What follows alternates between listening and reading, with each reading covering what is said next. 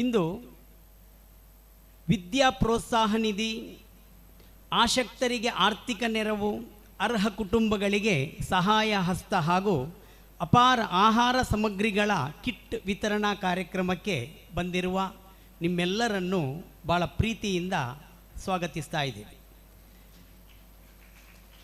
ಈಗ ಈ ಕಾರ್ಯಕ್ರಮದ ಸಭಾ ಕಾರ್ಯಕ್ರಮ ನಾವು ಪ್ರಾರಂಭಿಸುವುದರಲ್ಲಿದ್ದೀವಿ. ಈ ಕಾರ್ಯಕ್ರಮದ ಮುಖ್ಯ ರೂವಾರಿ ನಿರ್ಗತಿಕರಿಗೆ ಬೆಳಕಾಗುವ, ನಿರಾಶ್ರಿತರಿಗೆ ಆಸರೆಯಾಗುವ, ಬಡವರ ಕಣ್ಣೀರೊರೆಸುವ, ಅಸಹಾಯಕರಿಗೆ ಧ್ವನಿಯಾಗುವ, ನೊಂದವರ ಸಾಂತ್ವನ ಹೇಳುವ, ಹಿರಿಯರನ್ನು ಗೌರವಿಸುವ, ಕಿರಿಯರನ್ನು ಪ್ರೀತಿಸುವ, ಮಕ್ಕಳನ್ನು ಕಲಿಯುವುದರಲ್ಲಿ ಬೆಳೆಸುವ, ಜಾತಿ ಮತ ಭೇದವಿಲ್ಲದೆ ಎಲ್ಲರನ್ನೂ ಒಂದೇ ತಾಯಿಯ ಮಕ್ಕಳಂತೆ ಕಾಣುವ, ಸರಳ ಸಜ್ಜನಿಕೆಯ ಶ್ರೀಮಂತ ಹೃದಯದ, ಪ್ರೀತಿ ವಿಶ್ವಾಸಕ್ಕೆ ಸೈ ಎನಿಸಿದ, ಎಲ್ಲರನ್ನೂ ಅರಿತು ಬೆರೆತು ಬಾಳುವ ಸ್ನೇಹಜೀವಿ, ಈ ಒಂದು ಅತ್ಯುತ್ತಮ ವೇದಿಕೆಯ ಮದುಮಗ, ಇಂದಿನ ಸಭಾಧ್ಯಕ್ಷತೆಯನ್ನು ಮಾಡುವ ಜನಾಬ್ ಮೊಹಮ್ಮದ್ ಅಶ್ರಫ್ ಬಜ್ಪೆ ಇವರನ್ನು ನಾನು ಪ್ರೀತಿಪೂರ್ವಕವಾಗಿ ವೇದಿಕೆಗೆ ಇವರನ್ನು ಆಮಂತ್ರಿಸ್ತಾ ಇದ್ದೇನೆ.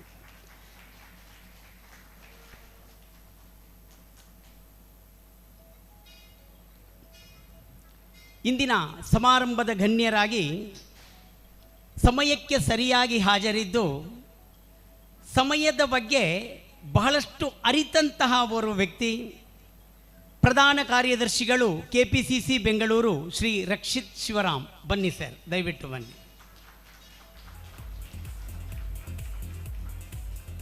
ಜನಾಬ್ ಹುಸೈನ್ ಸಾಯದಿ ಒಸ್ಮಾನ್, ದಾವಾ ಕಾರ್ಯದರ್ಶಿ SYS ಝೋನ್ ಕಾರ್ಕಳ, ಇವರನ್ನು ಕೂಡ ಭಾಳ ಪ್ರೀತಿಯೊಂದಿಗೆ ವೇದಿಕೆಗೆ ಇವರನ್ನು ಸ್ವಾಗತಿಸ್ತಾ ಇದ್ದೇನೆ.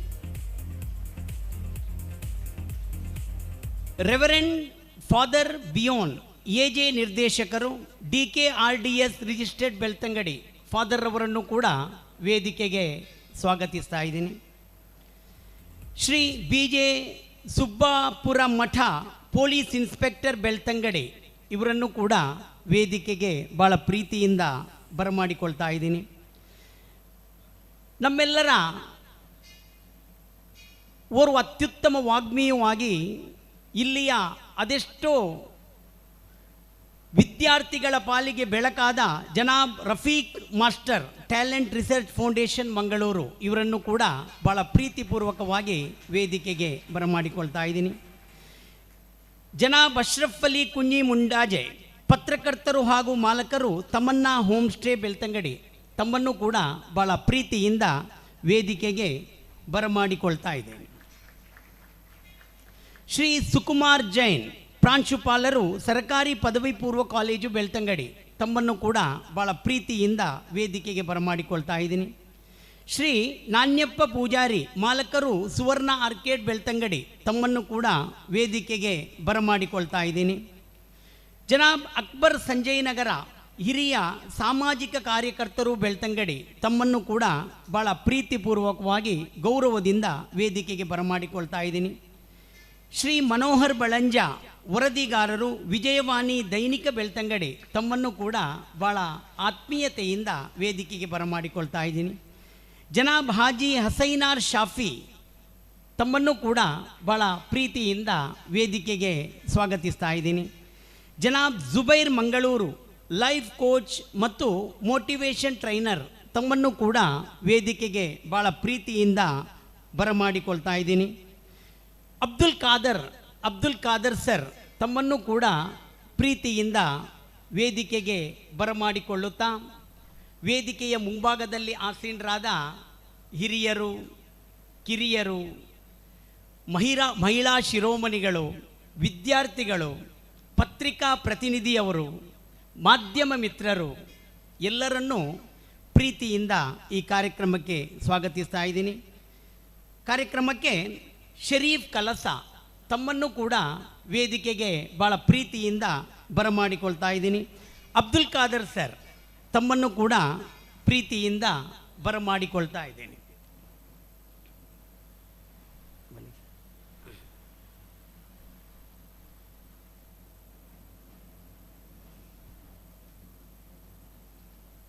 ಸುಂದರ ವೇದಿಕೆ ಕಂಗೊಳಿಸ್ತಾ ಇದೆ. ಹಿರಿಯರು ಮಾತ್ರವಲ್ಲ, ಮಾರ್ಗದರ್ಶಿಗಳು, ನಮ್ಮೆಲ್ಲರಿಗೂ ಮಾದರಿಯಾದ ವ್ಯಕ್ತಿಗಳು ಇಂದು ಈ ಮುಖ್ಯ ವೇದಿಕೆಯಲ್ಲಿರುವಾಗ ಈ ವೇದಿಕೆ ಸಂಪೂರ್ಣ ಇಲ್ಲಿ ಪೂರ್ತಿಯಾಗಿದೆ. ನಿಜವಾಗಿಯೂ ಬಹಳ ಒಂದು ಸಂತೋಷದ ಸಮಯದಲ್ಲಿ ನಾವು ಇಲ್ಲಿ ಇದ್ದೀವಿ ಅಂತೇಳಿ ಹೇಳಲಿಕ್ಕೆ ಭಾಳ ಸಂತೋಷ ಪಡ್ತೀನಿ. ಈ ಕಾರ್ಯಕ್ರಮಕ್ಕೆ ಪ್ರೀತಿಯಿಂದ ಬಂದು ಈ ಕಾರ್ಯಕ್ರಮವನ್ನು ಯಶಸ್ವಿಗೊಳಿಸುವ ನಿಟ್ಟಿನಲ್ಲಿ ಬಹಳ ದಿನಗಳಿಂದ ಕಂಡ ಕನಸು ಈ ನ್ಯೂ ಇಂಡಿಯಾ ಚಾರಿಟೇಬಲ್ ಟ್ರಸ್ಟ್ ಅನ್ನೋದು ಇಂದು ವೇದಿಕೆಯಲ್ಲಿ ರಾರಾಜಿಸ್ತಾ ಇರುವ ಜನಾಬ್ ಮೊಹಮ್ಮದ್ ಅಶ್ರಫ್ ಬಜ್ಪೆ ಇವರ ಒಂದು ಕನಸಿನ ಕೂಸಿದು. ಅಂದರೆ ಬಾಲ್ಯದಲ್ಲಿಯೇ ನಾನೇನಾದರೂ ಸಾಧಿಸಬೇಕು, ನನ್ನಿಂದ ಬಡವರಿಗೆ ಏನಾದರೂ ಸಹಾಯ ಆಗಬೇಕು, ನನ್ನಿಂದ ಆ ಬಡವರ ಕಣ್ಣೀರು ಒರೆಸುವ ಒಂದು ಕೆಲಸ ಆಗಬೇಕು, ಸಾಮಾಜಿಕವಾಗಿ ಶೈಕ್ಷಣಿಕವಾಗಿ ಪ್ರತಿಯೊಂದು ರಂಗದಲ್ಲಿಯೂ ಕೂಡ ತನ್ನನ್ನು ತಾನು ತೊಡಗಿಸಿಕೊಂಡು ಒಂದು ಎಲ್ಲರಲ್ಲಿಯೂ ಮಾರ್ಗದರ್ಶನವನ್ನು ಪಡೆದುಕೊಂಡು ಈ ಸಮಾಜಕ್ಕೆ ಏನಾದರೂ ಕೊಡುಗೆ ಕೊಡಬೇಕು ಎನ್ನುವ ನಿಟ್ಟಿನಲ್ಲಿ ಇಲ್ಲಿಯ ತನಕ ಬೆಳೆದು ಬಂದ ಒಂದು ಶ್ರೀಮಂತ ಹೃದಯದ ವ್ಯಕ್ತಿ ಜನಾಬ್ ಮೊಹಮ್ಮದ್ ಅಶ್ರಫ್ ಬಜ್ಪೆ ವೇದಿಕೆಯಲ್ಲಿದ್ದಾರೆ. ಅವರನ್ನು ನಿಮ್ಮೆಲ್ಲರ ಪರವಾಗಿ ನಾನು ಅವರನ್ನು ಹಾರ್ದಿಕವಾಗಿ ಈ ಕಾರ್ಯಕ್ರಮಕ್ಕೆ ಸ್ವಾಗತಿಸ್ತಾ ಇದ್ದೇನೆ. ವೇದಿಕೆಯಲ್ಲಿ ಶ್ರೀ ರಕ್ಷಿತ್ ಶಿವರಾಮ್ರವರಿದ್ದಾರೆ. ಓರ್ವ ಶಿಸ್ತಿನ ಸಿಪಾಯಿ ಅಂದರೆ ತಪ್ಪಾಗಲಾರದು. ಪ್ರತಿಯೊಬ್ಬರಿಗೂ ತಮ್ಮಲ್ಲಿರುವ ಆ ಅತ್ಯುತ್ತಮ ಹೃದಯವಂತಿಕೆಯಿಂದ ಇನ್ನೊಬ್ಬರಿಗೆ ಸಲಹೆ ಸೂಚನೆಗಳನ್ನು ನೀಡುತ್ತಾ, ವೆಲ್ಕಮ್ ಸರ್. ಜನಾಬ್ ಹುಸೈನ್ ಸಾದಿ ಉಸ್ತಾದರು ನಮ್ಮ ವೇದಿಕೆಯಲ್ಲಿದ್ದಾರೆ. ಬಿಡುವಿಲ್ಲದ ಮನುಷ್ಯ, ಆದರೂ ಕೂಡ ಅಶ್ರಫ್ ಸರ್ ಅವರಲ್ಲಿಟ್ಟಿರುವ ಆ ಪ್ರೀತಿ ವಿಶ್ವಾಸ ಮಾತ್ರವಲ್ಲ, ಈ ಬೆಳ್ತಂಗಡಿ ಎಂಬ ಊರಿನ ಈ ಜನರಲ್ಲಿಟ್ಟಿರುವ ಒಂದು ಪ್ರೀತಿಗೆ ಇವರು ಮನಸೋತು ಇಂದು ಈ ಒಂದು ಅತ್ಯುತ್ತಮ ಕಾರ್ಯಕ್ರಮಕ್ಕೆ ಇಲ್ಲಿ ಹಾಜರಾಗಿದ್ದಾರೆ. ಜನಾಬ್ ಹುಸೈನ್ ಸಾದಿ ಉಸ್ತಾದ್ರವರು ಅವರಿಗೆ ನಿಮ್ಮೆಲ್ಲರ ಪರವಾಗಿ ಅವರನ್ನು ಪ್ರೀತಿಯಿಂದ ಸ್ವಾಗತಿಸುತ್ತಾ, ಅವರಿಗೆ ನಮ್ಮ ಇಂದಿನ ಕಾರ್ಯಕ್ರಮದ ಇನ್ನೋರ್ವ ರೂವಾರಿ ಹನೀಫ್ರವರು ಒಂದು ಹೂವನ್ನು ಕೊಟ್ಟು, ಅರಿಯದ ಜನರು ಇರಲಿಕ್ಕಿಲ್ಲ ಅಂತ ನಾ ತಿಳ್ಕೊತೀನಿ, ಅರಿಯದ ಜನರು ಇರಲಿಕ್ಕಿಲ್ಲ ಅಂತ ನಾ ತಿಳ್ಕೊತೀನಿ. ಯಾಕಂದರೆ ಪ್ರತಿಯೊಬ್ಬರಲ್ಲಿಯೂ ಕೂಡ, ಅದರಲ್ಲೂ ವಿದ್ಯಾರ್ಥಿಗಳಿಗಿಂತ ಪೋಷಕರಿಗೆ ಏನಾದರೂ ವಿದ್ಯಾರ್ಥಿಗಳ ಬಗ್ಗೆ ಒಂದು ಮಾಹಿತಿ ಬೇಕು, ಆ ವಿದ್ಯಾರ್ಥಿ ಜೀವನ ಯಾವ ರೀತಿ ಮುಂದುವರಿಯಬೇಕು, ವಿದ್ಯಾರ್ಥಿಗಳ ಬಾಳು ಯಾವ ರೀತಿ ಹಸನಾಗಬೇಕು ಎಂಬ ಸಂಪೂರ್ಣ, ಅಂದರೆ ದೇವರು ಕೊಟ್ಟ ಒಂದು ದೊಡ್ಡ ಭಾಗ್ಯ ಇದು ಈ ರಫೀಕ್ ಮಾಸ್ಟರ್ ನೋಡಲಿಕ್ಕೆ ಹೀಗಿದ್ದಾರೆ, ಆದರೂ ಒಂದು ವಿದ್ಯಾರ್ಥಿ ಎನ್ನುವ ಆ ಒಂದು ಕಲ್ಲನ್ನು ಯಾವ ರೀತಿ ಕೆತ್ತಬೇಕು ಎನ್ನುವ ಸಂಪೂರ್ಣ ಮಾಹಿತಿ ಈ ನಮ್ಮ ರಫೀಕ್ ಮಾಸ್ಟರ್ ಅವರಲ್ಲಿದೆ. ಇವರು ಈ ಕಾರ್ಯಕ್ರಮಕ್ಕೆ ಬಂದಿರೋದು ನಿಜವಾಗಿಯೂ ನಮಗೆಲ್ಲ ಬಹಳ ಸಂತೋಷವಾಗಿದೆ. ಇವರನ್ನು ನಿಮ್ಮೆಲ್ಲರ ಪರವಾಗಿ ಪ್ರೀತಿಯಿಂದ ಇವರನ್ನು ಸ್ವಾಗತಿಸುತ್ತಾ, ಶ್ರೀಯುತ ಫರ್ವೇಜ್ರವರು ಬಂದು ಅವರಿಗೊಂದು ಹೂಗುಚ್ಛವನ್ನು ನೀಡಿ ಅವರನ್ನು ಈ ಕಾರ್ಯಕ್ರಮಕ್ಕೆ ಸ್ವಾಗತಿಸಬೇಕು ಎಂದು ಈ ಮೂಲಕ ವಿನಂತಿಸ್ತಾ ಇದ್ದೀವಿ. ಬನ್ನಿ ಸರ್.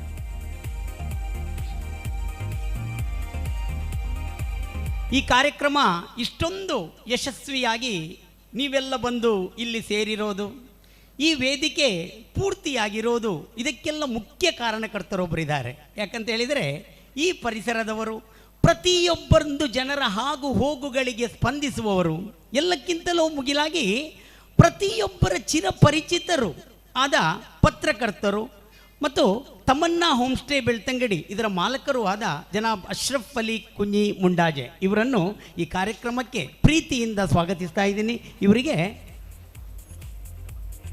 ಶಮನ್ ರವರು ಈ ಹೂಗುಚ್ಛವನ್ನು ನೀಡಿ ಅವರನ್ನು ಈ ಕಾರ್ಯಕ್ರಮಕ್ಕೆ ಸ್ವಾಗತಿಸ್ತಾ ಇದ್ದಾರೆ.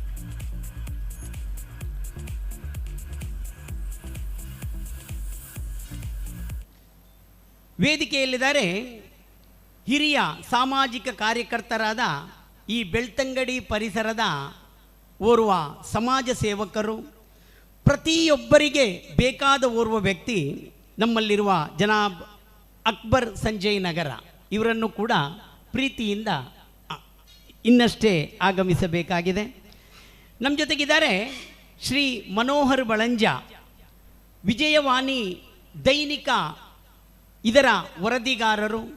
ಇಲ್ಲಿಯ ಪ್ರತಿಯೊಂದು ಹಾಗು ಹೋಗುಗಳನ್ನು ಇಲ್ಲಿ ನಡೆಯುವ ಪ್ರತಿಯೊಂದು ಅನ್ಯಾಯ ಅಕ್ರಮಗಳನ್ನು ತಮ್ಮ ಪೆನ್ನಿನ ಮೂಲಕ ಬರೆಯುತ್ತಾ ಆ ಸಮಾಜಕ್ಕೆ ಒಂದು ಸ್ವಾಸ್ಥ್ಯವನ್ನು ಕಂಡು ಹುಡುಕುವಂಥ ಪ್ರಯತ್ನ ಮಾಡುವ ನಮ್ಮೆಲ್ಲರ ಪ್ರೀತಿಯ ಶ್ರೀ ಮನೋಹರ್ ಬಳಂಜಾರವರಿದ್ದಾರೆ. ಅವರನ್ನು ಪ್ರೀತಿಯಿಂದ ಈ ಕಾರ್ಯಕ್ರಮಕ್ಕೆ ಸ್ವಾಗತಿಸುತ್ತಾ ಖಲೀಲ್ ಸರ್ ಆ ಹೂಗುಚ್ಛವನ್ನು ಸರ್ ಅವರಿಗೆ ನೀಡಿ ಈ ಕಾರ್ಯಕ್ರಮಕ್ಕೆ ಸ್ವಾಗತಿಸಬೇಕು ಎಂದು ವಿನಂತಿಸ್ತಾ ಇದ್ದೇನೆ. ಉದ್ಯಮಿಗಳು ಮಾತ್ರವಲ್ಲ, ಕೊಡುಗೈದಾನಿಗಳು ಯಾವುದೇ ಒಂದು ಕಾರ್ಯಕ್ರಮ ಇದ್ದರೂ ತನ್ನಲ್ಲಾಗುವ ಸಂಪೂರ್ಣ ಸಹಾಯ ಸಹಕಾರವನ್ನು ಮಾಡುವ ಗುರುವಾಯನಕೆರೆಯ ಜನಾಬ್ ಹಾಜಿ ಹಸೈನಾರ್ ಶಾಫಿ ನಮ್ಮ ಜೊತೆಗಿದ್ದಾರೆ. ಅವರನ್ನು ಕೂಡ ಪ್ರೀತಿಯಿಂದ ಈ ಕಾರ್ಯಕ್ರಮಕ್ಕೆ ಸ್ವಾಗತಿಸ್ತಾ ಇದ್ದೀನಿ. ಇವರಿಗೆ ಇಸ್ಮಾಯಿಲ್ ರವರು ಹೂಗುಚ್ಛವನ್ನು ನೀಡಿ ಅವರನ್ನು ಸ್ವಾಗತಿಸಬೇಕು ಎಂದು ವಿನಂತಿಸ್ತಾ ಇದ್ದೀನಿ.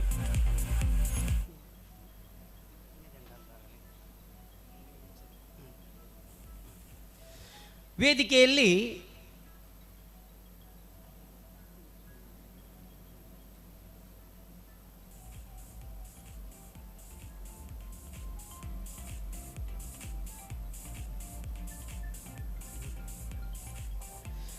ನಮ್ಮ ಈ ಒಂದು ಅತ್ಯುತ್ತಮ ಸಭಾಂಗಣದ ಮಾಲಕರು, ನಾವು ಒಂದು ಕಾರ್ಯಕ್ರಮವನ್ನು ಇಲ್ಲಿ ಇಡ್ತೀವಿ ಸರ್ ಎಂದಾಗ ಭಾಳ ಪ್ರೀತಿಯಿಂದ ಒಪ್ಪಿಕೊಂಡು, ಅದರಲ್ಲೂ ಈ ಒಂದು ಸಮಾಜಮುಖಿ ಕೆಲಸ ಮಾಡುವ ಈ ನ್ಯೂ ಇಂಡಿಯಾ ಚಾರಿಟೇಬಲ್ ಟ್ರಸ್ಟಿನ ಮೇಲೆ ಭಾಳ ಅಪಾರ ನಂಬಿಕೆಯನ್ನಿಟ್ಟುಕೊಂಡಂತಹ ಈ ಸುವರ್ಣ ಆರ್ಕೇಡ್ ಇದರ ಮಾಲಕರು ಆದಂತಹ ಶ್ರೀ ನಾಣ್ಯಪ್ಪ ಪೂಜಾರಿ ಇವರನ್ನು ಭಾಳ ಪ್ರೀತಿಯಿಂದ ಈ ಕಾರ್ಯಕ್ರಮಕ್ಕೆ ಸ್ವಾಗತಿಸ್ತಾ ಇದ್ದೀನಿ. ಇವರಿಗೆ ಶ್ರೀಯುತ ಹನೀಫ್ ರವರು, ನಮ್ಮ ನ್ಯೂ ಇಂಡಿಯಾ ಇದರ ಕಾಟಿಪ್ಪಳ್ಳ ಶಾಖೆಯ ಮ್ಯಾನೇಜರ್ ಆದಂತಹ ಶ್ರೀಯುತ ಹನೀಫ್ ರವರು ಅವರಿಗೆ ಹೂವನ್ನು ಕೊಟ್ಟು ಅವರನ್ನು ಸ್ವಾಗತಿಸ್ತಾ ಇದ್ದಾರೆ. ವೇದಿಕೆಯಲ್ಲಿ ಶರೀಫ್ ಕಳಸ ಭಾಳ ದೂರದಿಂದ ಈ ಕಾರ್ಯಕ್ರಮಕ್ಕೆ ಬಂದು ಈ ಕಾರ್ಯಕ್ರಮದ ಯಶಸ್ವಿಯನ್ನು ನೋಡಬೇಕು ಎಂಬ ನಿಟ್ಟಿನಲ್ಲಿ ಬಂದ ಶರೀಫ್ ಕಳಸಾರವರಿದ್ದಾರೆ. ಅವರನ್ನು ಈ ಕಾರ್ಯಕ್ರಮಕ್ಕೆ ಸ್ವಾಗತಿಸುತ್ತಾ ಶ್ರೀಯುತ ಈ ಕಾರ್ಯಕ್ರಮದ ರೂವಾರಿಯಾದಂತಹ ಹಮೀದ್ ರವರು ಅವರಿಗೆ ಈ ಒಂದು ಇಸ್ಮಾಯಿಲ್ ರವರು ಈ ಒಂದು ಹೂಗುಚ್ಛವನ್ನು ನೀಡಿ ಅವರನ್ನು ಸ್ವಾಗತಿಸ್ತಾ ಇದ್ದಾರೆ. ಕಾರ್ಯಕ್ರಮದಲ್ಲಿದ್ದಾರೆ ಅಬ್ದುಲ್ ಖಾದರ್, ನಮ್ಮ ಹಿತೈಷಿಗಳು, ನಮ್ಮೊಬ್ಬರ ಅಭಿಮಾನಿಯು ಮಾತ್ರವಲ್ಲ, ಯಾವ ಊರಿನಲ್ಲಿ ಯಾವ ಒಂದು ಅಸಹಾಯಕರಿದ್ದಾರೆ ಎಂಬುದನ್ನು ಗುರುತಿಸುವ ಒಬ್ಬರು ಅಬ್ದುಲ್ ಖಾದರ್ ನಮ್ಮ ಜೊತೆಗಿದ್ದಾರೆ. ಅವರನ್ನು ಕೂಡ ಈ ಕಾರ್ಯಕ್ರಮಕ್ಕೆ ಸ್ವಾಗತಿಸುತ್ತಾ ಅವರಿಗೂ ಈ ಒಂದು ಹೂಗುಚ್ಛವನ್ನು ಇಸ್ಮಾಯಿಲ್ ಸರ್ ಅವರಿಗೆ ನೀಡಿ ಅವರನ್ನು ಈ ಕಾರ್ಯಕ್ರಮಕ್ಕೆ ಸ್ವಾಗತಿಸಬೇಕು ಎಂದು ವಿನಂತಿಸ್ತಾ ಇದ್ದೇನೆ. ವೇದಿಕೆಯ ಮುಂಭಾಗದಲ್ಲಿ ಆಸೀನರಾದ ನಮ್ಮೆಲ್ಲ ಪತ್ರಿಕಾ ಪ್ರತಿನಿಧಿಗಳಿದ್ದಾರೆ, ಮಾಧ್ಯಮ ಮಿತ್ರರಿದ್ದಾರೆ, ಮಾತ್ರವಲ್ಲ ಹಿರಿಯರಿದ್ದಾರೆ, ಭಾಳಷ್ಟು ಮಹಿಳಾ ಶಿರೋಮಣಿಗಳಿದ್ದಾರೆ. ಈ ಕಾರ್ಯಕ್ರಮದ ಯಶಸ್ವಿಗೆ ಬಂದ ನಮ್ಮ ವಿದ್ಯಾರ್ಥಿ ಬಳಗ ಇದೆ. ಇವರೆಲ್ಲರಿಗೂ ಕೂಡ ಪ್ರೀತಿಯಿಂದ, ಆದರದಿಂದ, ಗೌರವದಿಂದ ನಿಮ್ಮನ್ನು ಸ್ವಾಗತಿಸುತ್ತಾ ನಾವು ಈ ಕಾರ್ಯಕ್ರಮದ ಉದ್ಘಾಟನೆಯತ್ತ ಹೋಗ್ತಾ ಇದ್ದೀವಿ. ಕಾರ್ಯಕ್ರಮದ ಉದ್ಘಾಟನೆಯನ್ನು ಒಂದು ಸಸಿಗೆ ನೀರು ಹಾಕುವುದರೊಂದಿಗೆ ಈ ಕಾರ್ಯಕ್ರಮವನ್ನು ನಮ್ಮ ವೇದಿಕೆಯಲ್ಲಿರುವ ಎಲ್ಲ ಗಣ್ಯರು ಸೇರಿ ಈ ಉದ್ಘಾಟನೆಯನ್ನು ಮಾಡಲಿಕ್ಕಿದ್ದಾರೆ. ಉದ್ಘಾಟಿಸಲು ಬೇಕಾದ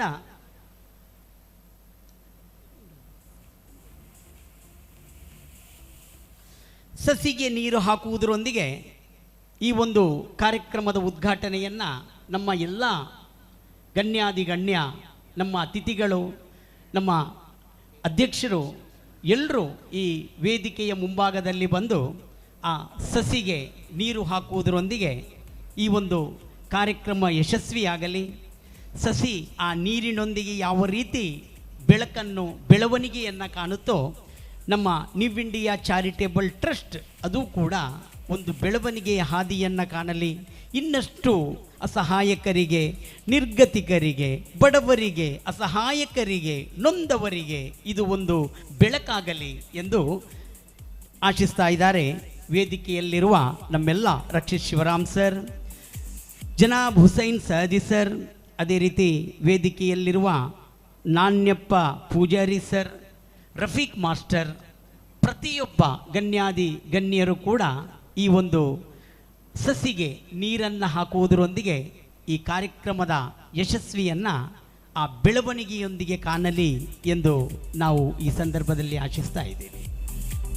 ಎಲ್ಲ ಅತಿಥಿ ಮಹಾಶಯರುಗಳು, ಗಣ್ಯಾದಿ ಗಣ್ಯ ಅತಿಥಿಗಳು ಇಂದು ಆ ಸಸಿಗೆ ನೀರು ಹಾಕುವುದರೊಂದಿಗೆ ಈ ಕಾರ್ಯಕ್ರಮವನ್ನು ಉದ್ಘಾಟಿಸ್ತಾ ಇದ್ದಾರೆ.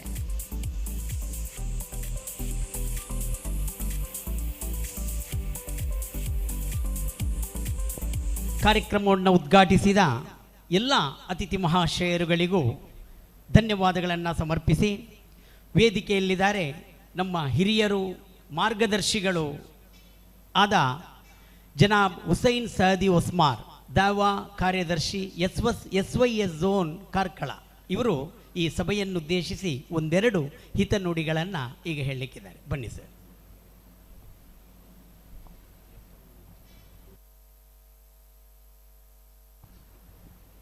ಅಸ್ಸಲಾಮು ಅಲೈಕುಂ ವರಹಮತುಲ್ಲಾ.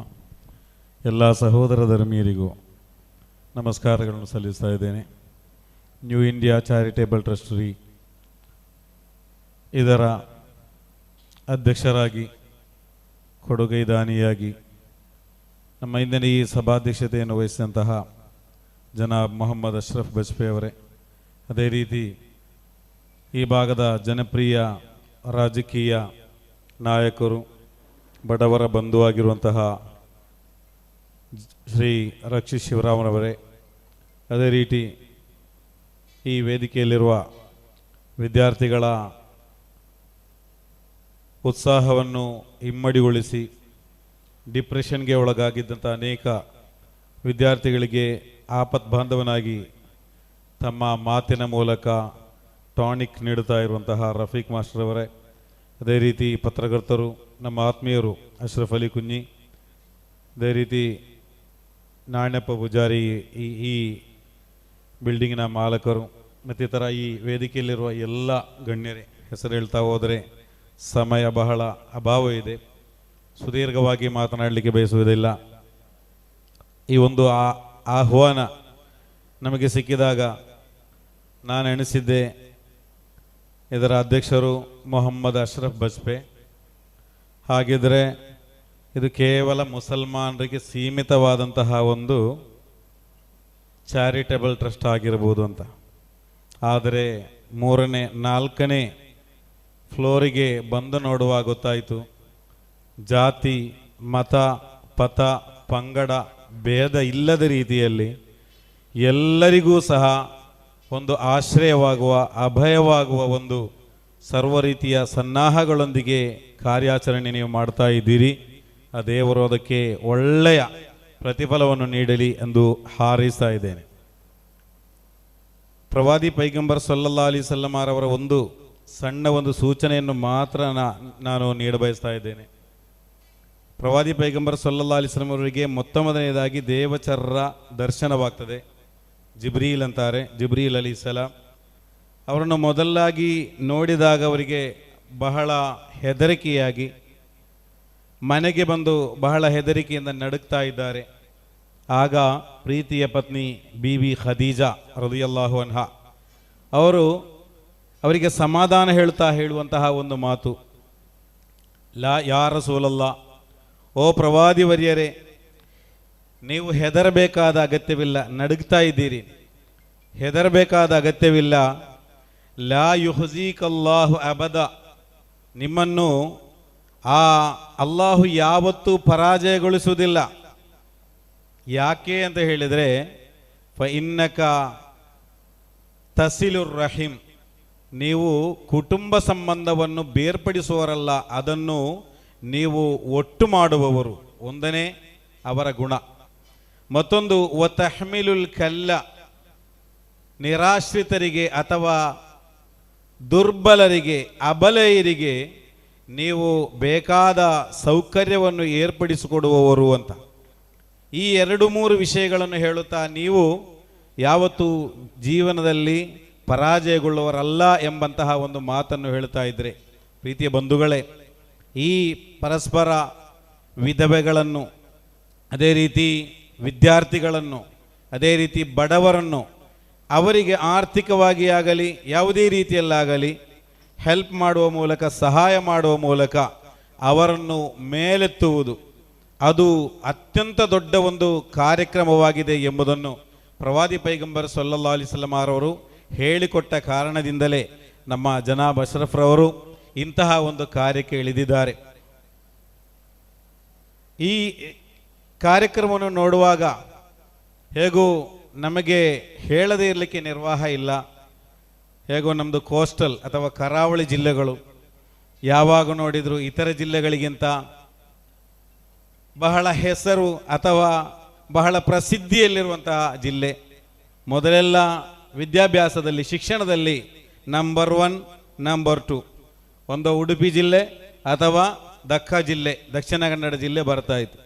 ಆದರೆ ಕೆಲವೊಂದು ವರ್ಷಗಳಿಂದ ಅದರಿಂದ ಗಣನೀಯವಾಗಿ ಕೆಳಗೆ ಬಂದು 17-18ನೇ ಸ್ಥಾನಕ್ಕೂ ಸಹ ಇಳಿದಿತ್ತು.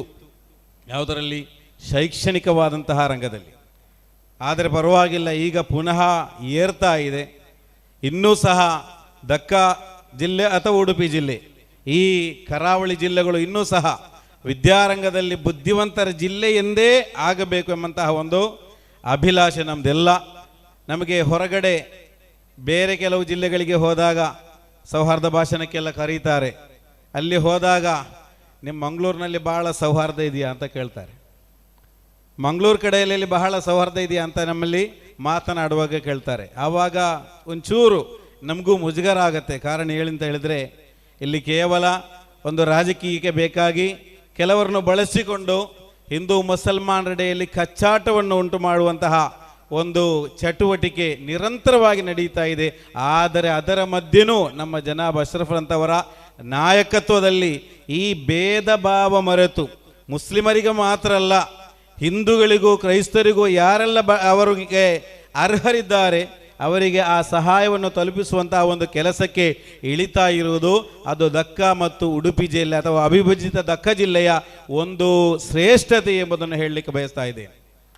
ಪ್ರೀತಿಯ ಬಂಧುಗಳೇ, ಕೊರೋನಾ ಸಂದರ್ಭದಲ್ಲಿ ಅದೆಷ್ಟೋ ಮಂದಿಗೆ ನಮ್ಮ ಜನಾಬ್ ಅಶ್ರಫ್ರವರು ಎಷ್ಟೋ ಮಂದಿಗೆ, ಒಂದೆರಡಲ್ಲ, ಲೆಕ್ಕ ಇಲ್ಲ, ಅಷ್ಟು ಮಂದಿಗೆ ತಮ್ಮ ಸಹಾಯ ಹಸ್ತವನ್ನು ನೀಡಿದ್ದಾರೆ. ಮಾತ್ರವಲ್ಲ, ನಾನು ಈಗಾಗಲೇ ಹೇಳಿದಂತೆ ಮುಸಲ್ಮಾನರಿಗೆ ಅದು ರಕ್ತದಲ್ಲೇ ಬಂದಿದೆ ಅಂತ ಹೇಳಬೇಕು. ನಾನು ನಮ್ಮ ಬಗ್ಗೆ ಒಂದು ದೊಡ್ಡ ಹೊಗಳಿಕೆ ಹೇಳ್ತಾ ಇದ್ದೇನೆ ಅಂತ ಯಾರು ಭಾವಿಸಬೇಡಿ. ಅದು ರಕ್ತದಲ್ಲೇ ಬಂದಂತಹ ಒಂದು ಸ್ವಭಾವ. ಎಲ್ಲಿದ್ದರೂ ಒಂದು ಆಕ್ಸಿಡೆಂಟ್ ಆಗಲಿ ನಮ್ಮ ಮಹೇಂದ್ರ ಕುಮಾರ್ ಅಂತ ಒಬ್ಬರು ಇದ್ರಲ್ಲ, ಈಗಾಗಲೇ 1-2 ವರ್ಷ ಮೊದಲು ತೀರ್ಕೊಂಡ್ರು, ನಿಧನರಾದರು. ಅದೊಂದು ಸಂಘಟನೆಯ ಸಂಚಾಲಕರಾಗಿದ್ದರು.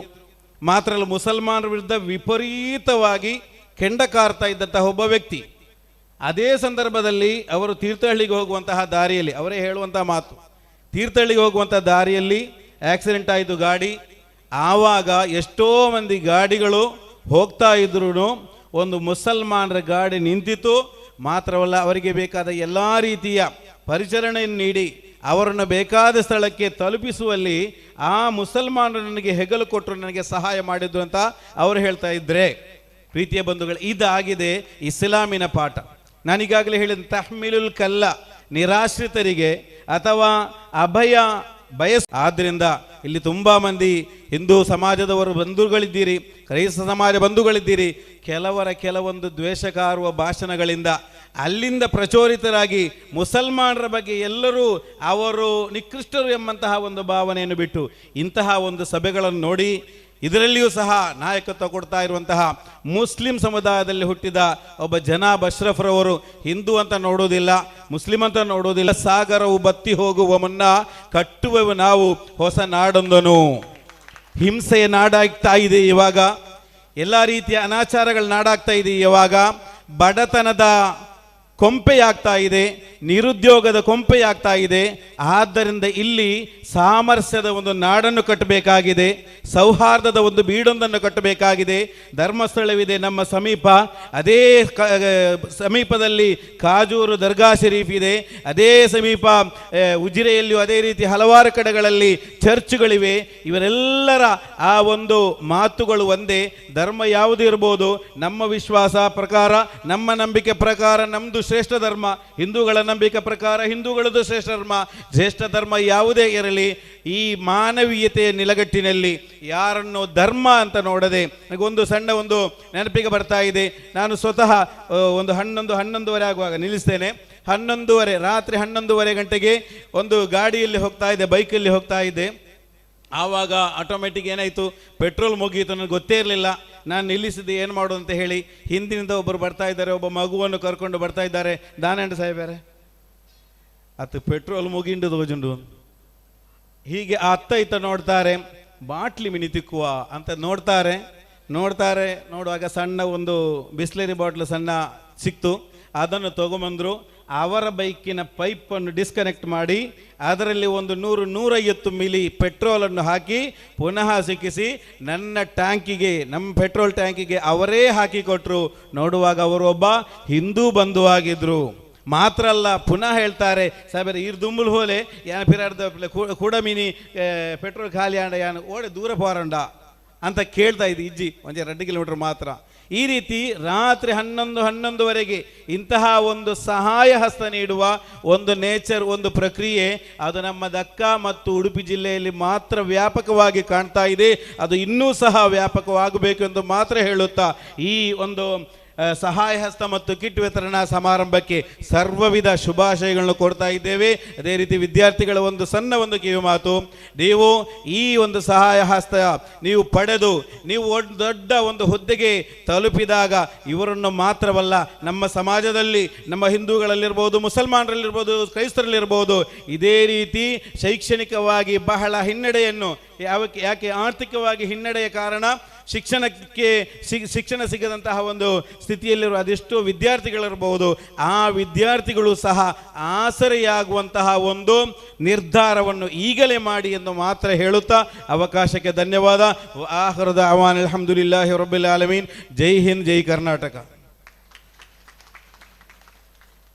ಜಾತಿಹೀನನ ಮನೆಯ ಜ್ಯೋತಿತಾಹೀನವೇ, ಜಾತಿಹೀನನ ಮನೆಯ ಜ್ಯೋತಿತಾಹೀನವೇ, ಜಾತಿ ವಿಜಾತಿ ಎನಬೇಡ, ದೇವನೊಳಿದಾತನೇ ಜಾತಿ ಸರ್ವಜ್ಞ.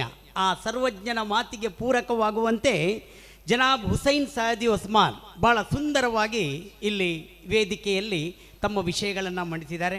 ಅವರು ಆ ಮಾತಿನ ಪ್ರಾರಂಭಕ್ಕೆ ಒಂದು ಮಾತು ಹೇಳಿದರು, ನಾನು ಕಾರ್ಯಕ್ರಮ ಕೇವಲ ಮುಸಲ್ಮಾನರಿಗೆ ಮಾತ್ರ ಸೀಮಿತವಾಗಿರಬಹುದು ಅಂತ ಎಣಿಸಿದ್ದೆ. 4ನೇ ಮಹಡಿ ಹತ್ತಿ ಬರುವಾಗ ಗೊತ್ತಾಯಿತು ಇಲ್ಲಿ ಜಾತಿ ಭೇದದ ಗೋಡೆ ಇಲ್ಲ, ಅವೆಲ್ಲವನ್ನು ನಮ್ಮ ಅಶ್ರಫ್ ಸರ್ ಅದನ್ನು ತಿವಿದು ಹಾಕಿದ್ದಾರೆ ಅಂತೇಳಿ. ಏನೇ ಆಗಲಿ ಭಾಳ ಒಂದು ಸುಂದರವಾದ ವೇದಿಕೆ ಇದು. ಆ ವೇದಿಕೆಯ ಮುಂಭಾಗದಲ್ಲಿರುವ ಒಂದೊಂದು ಮುಖಗಳು ಕೂಡ ಇಲ್ಲಿ ನಿಜವಾಗಿಯೂ ಬಹಳಷ್ಟು ಸಂತೋಷದ ಮುಖಗಳಾಗಿದೆ ಅಂತ ಹೇಳುತ್ತಾ, ಈ ಕಾರ್ಯಕ್ರಮದಲ್ಲಿ ಇನ್ನು ಕೆಲವು ಮುಖಗಳು ನಮ್ಮ ಜೊತೆಗಿದೆ. ಅದರಲ್ಲೂ ಲತೀಫ್ ಉಲ್ಲಾಲ ಎಲ್ಲಿದ್ದರೂ ದಯವಿಟ್ಟು ವೇದಿಕೆ ಬನ್ನಿ ಸರ್. ಲತೀಫ್ ಉಲ್ಲಾಲರವರನ್ನು ಕ್ಷಮಿಸಿ, ಲತೀಫ್ ಉನ್ನಾಲ್ರವರನ್ನು ನಾನು ವೇದಿಕೆಗೆ ಸ್ವಾಗತಿಸ್ತಾ ಇದ್ದೀನಿ. ಅದೇ ರೀತಿ ಜುನೈದ್ ಅಜಾರಿ ಉನ್ನಾಲ್ ಇವರನ್ನು ಕೂಡ ಪ್ರೀತಿಪೂರ್ವಕವಾಗಿ ವೇದಿಕೆಗೆ ಸ್ವಾಗತಿಸ್ತಾ ಇದ್ದೀನಿ. ಬನ್ನಿ ಸರ್.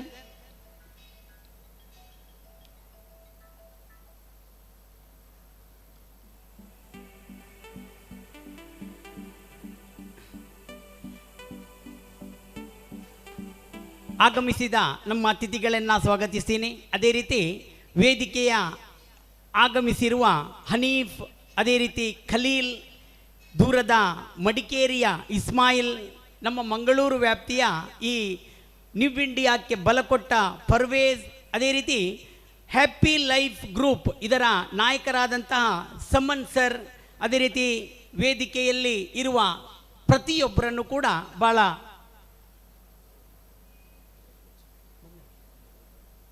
ಇಂದಿನ ನಮ್ಮ ಮುಖ್ಯ ಅತಿಥಿಯಾದ ಜನಾಬ್ ಜುಬೈರ್ ಮಂಗಳೂರು, ಲೈಫ್ ಕೋಚ್ ಮತ್ತು ಮೋಟಿವೇಶನ್ ಟ್ರೈನರ್ ಇವರನ್ನು ಕೂಡ ಭಾಳ ಪ್ರೀತಿಪೂರ್ವಕವಾಗಿ ವೇದಿಕೆಗೆ ಅವರನ್ನು ಬರಮಾಡಿಕೊಳ್ತಾ ಇದ್ದೀನಿ. ಜುಬೈರ್ ಸರ್ ಅವರು ವೇದಿಕೆಗೆ ಆಗಮಿಸಬೇಕು ಎಂದು ತಮ್ಮಲ್ಲಿ ಪ್ರೀತಿಯಿಂದ ವಿನಂತಿಸ್ತಾ ಇದ್ದೇನೆ.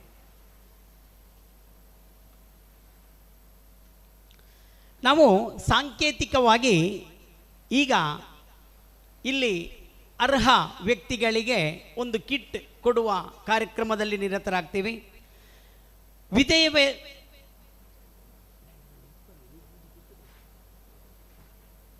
ವಿಧವೆಯರಿಗೆ ಕಿಟ್ ವಿತರಣೆಯ ಪಟ್ಟಿ ಉದ್ದ ಇದೆ. ಆದರೆ ಸಾಂಕೇತಿಕವಾಗಿ ನಾವು 5 ಜನರಿಗೆ ಮಾತ್ರ ಈಗ ಕಿಟ್ಟನ್ನು ಇಲ್ಲಿ ವೇದಿಕೆಯಲ್ಲಿ ವಿತರಿಸ್ತೀವಿ.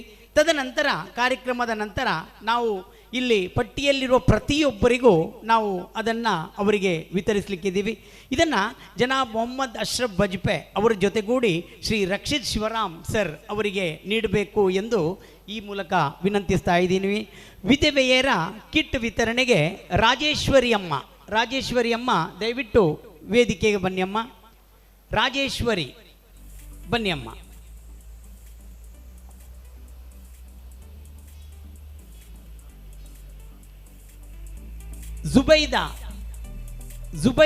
ಜುಬೈದಾ ಮೇಡಮ್ ಬನ್ನಿ ಅಮ್ಮ, ವೇದಿಕೆ ಬನ್ನಿ. ಸುಶೀಲಾ ಮೇಡಮ್, ಸುಶೀಲಾರವರು ದಯವಿಟ್ಟು ವೇದಿಕೆ ಬನ್ನಿ. ವನಿತಾರವರು ವೇದಿಕೆ ಬನ್ನಿ. ವನಿತಾರವರು ವೇದಿಕೆ ಬನ್ನಿ. ಅದೇ ರೀತಿ ಖುರ್ಷೀದ್ ಬಾನೂರವರು ವೇದಿಕೆ ಬನ್ನಿ.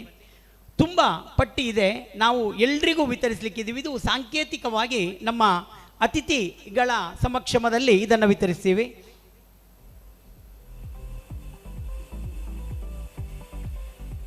ರಾಜೇಶ್ವರಿ, ಜುಬೈದಾ, ಸುಶೀಲಾ, ವನಿತಾ ಹಾಗೂ ಖುರ್ಷೀದ್ ಬಾನು ಇವರಿಗೆ ನಮ್ಮ ನ್ಯೂ ಇಂಡಿಯಾ ಚಾರಿಟೇಬಲ್ ಟ್ರಸ್ಟ್ನ ಅಧ್ಯಕ್ಷರಾದ ಜನಾಬ್ ಮೊಹಮ್ಮದ್ ಅಶ್ರಫ್ ರವರನ್ನ ಜೊತೆಗೂಡಿ ಶ್ರೀ ರಕ್ಷಿತ್ ಶಿವರಾಮ್ ಸರ್ ರವರು ಇವರಿಗೆ ಈಗ ಇದನ್ನು ವಿತರಿಸಲಿಕ್ಕಿದ್ದಾರೆ. ಬನ್ನಿ ಸರ್.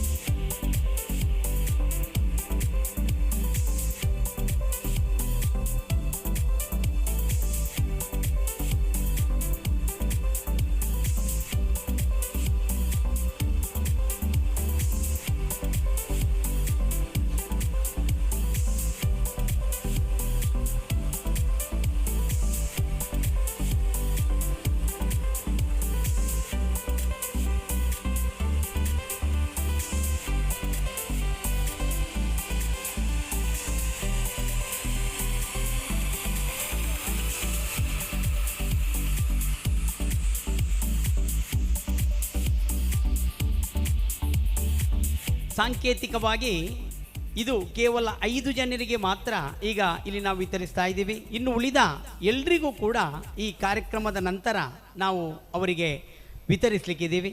ಈ ಕಾರ್ಯಕ್ರಮಕ್ಕೆ ಸಮಯಕ್ಕೆ ಸರಿಯಾಗಿ ಬಂದು ಈ ಕಾರ್ಯಕ್ರಮದ ಯಶಸ್ವಿಗೆ ಕಾರಣೀಭೂತರಾದ ಇಂದು ಈ ಕಿಟ್ಟನ್ನು ಕೂಡ ವಿತರಿಸಿದ ನಮ್ಮ ಶ್ರೀ ರಕ್ಷಿತ್ ಶಿವರಾಮ್ ಸರ್ ಈಗ ನಮ್ಮನ್ನು ಉದ್ದೇಶಿಸಿ ಒಂದೆರಡು ಮಾತುಗಳನ್ನು ಇಲ್ಲಿ ಹೇಳಲಿಕ್ಕಿದ್ದಾರೆ. ಬನ್ನಿ ಸರ್. ಎಲ್ರಿಗೂ ನಮಸ್ಕಾರ.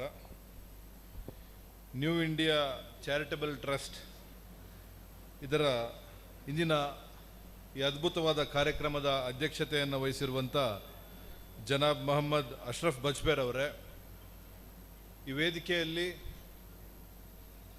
ಭಾಳ ಸೊಗಸಾಗಿ ಭಾರತದ ಪರಿಕಲ್ಪನೆಯನ್ನು ನಾವು ಹೇಗೆ ಬದುಕಬೇಕು, ಯಾವ ರೀತಿ ಸೌಹಾರ್ದತೆಯನ್ನು ಕಾಪಾಡಿಕೊಳ್ಬೇಕು, ಅವರ ಜೀವನದ ಸಣ್ಣ ಸಣ್ಣ ನಿದರ್ಶನಗಳಲ್ಲೂ ಕೂಡ ಈ ಭಾರತದ ಸತ್ವ, ಈ ಸೌಹಾರ್ದತೆಯ ಸತ್ವವನ್ನು ಭಾಳ ಸೊಗಸಾಗಿ ಹೇಳಿದಂಥ ಜನಾಬ್ ಹುಸೇನ್ ಸಹದಿ ಹೊಸ್ಮಾರ್ರವರೇ, ಇನ್ನೂ ಹಲವಾರು ಜನ ಇಲ್ಲಿ ನಿಮ್ಮನ್ನು ಉದ್ದೇಶಿಸಿ ಮಾತಾಡಲಿಕ್ಕಿದ್ದಾರೆ. ವಿಶೇಷವಾಗಿ ರಫೀಕ್ ಮಾಸ್ಟರ್ರವರೇ, ಅಶ್ರಫ್ ಅಲಿ ಕುನ್ನೀರವರೇ, ಅಕ್ಬರ್ ಸಂಜಯನಗರರವರೇ, ನಾಣ್ಯಪ್ಪ ಪೂಜಾರಿ ಇವತ್ತು ಅದ್ಭುತವಾದ ಕೆಲಸವನ್ನು ಬೆಳ್ತಂಗಡಿಯ ಭಾಗದಲ್ಲಿ ಅವರು ಅವರ ಮಗ ಸುವರ್ಣ ಚಾರಿಟಬಲ್ ಟ್ರಸ್ಟ್ ಅನ್ನೋ ಮುಖಾಂತರ ಅದೆಷ್ಟೋ ಅಶಕ್ತರಿಗೆ ನೆರವು ಕೊಡುವಂಥ ಕೆಲಸವನ್ನು ಮಾಡ್ತಾ ಇದ್ದಾರೆ. ಅದೇ ರೀತಿ ನಮ್ಮೆಲ್ಲರ ಪ್ರೀತಿ ಪಾತ್ರರಾದಂಥ ಮನೋಹರ್ ಬಳಂಜರ್ ಅವರೇ, ಹಾಜಿ ಹುಸೇನಾರ್ ಶಾಫೀರ್ ಅವರೇ, ಎಲ್ಲ ಸಂಘಟನೆಯ ಎಲ್ಲ ಪದಾಧಿಕಾರಿಗಳೇ, ಮಾಧ್ಯಮದ ಮಿತ್ರರೇ, ಸೇರಿರುವಂಥ ಎಲ್ಲ ನನ್ನ ಬಂಧುಗಳೇ, ಹೆಸರು ಹೇಳುವ ರೀತಿಯಲ್ಲಿ ನ್ಯೂ ಇಂಡಿಯಾ ಚಾರಿಟಬಲ್ ಟ್ರಸ್ಟ್ ಭಾರತದ ಹೆಸರನ್ನೇ ಇಟ್ಟು ಈ ಒಂದು ಅದ್ಭುತವಾದ ಸಂಸ್ಥೆಯನ್ನ ಹುಟ್ಟುಹಾಕಿರುವಂಥ ಜನಾಬ್ ಮೊಹಮ್ಮದ್ ಅಶ್ರಫ್ ಬಜ್ಪೆ ಅವರಿಗೆ ಒಂದು ಜೋರಾದ ಚಪ್ಪಾಳೆಯನ್ನ ನೀವೆಲ್ಲ ಕೊಡಬೇಕು ಅಂತ ನಿಮ್ಮಲ್ಲಿ ಕೇಳ್ಕೊಳ್ತಾ ಇದ್ದೇನೆ. ಯಾಕೆ ಚಪ್ಪಾಳೆ ಅಂತ ಹೇಳಿದ್ರೆ, ನಮಗೇನಾದರೂ ಒಂದಷ್ಟು ಜೀವನದಲ್ಲಿ ಹಣ ಆಯಿತು ಅಂತ ಹೇಳಿದ್ರೆ ಮೊದಲು ನಾವು ಯೋಚನೆ ಮಾಡೋದು ನಮ್ಮ ಹೆಂಡತಿ, ನಮ್ಮ ಮಕ್ಕಳು. ನಮ್ಮ ಹೆಂಡತಿಗೆ ಏನು ಕೊಡಿಸ್ಬೇಕು, ನಮ್ಮ ಮಕ್ಕಳಿಗೆ ಏನು ಕೊಡಿಸ್ಬೇಕು, ನಾನು ಎಲ್ಲಿ ಜಾಗ ಮಾಡಬೇಕು, ಚಿನ್ನಾಭರಣ, ನನ್ನ ಹೆಂಡತಿ, ಮಕ್ಕಳು, ಇಷ್ಟೇ ನಮ್ಮ ಜೀವನ ಆಗೋಗ್ಬಿಡುತ್ತೆ. ಇದು ಬಹುತೇಕ ಎಲ್ಲರ ಜೀವನದಲ್ಲಿ ನಡೆಯುವಂಥ ವಿಚಾರ. ಆದರೆ ಇದರಲ್ಲಿ ಕೆಲವು ಜನ ನನ್ನ ಕೈಲಾದ ಕೊಂಚ ಸೇವೆಯನ್ನು ಸಮಾಜಕ್ಕೆ ಮಾಡಬೇಕು ಅನ್ನೋ ವಿಚಾರ ಬರುತ್ತೆ. ನನ್ನ ಸಮಾಜಕ್ಕೆ ಮಾಡುವ ವಿಚಾರ ಬಂದಾಗ ಮೊದಲು ನನ್ನ ಜಾತಿಯವರಿಗೆ ಮಾಡಿದ್ರೆ ಸಾಕು ಅನ್ನೋ ವಿಚಾರವನ್ನು ಬರುತ್ತೆ, ನನ್ನ ಧರ್ಮದವ್ರಿಗೆ ಮಾಡಿದ್ರೆ ಸಾಕು ಅನ್ನೋ ವಿಚಾರ ಬರುತ್ತೆ, ಬೇರೆಯವ್ರಿಗೆ ಯಾಕೆ ಮಾಡ್ಬೇಕು ನಾನು ಅನ್ನೋ ವಿಚಾರ ಬರುತ್ತೆ. ಆದರೆ ಎಲ್ಲ ಜಾತಿಯ, ಎಲ್ಲ ಧರ್ಮದ, ಎಲ್ಲ ಸ್ತರದಲ್ಲಿರುವ, ಎಲ್ಲ ಊರುಗಳಲ್ಲಿರುವ ಅವರು ಬಜ್ಪೆ ಅವರು ಬೆಳ್ತಂಗಡಿಗೆ ಬಂದು ಮಾಡ್ತಾ ಇದ್ದಾರೆ. ಈ ರೀತಿ ಎಲ್ಲರ ಬಗ್ಗೆ ಒಂದು ವಿಶಾಲ ಹೃದಯ ವೈಶಾಲ್ಯತೆ ಬೇಕು ಅಂತ ಹೇಳಿದ್ರೆ ಅದೊಂದು ವಿಶೇಷವಾದ ಮನುಷ್ಯತ್ವ, ಅದೊಂದು ವಿಶೇಷವಾದ ಮನುಷ್ಯ ಆತ. ಅವರಿಗೆ ಒಂದು ಜೋರಾದ ಚಪ್ಪಾಳೆಯನ್ನು ನೀವು ಕೊಡಬೇಕು.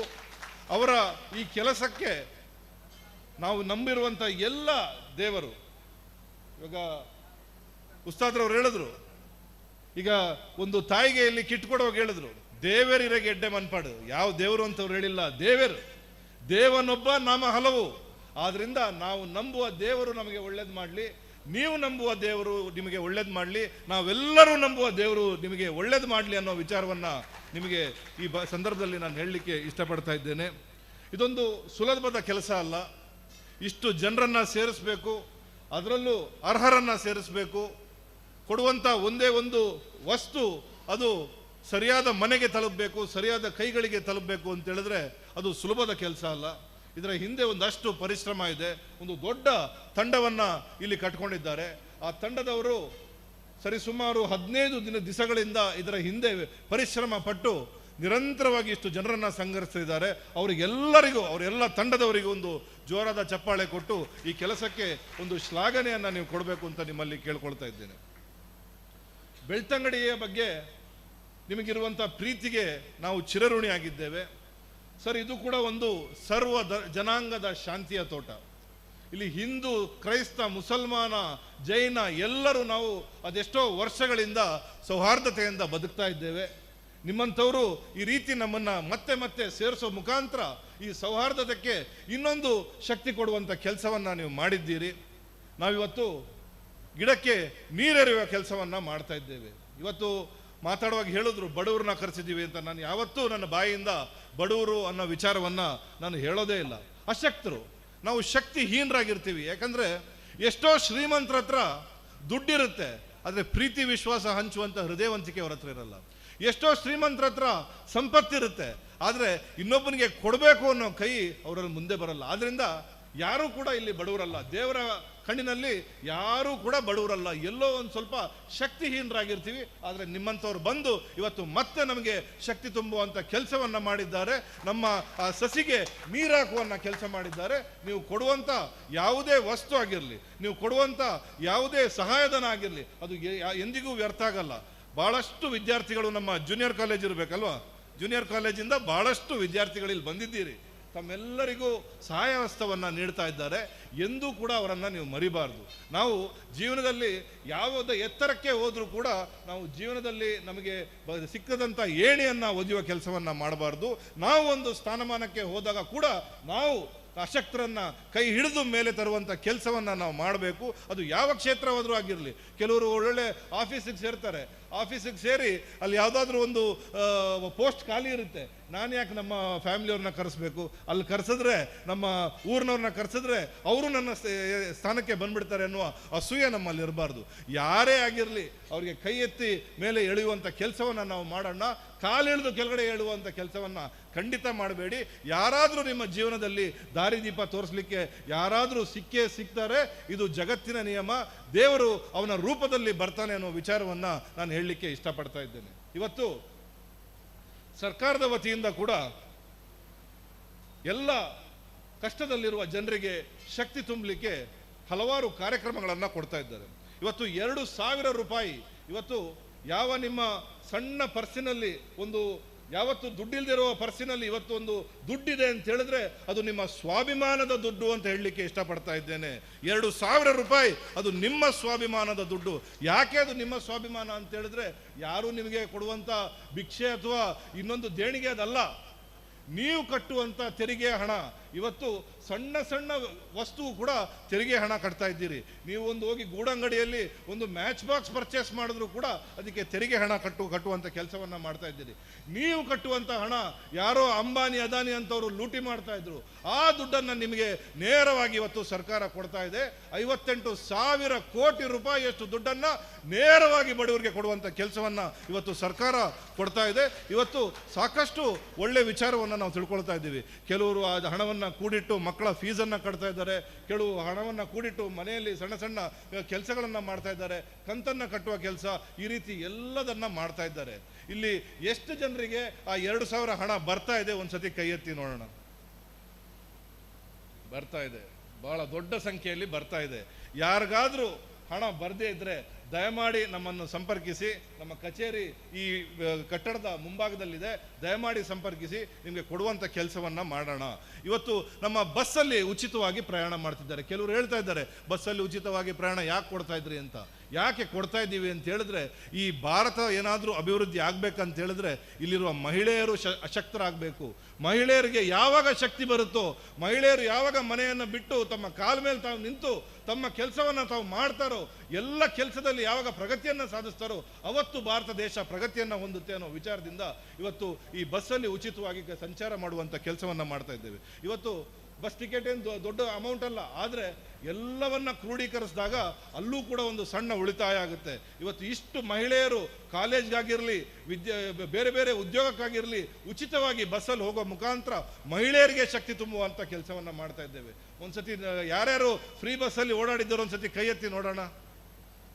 ಸಂತೋಷ ಇದೆಯಾ ನಿಮಗೆ? ಇದೆಯಾ ಇಲ್ವಾ? ಇದೆ. ಓಡಾಡಿ, ಎಲ್ಲೆಲ್ಲಿ ಬೇಕು ಇಡೀ ರಾಜ್ಯದಲ್ಲಿ ನೀವು ಓಡಾಡ್ಬೋದು, ಅಲ್ಲೆಲ್ಲ ಓಡಾಡಿ ಇದರ ಉಪಯೋಗವನ್ನು ಪಡ್ಕೊಳ್ಳಿ. ಕೆಲಸ ಇರಲಿ, ವಿದ್ಯಾಸಂಸ್ಥೆಗಳಿರಲಿ, ಅಲ್ಲೆಲ್ಲ ಓಡಾಡಿ ಈ ರಾಜ್ಯಕ್ಕೆ, ಈ ತಾಲೂಕಿಗೆ ಒಳ್ಳೆ ಹೆಸರು ತರುವಂಥ ಕೆಲಸವನ್ನು ಮಾಡಿ. ವಿದ್ಯಾರ್ಥಿಗಳಲ್ಲಿ ಒಂದು ವಿನಂತಿಯನ್ನು ಮಾಡ್ಕೊಳ್ತಾ ಇದ್ದೇನೆ. ನೀವಲ್ಲಿ ಮನೆಯಲ್ಲಿ ಆರ್ಥಿಕವಾಗಿ ಕಷ್ಟ ಇದೆ, ಏನೂ ಸಾಧಿಸ್ಲಿಕ್ಕೆ ಆಗೋಲ್ಲ ಅಂತ ಹೇಳಿದ್ರೆ ಮನೆಯಲ್ಲಿ ದಯಮಾಡಿ ಕೂತ್ಕೋಬೇಡಿ, ಆ ರೀತಿ ಚಿಂತನೆಯಲ್ಲಿ ಕೂತ್ಕೋಬೇಡಿ. ಸಾಕಷ್ಟು ಹೃದಯ ಶ್ರೀಮಂತಿಕೆ ಇರುವಂಥ ಜನ ನಮ್ಮ ಬೆಳ್ತಂಗಡಿಯಲ್ಲಿ, ನಮ್ಮ ದಕ್ಷಿಣ ಕನ್ನಡ ಜಿಲ್ಲೆಯಲ್ಲಿದ್ದಾರೆ. ಅವರನ್ನು ಸಂಪರ್ಕ ಮಾಡಿ. ಮನೆಯಲ್ಲಿ ಕೂತು ಹತ್ರ ಏನೂ ಆಗಲಿಕ್ಕಿಲ್ಲ, ನೀವು ಹೊರಗೆ ಬಂದು ಯಾರನ್ನಾದರೂ ಸಂಪರ್ಕ ಮಾಡಿ, ಹೇಗಾದರೂ ಮಾಡಿ ವಿದ್ಯೆಯನ್ನು ನೀವು ಸಂಪೂರ್ಣಗೊಳಿಸುವಂಥ ಕೆಲಸವನ್ನು ಮಾಡಿ. ಯಾವ ರೂಪದಲ್ಲಾದರೂ ಆ ಭಗವಂತ ಬಂದು ನಿಮ್ಮ ಕೈಯನ್ನು ಎತ್ತಿ ಮೇಲೆಳೆಯುವಂಥ ಕೆಲಸವನ್ನು ಮಾಡ್ತಾರೆ. ಇಷ್ಟೆಲ್ಲ ವ್ಯವಸ್ಥೆಯನ್ನು ಮಾಡಿದಂಥ ಅಶ್ರಫ್ರವರಿಗೆ ಮತ್ತು ನ್ಯೂ ಇಂಡಿಯಾ ಚಾರಿಟಬಲ್ ಟ್ರಸ್ಟ್ಗೆ ಇನ್ನೊಮ್ಮೆ ವಂದಿಸ್ತಾ ಅವರ ಎಲ್ಲ ಕಾರ್ಯಗಳಲ್ಲಿ ಅವರಿಗೆ ಯಶಸ್ಸು ಸಿಗಲಿ ಅಂತ ಹೇಳ್ತಾ ನನ್ನ ಮಾತನ್ನು ಮುಗಿಸ್ತೀನಿ. ಜೈ ಹಿಂದ್, ಜೈ ಕರ್ನಾಟಕ, ಜೈ ತುಳುನಾಡು.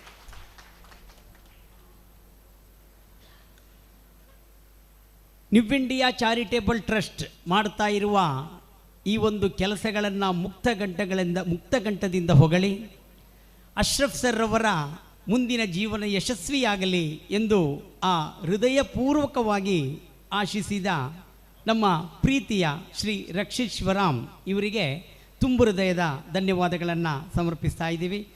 ಇನ್ನು ವೇದಿಕೆಗೆ ಇಬ್ರಾಹಿಂ ಮುಸ್ಲಿಯಾರ್ ಇಂದಿನ ಈ ಒಂದು ಅತ್ಯುತ್ತಮ ಕಾರ್ಯಕ್ರಮದ ರೂವಾರಿ ಇಸ್ಮಾಯಿಲ್ ರವರ ಅಪ್ಪಾಜಿಯಾಗಿದ್ದಾರೆ. ಇವರು ಪ್ರತಿಯೊಂದು ಕಾರ್ಯಕ್ರಮದಲ್ಲೂ ಕೂಡ ನಮ್ಮ ಜೊತೆಗೆ ಭಾಗಿಯಾಗ್ತಾರೆ.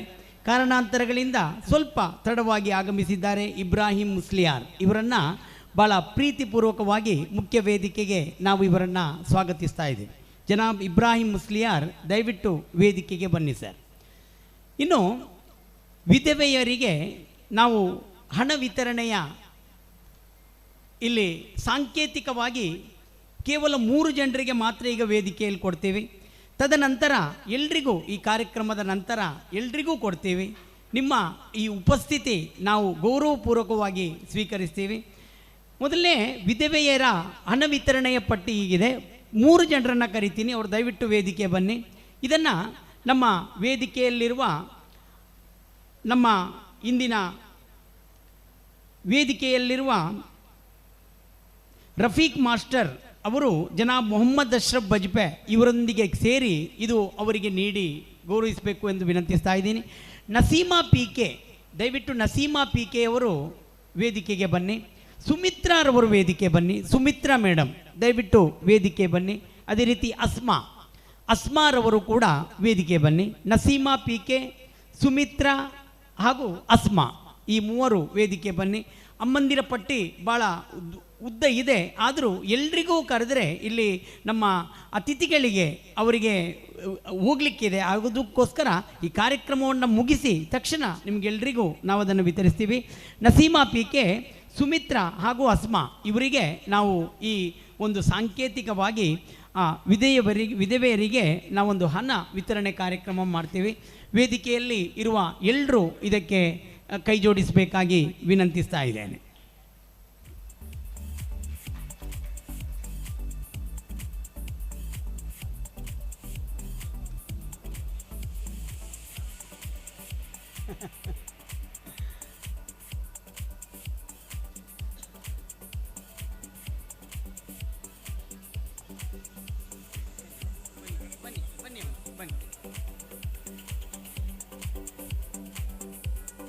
ಕಾರ್ಯಕ್ರಮದ ಮುಂದಕ್ಕೆ ಟ್ಯಾಲೆಂಟ್ ರಿಸರ್ಚ್ ಫೌಂಡೇಶನ್ ಮಂಗಳೂರಿನ ಅದೆಷ್ಟೋ ವಿದ್ಯಾರ್ಥಿಗಳ ಪಾಳಿಗೆ ಬೆಳಕಾದ ಜನಾಬ್ ರಫೀಕ್ ಮಾಸ್ಟರ್ ಈ ಸಭೆಯನ್ನುದ್ದೇಶಿಸಿ ಮಾತಾಡಲಿಕ್ಕಿದ್ದಾರೆ.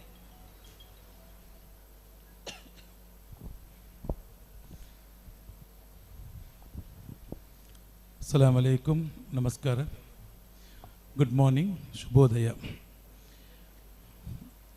ವೇದಿಕೆಯಲ್ಲಿರುವ ಎಲ್ಲ ಗಣ್ಯರೇ, ವೇದಿಕೆಯ ಮುಂಭಾಗದಲ್ಲಿರುವ ನನ್ನ ಪ್ರೀತಿಯ ಸಹೋದರ ಸಹೋದರಿಯರೇ, ಮಾಧ್ಯಮದ ಮಿತ್ರರೇ, new India charitable trust registered ಇದರ ವತಿಯಿಂದ ಒಂದು ಅರ್ಥಪೂರ್ಣ ಕಾರ್ಯಕ್ರಮದಲ್ಲಿ ನಾವಿದ್ದೇವೆ. ಸನ್ಮಾನ್ಯ ರಕ್ಷಿತ್ ಶಿವರಾಮ್ ಸರ್ ಅವರು 10:15 ಗಂಟೆಗೆ ಬಂದು ನಮ್ಮ ಜೊತೆ ಸೇರಿಕೊಂಡಿದ್ದಾರೆ. ನಿಮ್ಮ ತಾಳ್ಮೆಯನ್ನು ನಾನು ಅಭಿನಂದಿಸ್ತಾ ಇದ್ದೇನೆ, ಸಮಯ ಪ್ರಜ್ಞೆಯನ್ನು ನಾನು ಅಭಿನಂದಿಸ್ತಾ ಇದ್ದೇನೆ. ಮುಂದೆ ಬಹಳ ದೊಡ್ಡ ನಾಯಕನಾಗಲಿಕ್ಕೆ ಬೇಕಾದ ಎಲ್ಲ ಅರ್ಹತೆಯನ್ನು ಮೈಗೂಡಿಸಿಕೊಂಡಿದ್ದೀರಿ ಅಂತ ಹೇಳಲಿಕ್ಕೆ ಕೂಡ ತುಂಬ ಸಂತೋಷ ಪಡ್ತಾ ಇದ್ದೇನೆ. ವೇದಿಕೆಯಲ್ಲಿ ಭಾಳಷ್ಟು ಮಂದಿ ಗಣ್ಯರಿದ್ದಾರೆ. ಒಂದು ಅತ್ಯುತ್ತಮ ಕಾರ್ಯಕ್ರಮಕ್ಕೆ ನಾವು ಸಾಕ್ಷಿ ಆಗ್ತಾ ಇದ್ದೇವೆ. ನೈಜೀರಿಯಾದ ಅತ್ಯಂತ ಶ್ರೀಮಂತ ವ್ಯಕ್ತಿ, ಅವರ ಹೆಸರು Femi Otedola. Is a richest man in Nigeria, one of the richest man. ಅವರಲ್ಲಿ ಒಂದು ರೇಡಿಯೋ ಕಾರ್ಯಕ್ರಮದಲ್ಲಿ ಕೇಳ್ತಾರೆ, ಪತ್ರಕರ್ತರು ಹೇಳಿದ್ದಾರೆ ನೋಡಿ, what is happiness in your life? ನಿಮ್ಮ ಜೀವನದಲ್ಲಿ ಸಂತೋಷ ಅಂದರೆ ಏನು ಅಂತೇಳಿ. ಬಿರಿಯಾನಿ ತಿಂದಾಗ ಸಂತೋಷ ಆಗತ್ತೆ, ಮದುವೆ ಮನೆಗೆ ಹೋದಾಗ ಸಂತೋಷ ಆಗತ್ತೆ, ಹಬ್ಬಗಳು ಬಂದಾಗ ಸಂತೋಷ ಆಗತ್ತೆ. ಫ್ಯಾಮಿ ಒಟೆಡೋಲಾ ಹೇಳ್ತಾರೆ, ನನ್ನ ಜೀವನದಲ್ಲಿ 4 ಹಂತದ ಸಂತೋಷವನ್ನು ನಾನು ಕಂಡಿದ್ದೇನೆ. ಒಂದನೆಯದು, ಭಗವಂತ ನನಗೆ ಬೇಕಾದಷ್ಟು ಶ್ರೀಮಂತಿಕೆ ಕೊಟ್ಟ, ದೊಡ್ಡ ದೊಡ್ಡ ಬಂಗ್ಲೋ ಕೊಟ್ಟ, ಶ್ರೀಮಂತಿಕೆ ಬೇಕಾದಷ್ಟು ಹಣ ಸಂಪತ್ತು ಎಲ್ಲವನ್ನೂ ಕೊಟ್ಟ. But I could not find happiness. ಸಂತೋಷವನ್ನು ಪಡ್ಕೊಳ್ಳಿಕ್ಕೆ ಸಾಧ್ಯ ಆಗಲಿಲ್ಲ. ಎರಡನೇದು, ನನ್ನ ಮನೆಯಲ್ಲಿ ವಜ್ರ ವೈಢೂರ್ಯಗಳು, ನವರತ್ನಗಳು ಬೆಕ್ಕದಷ್ಟಿದೆ. ಜಗತ್ತಿನ ಅತ್ಯಂತ ಅಮೂಲ್ಯವಾದ ಡೈಮಂಡ್ಗಳೆಲ್ಲ ನನ್ನ ಮನೆಯಲ್ಲಿದೆ. ಅದನ್ನು ನಾನು ಧರಿಸಿದರೂ ಕೂಡ ನನಗೆ ಸಂತೋಷವನ್ನು ಪಡ್ಕೊಳ್ಳಿಕ್ಕೆ ಸಾಧ್ಯ ಆಗಲಿಲ್ಲ. ಇನ್ನು ಮೂರನೆಯದು, ನೈಜೀರಿಯಾದ 95% ಕ್ರೂಡ್ ಆಯಿಲ್ ನನ್ನ ಹತ್ರ ಇದೆ, ಸ್ಟಾಕ್ ಇದೆ. 300ಕ್ಕಿಂತ ಹೆಚ್ಚು ವೆಸಲ್ಸ್, ಹಡಗುಗಳು ನನ್ನ ಹತ್ರ ಇದೆ. ಆದರೂ ನನಗೆ ಸಂತೋಷವನ್ನು ಪಡ್ಕೊಳ್ಳಿಕ್ಕೆ ಸಾಧ್ಯವಾಗಲಿಲ್ಲ. ನಾಲ್ಕನೆಯದೇನು, ನನ್ನೊಬ್ಬ ಮಿತ್ರ ಒಂದು ದಿನ ಫೋನ್ ಮಾಡಿ ಹೇಳ್ತಾನೆ, ನಮ್ಮಲ್ಲಿ ಕೆಲವರು ವಿಕಲಚೇತನ ಮಕ್ಕಳಿದ್ದಾರೆ. ನಾವು ಅಂಗವಿಕಲರು ಅಂತ ಹೇಳಬಾರದು, ವಿಕಲಚೇತನರು, ಸ್ಪೆಷಲ್ ಚಿಲ್ಡ್ರನ್. ಅವರಿಗೆ ವೀಲ್ ಚೇರ್ ಬೇಕು, ನೀನೊಂದು 100 ವೀಲ್ ಚೇರ್ ಸ್ಪಾನ್ಸರ್ ಮಾಡಬೇಕು ಅಂತ ಹೇಳಿದಾಗ ನಾನು ಒಪ್ಪಿಕೊಂಡೆ. ಆ ವೀಲ್ ಚೇರ್ ಕೊಟ್ಟೆ. ಅವ ಒತ್ತಾಯ ಮಾಡಿ ಕರೆದ, ವೀಲ್ ಚೇರ್ ನೀನೇ ಕೊಡಬೇಕು, ನಿನ್ನ ಕೈಗಳಿಂದಲೇ ಕೊಡಬೇಕು ಅಂತೇಳಿ.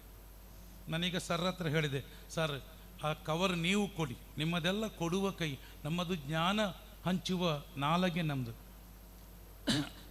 ನಮಗೆ ದೇವರು ಜ್ಞಾನ ಕೊಟ್ಟಿದ್ದಾನೆ, ನಮ್ಮ ನಾಲಗೆ ಬಹಳ ಪವರ್ಫುಲ್. ನಾನು ಒತ್ತಾಯ ಮಾಡಿದ್ದಕ್ಕಾಗಿ ಹೋದೆ. ಎಲ್ಲ 100 ಮಕ್ಕಳಿಗೆ ವೀಲ್ ಚೇರ್ ಕೊಟ್ಟೆ. ವೀಲ್ ಚೇರ್ ಕೊಟ್ಟ ನಂತರ ಒಂದು ಮಗು ನನ್ನ ಹತ್ರ ಬಂದು ನನ್ನ ಕಾಲನ್ನು ಗಟ್ಟಿಯಾಗಿ ಹಿಡ್ಕೊಂಡಿತ್ತು. ನಾನು ಕೇಳಿದೆ, ಮಗು ನಿಮಗೆ ವೀಲ್ ಚೇರ್ ಸಿಕ್ಕಿತ್ತಲ್ಲ, ಇನ್ನೇನು ಬೇಕು ಅಂತೇಳಿ. ಆಗ ಅವರು ಹೇಳ್ತಾರೆ, ಆ ವೀಲ್ ಚೇರ್ ಕೊಟ್ಟಾಗ ಆ ಮಕ್ಕಳ ಮುಖದಲ್ಲಿ ಕಾಣ್ದ ಸಂತೋಷ ಇದೆಯಲ್ಲ, ಅದೇ ಜೀವನದಲ್ಲಿ ನನ್ನ ಪಾಲಿನ ಅತ್ಯಂತ ಶ್ರೇಷ್ಠ ಸಂತೋಷ ಅಂತ ಒಪ್ಪಿಕೊಳ್ತಾರೆ ಅವರು. ಆನಂತರ ಅವರು ಹೇಳ್ತಾರೆ, ಒಂದು ಮಗು ಬಂದು ನನ್ನ ಕಾಲನ್ನು ಗಟ್ಟಿ ಹಿಡ್ಕೊಳ್ತದೆ. ನಾನು ಕೇಳಿದೆ, ವೀಲ್ ಚೇರ್ ಸಿಕ್ಕಿತ್ತಲ್ಲ, ನಿನಗೆ ಇನ್ನೇನು ಬೇಕು? ನನಗೇನು ಬೇಡ ಸಾರ್. ಮತ್ತು ಯಾಕಪ್ಪ ನನ್ನ ಕಾಲನ್ನು ಹಿಡ್ಕೊಂಡದ್ದು? ಅದು ಬೇರೆ ಏನಿಲ್ಲ, ನಿಮ್ಮ ಮುಖವನ್ನು ಮತ್ತೆ ಮತ್ತೆ ಮತ್ತೆ ಮತ್ತೆ ನನಗೆ ನೋಡಬೇಕು. ಯಾಕಂದರೆ ನಾಳೆ ಸ್ವರ್ಗ ಲೋಕದಲ್ಲಿ ನಿಮ್ಮ ದರ್ಶನ ಆದಾಗ ನಿಮ್ಮ ನೆನಪು ಅದು ನನ್ನಲ್ಲಿ ಉಳಿಬೇಕು. ಅದಕ್ಕೋಸ್ಕರ ನಾನು ನಿಮ್ಮ ಮುಖವನ್ನು ಮತ್ತೆ ಮತ್ತೆ ನೋಡ್ತೇನೆ ಅಂತ ಹೇಳಿದಾಗ ಅವರಿಗೆ ವೈಬ್ರೇಷನ್ ಆಯಿತು, ಟ್ರಾನ್ಸ್ಫಾರ್ಮೇಷನ್ ಆಯಿತು, ಬದಲಾಗಿ ಬಿಟ್ಟರು. ಫ್ಯಾಮಿ ಹೊಟೆಡೋಲ ಅಲ್ಲಿಂದ ಮತ್ತೆ ಮಹಾನ್ ದಾನಿಯಾಗಿ ಪರಿವರ್ತನೆಯಾದರು. ನನ್ನ ಎಲ್ಲ ಸಹೋದರಿದ್ದಾರೆ.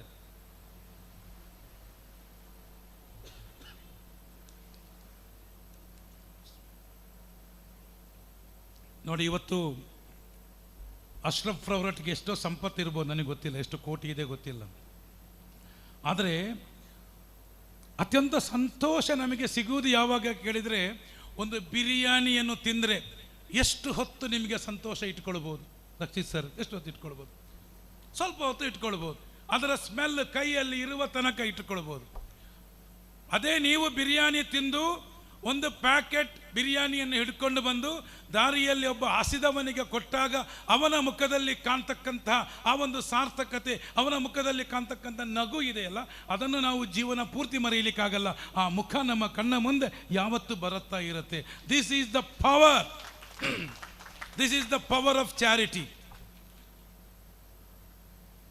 ಇಲ್ಲಿ ಬಹಳಷ್ಟು ಮಂದಿ ಕಾಸ್ಟ್ಲಿ ವಾಚ್ ಕಟ್ಟಿರ್ಬೋದು, ಕೆಲವರ ಕೈಯಲ್ಲಿ ಡೈಮಂಡ್ ಬ್ರಾಸ್ಲೆಟ್ ಇರ್ಬೋದು, ಬ್ಯಾಂಗಲ್ಸ್ ಇರ್ಬೋದು, ಇನ್ನು ಮೆಹಂದಿ ಹಾಕಿರ್ಬೋದು. ನಮ್ಮ ಪ್ರವಾದಿ ಹತ್ರ ಕೇಳಿದರು, ಈ ಜಗತ್ತಿನಲ್ಲಿ ಅತ್ಯಂತ ಶ್ರೇಷ್ಠವಾದ ಕೈ ಯಾವುದು? ಶ್ರೇಷ್ಠವಾದ ಕೈ 10 ಲಕ್ಷದ 20 ಲಕ್ಷದ 50 ಲಕ್ಷದ ವಾಚ್ ಕಟ್ಟಿದ ಕೈ ಅಲ್ಲ ಕಣ್ರಿ ಅದು. ಈ ಜಗತ್ತಿನಲ್ಲಿ ಅತ್ಯಂತ ಶ್ರೇಷ್ಠವಾದ ಕೈ ಅದು ಕೊಡುವ ಕೈ, ಅದು ದಾನ ಮಾಡುವ ಕೈ. ಆದ್ದರಿಂದ ಆ ದಾನ ಮಾಡುವ ಕೈಗೆ ಅಷ್ಟು ಶಕ್ತಿ ಇದೆ. ಇವತ್ತು ರಾತ್ರಿ ನಿಮಗೆ ಒಳ್ಳೆ ನಿದ್ದೆ ಬರ್ಬೋದು, ಇಷ್ಟು ಮಂದಿಯಲ್ಲಿ ಮುಖದಲ್ಲಿ ಕಾಣುವ ಸಂತೋಷ ಇದೆಯಲ್ಲ. ನಮ್ಮ ಸಹೋದರರು ಹೇಳಿದ್ದು ತುಂಬ ಖುಷಿಯಾಯಿತು ನನಗೆ. ರಕ್ಷಿತ್ ಸರ್, ನಾನು ಯಾವತ್ತೂ ಬಡವ ಅಂತ ಒಬ್ಬ ಪದವನ್ನು ನಾವು ಉಪಯೋಗಿಸುವುದಿಲ್ಲ. ಹೇಗೂ ನಾವು ಅವರಿಗೆ ಸಹಾಯ ಕೊಡ್ತಾ ಇದ್ದೀರಿ. ಸಹಾಯ ಕೊಡುವುದು ನಮ್ಮ ಹೃದಯ ಶ್ರೀಮಂತಿಕೆ. ಆ ಸಹಾಯ ಕೊಡುವ ಸಮಯದಲ್ಲೂ ಕೂಡ ಅವರನ್ನು ಗೌರವಿಸಿ ಅವರ ಅಭಿಮಾನಕ್ಕೆ ಧಕ್ಕಬಾರದಾಗೆ ಅವರನ್ನು ಸಂಬೋಧಿಸುವುದು ಕೂಡ ನಮ್ಮ ಕರ್ತವ್ಯ. ಅದರಿಂದ ಇವತ್ತು ನಾವು ಮಂಗಳೂರಲ್ಲಿ ನಂಡೆಪೆಂಗಲ್ ಅಂತ ಒಂದು ಅಭಿಯಾನವನ್ನು ನಾವು ಸ್ಟಾರ್ಟ್ ಮಾಡಿದೆವು. ನಂಡೆಪೆಂಗಲ್ ಅಂತ ಹೇಳಿದ್ರೆ ನನ್ನ ಸಹೋದರಿ, ಮೈ ಸಿಸ್ಟರ್. 635 ಪ್ರಾಯ 30 ಮೀರಿದ ಹೆಣ್ಣು ಮಕ್ಕಳಿಗೆ ಮದುವೆ ಮಾಡಿದೆವು. ಎಲ್ಲ 30 ವಯಸ್ಸಿನ ನಮ್ಮ ಸಮುದಾಯದ ಸಹೋದರಿಗೆ. ಆ ಸಹೋದರಿಯನ್ನು ನಾವು ಕರೆದೆವು ನಂಡೆ ಪೆಂಗಲ್, ನನ್ನ ಸಹೋದರಿ. ಅದು ರಫೀಕ್ ಮಾಸ್ಟರ್ನ ಸಹೋದರಿ, ಅಶ್ರಫ್ ಅವರ ಸಹೋದರಿ, ಇಬ್ರಾಹಿಂ ಅವರ ಸಹೋದರಿ ಅಂತ ಕರೆದುಕೊಂಡು ಅಭಿಮಾನಪೂರ್ವಕವಾಗಿ ಯಾವುದೇ ವೇದಿಕೆಯನ್ನು ಕಟ್ಟಿಕೊಳ್ಳದೆ, ಯಾರಿಗೂ ಅವರ ಪರಿಚಯವನ್ನು ಹೇಳದೆ, ಎಲ್ಲೂ ಕೂಡ ಬಹಿರಂಗ ಮಾಡದೆ, ಅತ್ಯಂತ ಗುಪ್ತವಾಗಿ 635 ಹೆಣ್ಣು ಮಕ್ಕಳಿಗೆ ಮದುವೆ ಮಾಡುವುದಾದರೆ, ಸಾಧ್ಯವಾಗುವುದಾದರೆ ನಾವು ಅವರನ್ನು ಗೌರವಪೂರ್ವಕವಾಗಿ ಕರೆದೆವು. ಏನು ಅಂತ ಹೇಳಿದ್ರೆ, ಭಾಳಷ್ಟು ಕಡೆ ನಮ್ಮಲ್ಲಿ ಮದುವೆ ಆಗ್ತಿತ್ತು ಸರ್, ಸಾಮೂಹಿಕ ವಿವಾಹ. ಏನಾಗ್ತಿದ್ರು, ಬಡ ನಿರ್ಗತಿಕ ಅನಾಥ ಹೆಣ್ಣು ಮಕ್ಕಳ ಮದುವೆ. ರಫೀಕ್ ಮಾಸ್ಟರ್ ಅಲ್ಲಲ್ಲಿ ಹೋಗಿ ನಾವು ಕ್ಲಾಸ್ ಮಾಡಿ ಆ ಟರ್ಮನ್ನು ಚೇಂಜ್ ಮಾಡಿದೆವು. ನೀವು 10 ಲಕ್ಷ ಖರ್ಚು ಮಾಡ್ತೀರಿ, 20 ಲಕ್ಷ ಖರ್ಚು ಮಾಡ್ತೀರಿ, ಒಂದು ಪದ ಚೇಂಜ್ ಮಾಡಿ ಏನು ಮಾಡಿದ್ರು ಗೊತ್ತಾ? ಪೆಂಗಲ ಮಂಗಿಲ, ಸಹೋದರಿಯ ಮದುವೆ. ಬಡ ಹೋಯಿತು, ನಿರ್ಗತಿಕ ಹೋಯಿತು, ಅನಾಥ ಹೋಯಿತು, ಅಶಕ್ತ ಹೋಯಿತು, ಮತ್ತೆ ಏನು ಬಂತು? ಸಹೋದರಿಯ ಮದುವೆ. ಉಸ್ತಾದ್ ಭಾಳಷ್ಟು ಮಾತಾಡಿದರು,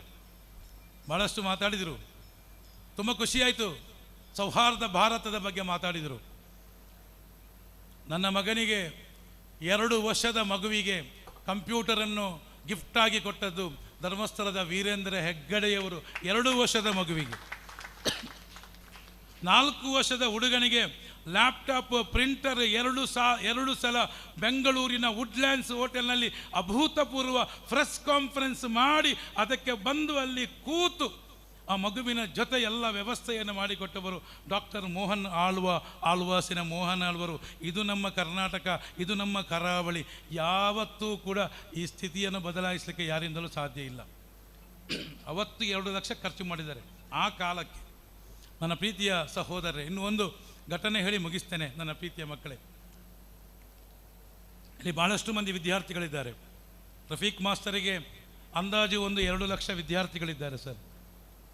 100ಕ್ಕಿಂತ ಹೆಚ್ಚು ಆರ್ಥಿಕವಾಗಿ ಹಿಂದುಳಿದ ಕುಟುಂಬದ ಮಕ್ಕಳನ್ನು ಡಾಕ್ಟರ್ ಮಾಡಿಸಿದ್ದೇನೆ. 1000ಕ್ಕೆ ಹೆಚ್ಚು ಇಂಜಿನಿಯರ್ ಮಾಡಿಸಿದ್ದೇನೆ. ಚಾರ್ಟರ್ಡ್ ಅಕೌಂಟೆಂಟ್ ಮಾಡಿಸಿದ್ದೇನೆ. ನನ್ನ ಮಕ್ಕಳಿಗೆ ಕೊಟ್ಟದ್ದು 2. ಇವತ್ತು ರಫೀಕ್ ಮಾಸ್ಟರ್ ಕೈ ತೋರಿಸಿದರೆ ಕೆಲಸ ಆಗತ್ತೆ. ಆ ಹಂತಕ್ಕೆ ನಾವು ಬರ್ತಾ ಇದ್ದೀವಿ. ಯಾಕಂತ ಹೇಳಿದ್ರೆ, ನೀವು ಕೊಟ್ಟ ಕಿಟ್ ಉಂಟಲ್ಲ, ಕಿಟ್ಟು ಕೊಡಿ. ನಾನು ಯಾವತ್ತೂ ಹೇಳ್ತೇನೆ, ಯಾವತ್ತೂ ಹೇಳೋ ಮಾತು ಇದೆ. ನನ್ನ ಕೈಯಲ್ಲಿ ಒಂದು ಚೆಂಡು ಕೊಟ್ಟರೆ ಆ ಚೆಂಡು ಒಂದು 100 ಮೀಟರ್ ದೂರ ಹೋಗ್ಬೋದು, ಅಷ್ಟೇ ನನ್ನ ರೇಂಜ್, ಕೈಯ ರೇಂಜ್ ಅಷ್ಟೇ. ಒಂದು ಪಿಸ್ತೂಲಿನಿಂದ ಬಿಟ್ಟ ಗುಂಡು ಒಂದು ಅರ್ಧ ಕಿಲೋಮೀಟರ್ ದೂರ ಹೋಗ್ಬೋದು. ಅದೇ ಒಂದು ಮಿಸೈಲಿನಿಂದ ಬಿಟ್ಟ ಗುಂಡು 1000 ಕಿಲೋಮೀಟರ್ ದೂರ ಹೋಗಬಹುದು. ಅದೇ ಹಸಿದವನಿಗೆ ಕೊಟ್ಟ ರೊಟ್ಟಿಯ ತುಂಡು, ಅದರ ರೇಂಜ್ ಎಷ್ಟು ಗೊತ್ತಾ? ಅದು ನಮ್ಮನ್ನು ಸ್ವರ್ಗದ ಬಾಗಿಲಿಗೆ ತಲುಪಿಸಬಹುದು. ಈ ಒಂದು ವರ್ಡ್ ಒಬ್ಬರಿಗೆ ಮೋಟಿವೇಶನ್ ಆಗಿ ಒಂದು ಸಂಸ್ಥೆ ಕೊಡ್ತಕ್ಕಂಥ ಅನ್ನದಾಸೋಹ ಕಾರ್ಯಕ್ರಮ, ನಾನು ನನ್ನ ಮಗ ನನ್ನ ಮೊಮ್ಮಗ ಇರುವ ತನಕ ನಾನು ಸ್ಪಾನ್ಸರ್ ಮಾಡುತ್ತೇನೆ ಅಂತ ಹೇಳಲಿಕ್ಕೆ ಈ ಒಂದು ಪದ ಅವರಿಗೆ ಪ್ರೇರೇಪಣೆ ಆಗಿದೆ ಅಂತ ಹೇಳಲಿಕ್ಕೆ ನನಗೆ ತುಂಬ ಸಂತೋಷ ಪಡ್ತಾ ಇದ್ದೇನೆ. ಇದು ಕಿಟ್. ಆದರೆ ಇನ್ನೊಂದು ಕೊಡ್ತಿದ್ರಲ್ಲ, ಸ್ಕಾಲರ್ಶಿಪ್. ಅನ್ನ ಕೊಟ್ಟರೆ ಅದು ಒಂದೊತ್ತಿನ ಆಹಾರ, ಶಿಕ್ಷಣ ಕೊಟ್ಟರೆ ಅದು ಜೀವನ ಪೂರ್ತಿ ಆಹಾರ ನಿಮಗೆ ತಂದು ಕೊಡುತ್ತೆ. ಶಿಕ್ಷಣಕ್ಕಿರ್ತಕ್ಕಂಥ ಪವರ್ ಅದು. ನನ್ನ ಮುಂದೆ ಮಕ್ಕಳಿದ್ದಾರೆ. ನನ್ನ ಅಪ್ಪ ಮಾವು ಕೊಯ್ತಾ ಇದ್ರು. ಇವತ್ತು ಆತೂರಿನಿಂದ ಕೆಮ್ಮಾರದಿಂದ ಆತೂರು ತನಕ ರಸ್ತೆ ಬದಿಯಲ್ಲಿರುವ ಎಲ್ಲ ಮಾವಿನ ಮರ ಏರಿ ಮಾವು ಕೊಯ್ತಾ ಇದ್ದದ್ದು ನನ್ನಪ್ಪ.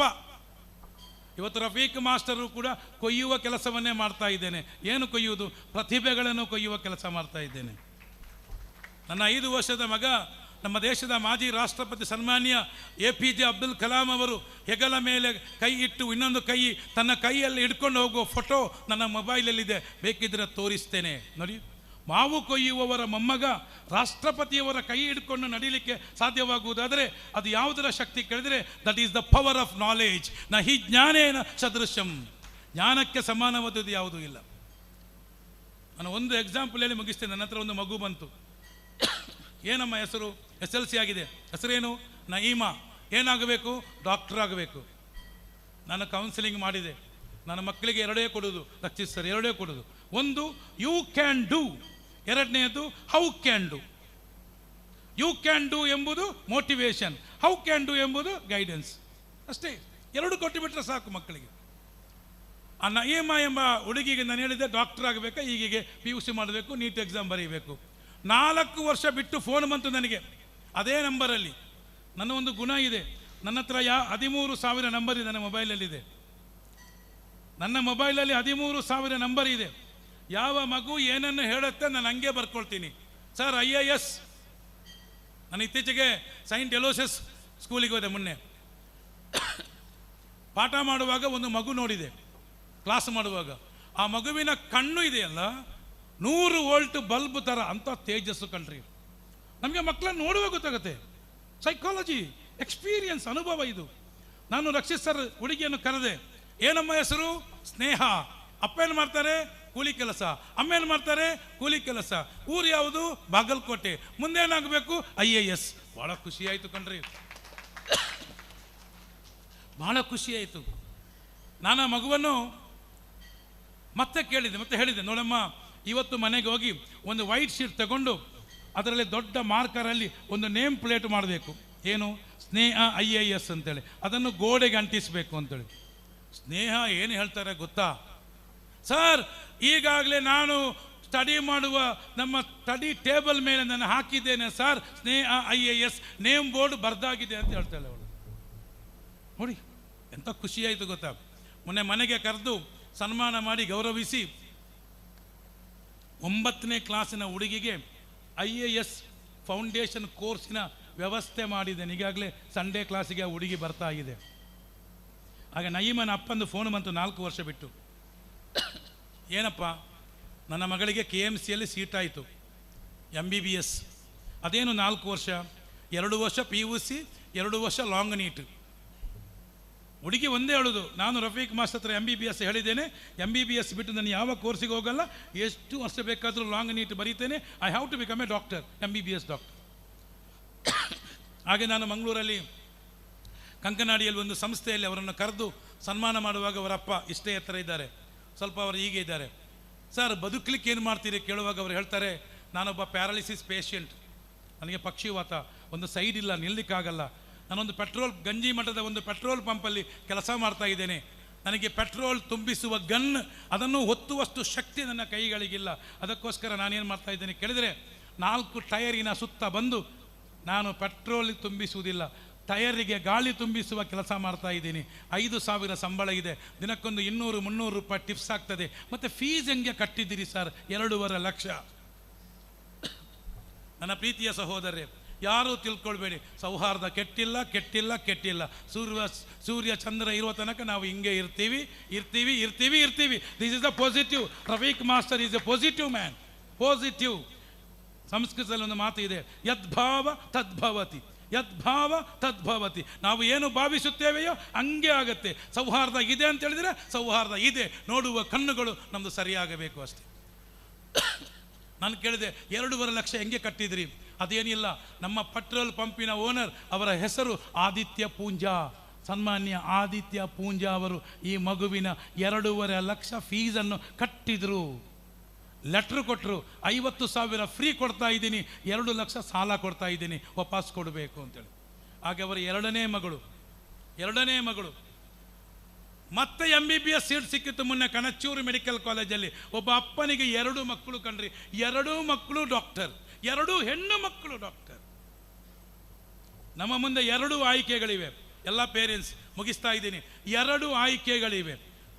ಒಂದು, ಸರ್ಕಾರ ಕೊಡುವ ಸವಲತ್ತಿಗೋಸ್ಕರ ಕಾದು ನಿಲ್ಲುವವರು ಆಗಬಹುದು, ಉಚಿತಕ್ಕೋಸ್ಕರ. ಇನ್ನೊಂದು, ಡಾಕ್ಟರ್ ಆಗಿ, ಇಂಜಿನಿಯರ್ ಆಗಿ, ಸೈಂಟಿಸ್ಟ್ ಆಗಿ, ಪ್ರೊಫೆಸರ್ ಆಗಿ ಈ ದೇಶಕ್ಕೆ ಶಕ್ತಿಯೂ ಆಗಬಹುದು. ಆಯ್ಕೆ ನಿಮ್ಮದು. ಹೇಗೆ ಸರ್? ಆಯ್ಕೆ ನಿಮ್ಮದು. ನಿಮ್ಮ ಮಕ್ಕಳನ್ನು ಏನು ಮಾಡಬೇಕು ನೋಡಿ. ಪೆಟ್ರೋಲ್ ಪಂಪಲ್ಲಿ ಗಾಳಿ ತುಂಬಿಸುವ ವ್ಯಕ್ತಿ ತನ್ನ 2 ಮಕ್ಕಳನ್ನು MBBS ಓದಿಸ್ತಾ ಇದ್ದಾರೆ. ಒಂದು ಚಪ್ಪಾಳೆ ಕೊಡಿ ಅವರಿಗೆ. ನೋಡಿ ಸರ್ ಹೇಳಿದ್ರಲ್ಲ, ಕಾನ್ಫಿಡೆನ್ಸ್ ತಗೊಳ್ಳಿ ಮಕ್ಕಳೇ. ನಿಮಗೆ ಸಹಾಯ ಮಾಡಲಿಕ್ಕೆ ಜಗತ್ತು ದೊಡ್ಡದಿದೆ. ಸಹಾಯ ಮಾಡುವ 1000 ಕೈಗಳಿವೆ, ಸಹಾಯ ಮಾಡುವ 1000 ಕೈಗಳಿವೆ. ಅರ್ಥ ಮಾಡಿಕೊಳ್ಳಿ. ನಾನು ಮಾತು ಮುಗಿಸ್ತಾ ಇದ್ದೀನಿ. ಆದ್ದರಿಂದ ನಾನು ಪುತ್ತೂರಿನಿಂದ, ಸರ್ ನನ್ನ ಮನೆಯಲ್ಲಿ 1000 ಮಂದಿಗೆ, ಹೊಸದು ಹೇಳಿದಿರಲ್ಲ, 1000 ಮಂದಿಗೆ ನಾನು ಕೌನ್ಸಿಲಿಂಗ್ ಮಾಡಿದೆ. 1000 ಮಂದಿಗೆ drug counselling, study counselling, family counselling, behavioural counselling. 90% ಮಂದಿ ಸರಿಯಾದರು. ಯಾಕೆ ಸರಿಯಾದರು ಕೇಳಿದರೆ, ನಾನು ಮನೆಯಲ್ಲಿ ಕೌನ್ಸಿಲಿಂಗ್ ಮಾಡಿ ಮನೆಗೆ ಬಂದವರಿಗೆ ಆತಿಥ್ಯ ಕೊಟ್ಟು ಸನ್ಮಾನ ಮಾಡಿ ಗಿಫ್ಟ್ ಕೊಟ್ಟು ಕಳಿಸ್ತೇನೆ. ಇದರಲ್ಲಿ ಒಂದು ಮಗುವಿನದ್ದು ಕೂಡ ನಾನು ಈ ತನಕ 1 ರೂಪಾಯಿ ತಗೊಳ್ಳಿಲ್ಲ. 1 ರೂಪಾಯಿ ತಗೊಳ್ಳಿಲ್ಲ. ಒಂದು ಕೌನ್ಸಿಲಿಂಗಿಗೆ 2,000 ಹಾಕಿದರೆ 20 ಲಕ್ಷ ರೂಪಾಯಿ ಆಯಿತು. 1 ಪೈಸೆ ನಾನು ತಗೊಳ್ಳಿಲ್ಲ. ಇದೆಲ್ಲವನ್ನು ನಾನು ನನ್ನ ತಂದೆ ತಾಯಿಗೆ ಅರ್ಪಿಸಿದ್ದೇನೆ. I dedicate everything to my parents. ಅವರಿಗೆ ಸ್ವರ್ಗ ಸಿಗಬೇಕು ಅಂತ ಒಂದು ಖುಷಿಯಲ್ಲಿ ಮಾಡ್ತಾ ಇದ್ದೇನೆ. 90% ನನ್ನೊಟ್ಟಿಗೆ ದೇವರಿದ್ದಾರೆ. ನನ್ನ ಪಕ್ಕದಲ್ಲಿ ಒಂದು ಮಗು ಕೂತಾಗ ನನ್ನ ಯೋಚನೆ, ಎಷ್ಟು ಕೊಟ್ಟಾರು? 2,000 ಕೊಟ್ಟಾರಾ? 3,000 ಕೊಟ್ಟಾರಾ? ಅದು ತಲೆಯಲ್ಲೇ ಇಲ್ಲಲ್ಲ. ನನಗೆ ಒಂದೇ ಪ್ರೇಯರ್, ಏನು? ಮಗು ಒಳ್ಳೆಯದಾಗಲಿ. 90% ರಕ್ಷಿತ್ ಸರ್, ಮಕ್ಕಳು ಚೆನ್ನಾಗಿ ಆಗಿದ್ದಾರೆ. ಹಾಗೆ ನಾನು ಮಂಗಳೂರಿಂದ ಪುತ್ತೂರಿಗೆ ಹೋಗಿ, ಪುತ್ತೂರಿನಿಂದ ಸವನೂರು ಅಂತ ಒಂದು ಊರಿದೆ. ಆ ಸವನೂರು ಬಸ್ ಸ್ಟ್ಯಾಂಡ್ ಪಕ್ಕದಲ್ಲಿ ಒಂದು ಅಂಗಡಿ ಇದೆ, ಗೂಡಂಗಡಿ. ಬೇಕಾದ್ರೆ ಆ ಕಡೆ ಹೋದಾಗ ನೋಡಿ. ಆ ಗೂಡಂಗಡಿಯ ಒಳಗೆ ಒಬ್ಬ ವ್ಯಕ್ತಿ ಇದ್ದಾರೆ. ಆ ವ್ಯಕ್ತಿ 10 ತೊಟ್ಟೆಯನ್ನು ಇಟ್ಟಿದ್ದಾರೆ, ಪ್ಲಾಸ್ಟಿಕ್ ತೊಟ್ಟೆ. ಆ ಪ್ಲಾಸ್ಟಿಕ್ ತೊಟ್ಟೆಯ ಒಳಗೆ ಸ್ವಲ್ಪ ಒಣ ಮೀನು ಇದೆ, 1 kg. ಅವರಿಗೆ ನಾನು ಬಂದು ಸನ್ಮಾನ ಮಾಡಿದೆ, ಮಂಗಳೂರಿಂದ ಬಂದು ಸನ್ಮಾನ ಮಾಡಿದೆ. ಯಾಕೆ ಗೊತ್ತಾ? ಯಾಕೆ? ಅವರ ದೊಡ್ಡ ಮಗಳು BDS ಡೆಂಟಿಸ್ಟ್, ಮಗಳ ಗಂಡ ಸಾಫ್ಟ್ವೇರ್ ಇಂಜಿನಿಯರ್, 2ನೇ ಮಗ ಮೆಕ್ಯಾನಿಕಲ್ ಇಂಜಿನಿಯರ್, 3ನೇ ಮಗಳು BSc, 4ನೇ ಮಗ ಸಾಫ್ಟ್ವೇರ್ ಇಂಜಿನಿಯರ್, 5ನೇ ಮಗಳು ಮತ್ತೆ KVGಯಲ್ಲಿ ಡೆಂಟಲ್ ಡಾಕ್ಟರ್ ಓದ್ತಾ ಇದ್ದಾಳೆ. ಆ ಅಪ್ಪನಿಗೆ 1 ತೊಟ್ಟೆಯಲ್ಲಿ 10 kg ಇಲ್ಲ, 1 kg ಒಣ ಮೀನು ಮಾರಿ ತನ್ನ 5 ಮಕ್ಕಳಲ್ಲಿ 2 ಹೆಣ್ಣು ಮಕ್ಕಳು ಡಾಕ್ಟರ್, 2 ಗಂಡು ಮಕ್ಕಳು ಇಂಜಿನಿಯರ್, ಒಬ್ಬ ಮಗಳು ಗ್ರಾಜ್ಯುಯೇಟ್ ಓದಿಸಲಿಕ್ಕೆ ಸಾಧ್ಯವಾಗುವುದಾದರೆ ಆ ಅಪ್ಪನನ್ನು ನಾನು ಏನು ಅಂತ ಕರೀಬೇಕು? He is a great father. He is a great father. ನಾನು ಮತ್ತೆ ಮೊನ್ನೆ ಅದೇ ಸವನೂರಿನ ಚಾಪಲ್ಲ ಮಸೀದಿಗೆ ಹೋದಾಗ ಕೇಳಿದೆ, ಸರ್ ನನಗೆ ಅವರನ್ನೊಮ್ಮೆ ನೋಡಬೇಕು ಅಂತ ಹೇಳುವಾಗ ಅವರು ಹೇಳ್ತಾರೆ, ಊರಿನವರು, ಅವರು ಎಲ್ಲಿದ್ದಾರೆ? ಅವರು ಸಿಂಗಾಪುರದಲ್ಲಿದ್ದಾರೆ ಅಂತೇಳಿ. 1 ತೊಟ್ಟೆಯಲ್ಲಿ 1 kg ಒಣ ಮೀನು ಮಾರುವ ಒಬ್ಬ ವ್ಯಕ್ತಿ ಇವತ್ತು ಜಗತ್ತಿನ ಅತ್ಯಂತ ಕ್ಲೀನೆಸ್ಟ್ ಸಿಟಿ, ಸೇಫೆಸ್ಟ್ ಸಿಟಿ ಸಿಂಗಾಪುರದಲ್ಲಿದ್ದಾರೆ ಅಂತ ಹೇಳಿದರೆ ಅರ್ಥ ಮಾಡಿಕೊಳ್ಳಿ. This is the power of education. ಆದ್ದರಿಂದ ನಾನು ಮುಗಿಸ್ತಾ ಇದ್ದೀನಿ. ನನ್ನ ಪ್ರೀತಿಯ ಎಲ್ಲ ಪೇರೆಂಟ್ಸ್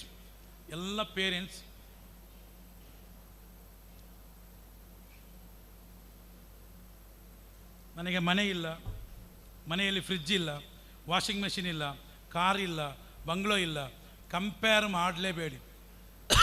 ಕಂಪೇರ್ ಮಾಡಬೇಡಿ.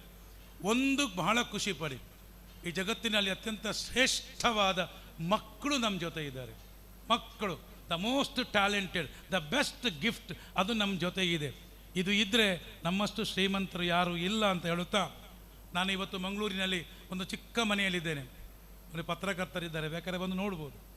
ಕಳೆದ 14 ವರ್ಷಗಳಿಂದ ಒಂದು ಚಿಕ್ಕ ಮನೆಯಲ್ಲಿ ನಾನು ಇರುವಂಥದ್ದು. ಸರ್, ಒಂದು ಮನೆ. ಭಾಳಷ್ಟು ಮಂದಿ ಕೇಳ್ತಾರೆ, ರಫೀಕ್ ಮಾಸ್ಟರ್ ನೀವು ಇಷ್ಟು ಚಿಕ್ಕ ಮನೆಯಲ್ಲಿ ಇರುವುದಾ ಅಂತೇಳಿ. ಆಗ ನಾನು ಹೇಳುವ ಒಂದು ಮಾತಿದೆ, ನನ್ನ ಮನೆ ನನ್ನ ಕಬರ್ಗಿಂತ ದೊಡ್ಡದಿದೆ. ನನ್ನ ಮನೆ, ನನ್ನ ಕಬರ್, ನಾನು ಪರ್ಮನೆಂಟ್ ಮಲಗಬೇಕಾದ ನನ್ನ ಗೋರಿಗಿಂತ ದೊಡ್ಡದಿದೆ. ನಾನು ಹಾಕುವ ಬಟ್ಟೆ ನನ್ನ ಕಫನಿಗಿಂತ ಚೆನ್ನಾಗಿದೆ. ನಾನು ಓಡಾಡುವ ಕಾರು, ನನ್ನ ಕೊನೆಗೆ ಕೊಂಡೋಗುವ ಮಯ್ಯತ್ ಕಟೀಲ್ ಅಂತ ಹೇಳ್ತಾರಲ್ಲ, ಶವಪೆಟ್ಟಿಗೆ, ಅದಕ್ಕಿಂತ ಸ್ಪೀಡ್ ಆಗಿದೆ. Then why to worry, I am the richest man in the world ಅಂತ ಹೇಳ್ತೀನಿ ನಾನು.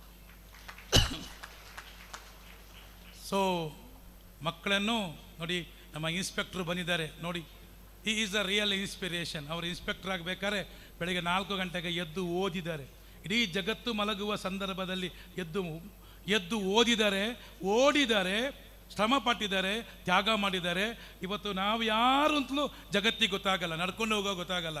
ಆದರೆ ಅವರು ಎಲ್ಲಿ ಹೋದರೂ ಕೂಡ ಅವ್ರಿಗೆ ಗೊತ್ತಾಗುತ್ತೆ. ಯಾಕೆ? ಅವರ ಭುಜದ ಮೇಲೆ 3 ಸ್ಟಾರ್ ಇದೆ, ಇಲ್ಲಿ ಬರೆದಿದ್ದಾರೆ ಕರ್ನಾಟಕ ಸ್ಟೇಟ್ ಪೊಲೀಸ್ ಅಂತಿದೆ, ಇಲ್ಲಿ ಅವರ ಹೆಸರು ಇದೆ, ಇಲ್ಲಿ ಅವರ ಹುದ್ದೆ ಇದೆ ನೋಡಿ. ಲಾಠಿ ಇದೆ, ಕಾಕಿ ಯೂನಿಫಾರ್ಮ್ ಇದೆ, ಗನ್ ಇದೆ. ಕಾನೂನು ಕಾಯುವ, ನ್ಯಾಯ ಕೊಡುವಂಥ ಕೆಲಸ, ಅತ್ಯಂತ ಶ್ರೇಷ್ಠವಾದ ಕೆಲಸ ಮಾಡ್ತಾ ಇದ್ದಾರೆ. ಆದ್ದರಿಂದ ಯಾರಿಗೂ ಕೂಡ ಒಂದೇ ಒಂದು ನೆಗೆಟಿವ್ ಥಾಟ್ಸ್ ಬರಬಾರ್ದು. B positive, always say. ಯಾರೆಲ್ಲ ವಿದ್ಯಾರ್ಥಿಗಳಿದ್ದಾರೆ ದಯವಿಟ್ಟು ಒಂದ್ಸಲ ಟಚ್ ಮಾಡಿ, ನಿಮ್ಮ ಹಾರ್ಟನ್ನು ಟಚ್ ಮಾಡಿ.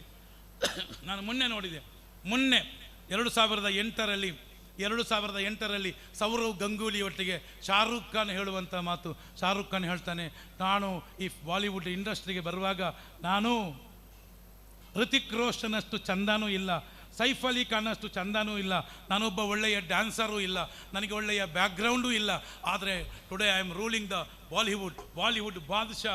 ನಾನು ಯಾಕೆ ಆಗಿದ್ದೇನೆ ಅಂತ ಹೇಳಿದರೆ, ಪ್ರತಿದಿನ ಬೆಳಿಗ್ಗೆದ್ದಾಗ ನಾನು ಕನ್ನಡಿ ಮುಂದೆ ನಿಂತು ಹೇಳ್ತೇನೆ, I am the best, I am the best, I am the best.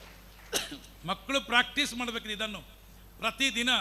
ಈಗ ನಿಮ್ಮ ಜೊತೆ ನಾನು ಕ್ಲಾಸಲ್ಲಿ ಕೂತ್ರೆ, ನಾನು ನಿಮ್ಮ ಜೊತೆ ಕೂತ್ರೆ ನಾನು ಹೇಳ್ತೇನೆ ನಾನೇ ಟಾಪರ್, ನನ್ನನ್ನು ಬೀಟ್ ಮಾಡಲಿಕ್ಕೆ ನಿಮಗೆ ಆಗಲ್ಲ.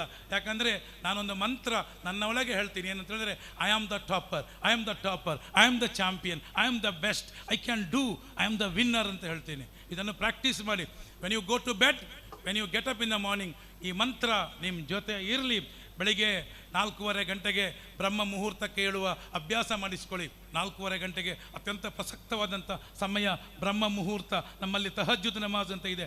ಆ ಸಮಯದಲ್ಲಿ ಎದ್ದು ಓದುವ ಅಭ್ಯಾಸವನ್ನು ಬೆಳೆಸ್ಕೊಳ್ಳಿ. ನಿಮ್ಮ ಬ್ರೈನನ್ನು ಶಾರ್ಪ್ ಮಾಡಿ, ಪ್ರಾಕ್ಟೀಸ್ ಮಾಡಿ, ನೆಗೆಟಿವ್ಸಿಂದ ದೂರ ಮಾಡಿ, ನೆಗೆಟಿವ್ ಫ್ರೆಂಡ್ಸಿಂದ ದೂರ ಮಾಡಿ, ನೆಗೆಟಿವ್ ಆಲೋಚನೆಗಳಿಂದ ದೂರ ಮಾಡಿ. Be positive. All the students touch your heart, say follow me. ನನ್ನೊಟ್ಟಿಗೆ ಹೇಳಿ, ಏನು? I am good. ಹೇಳಿ ಗಟ್ಟಿ, I am good, I am the topper, I am the best, I am the champion, I can do, I can achieve, I am beautiful, I am confident, I am strong, I am the winner, I am the topper, I am the champion. Okay, ಸರ್ವೇ ಜನ ಸುಖಿನೋ ಭವಂತು. ಇದು ಜಗತ್ತಿನ ಅತ್ಯಂತ ಶ್ರೇಷ್ಠವಾದ ಪ್ರಾರ್ಥನೆ. ಸರ್ವೇ ಜನ ಸುಖಿನೋ ಭವಂತು. ಹಾಗೆ ಜಗತ್ತಿನ ಅತ್ಯಂತ ಶ್ರೇಷ್ಠವಾದ ಒಂದು ಪರಿಕಲ್ಪನೆ ಏನು? ವಸುಧೈವ ಕುಟುಂಬಕಂ. Thank you. ಜೈ ಹಿಂದ್. ನಮಸ್ಕಾರ.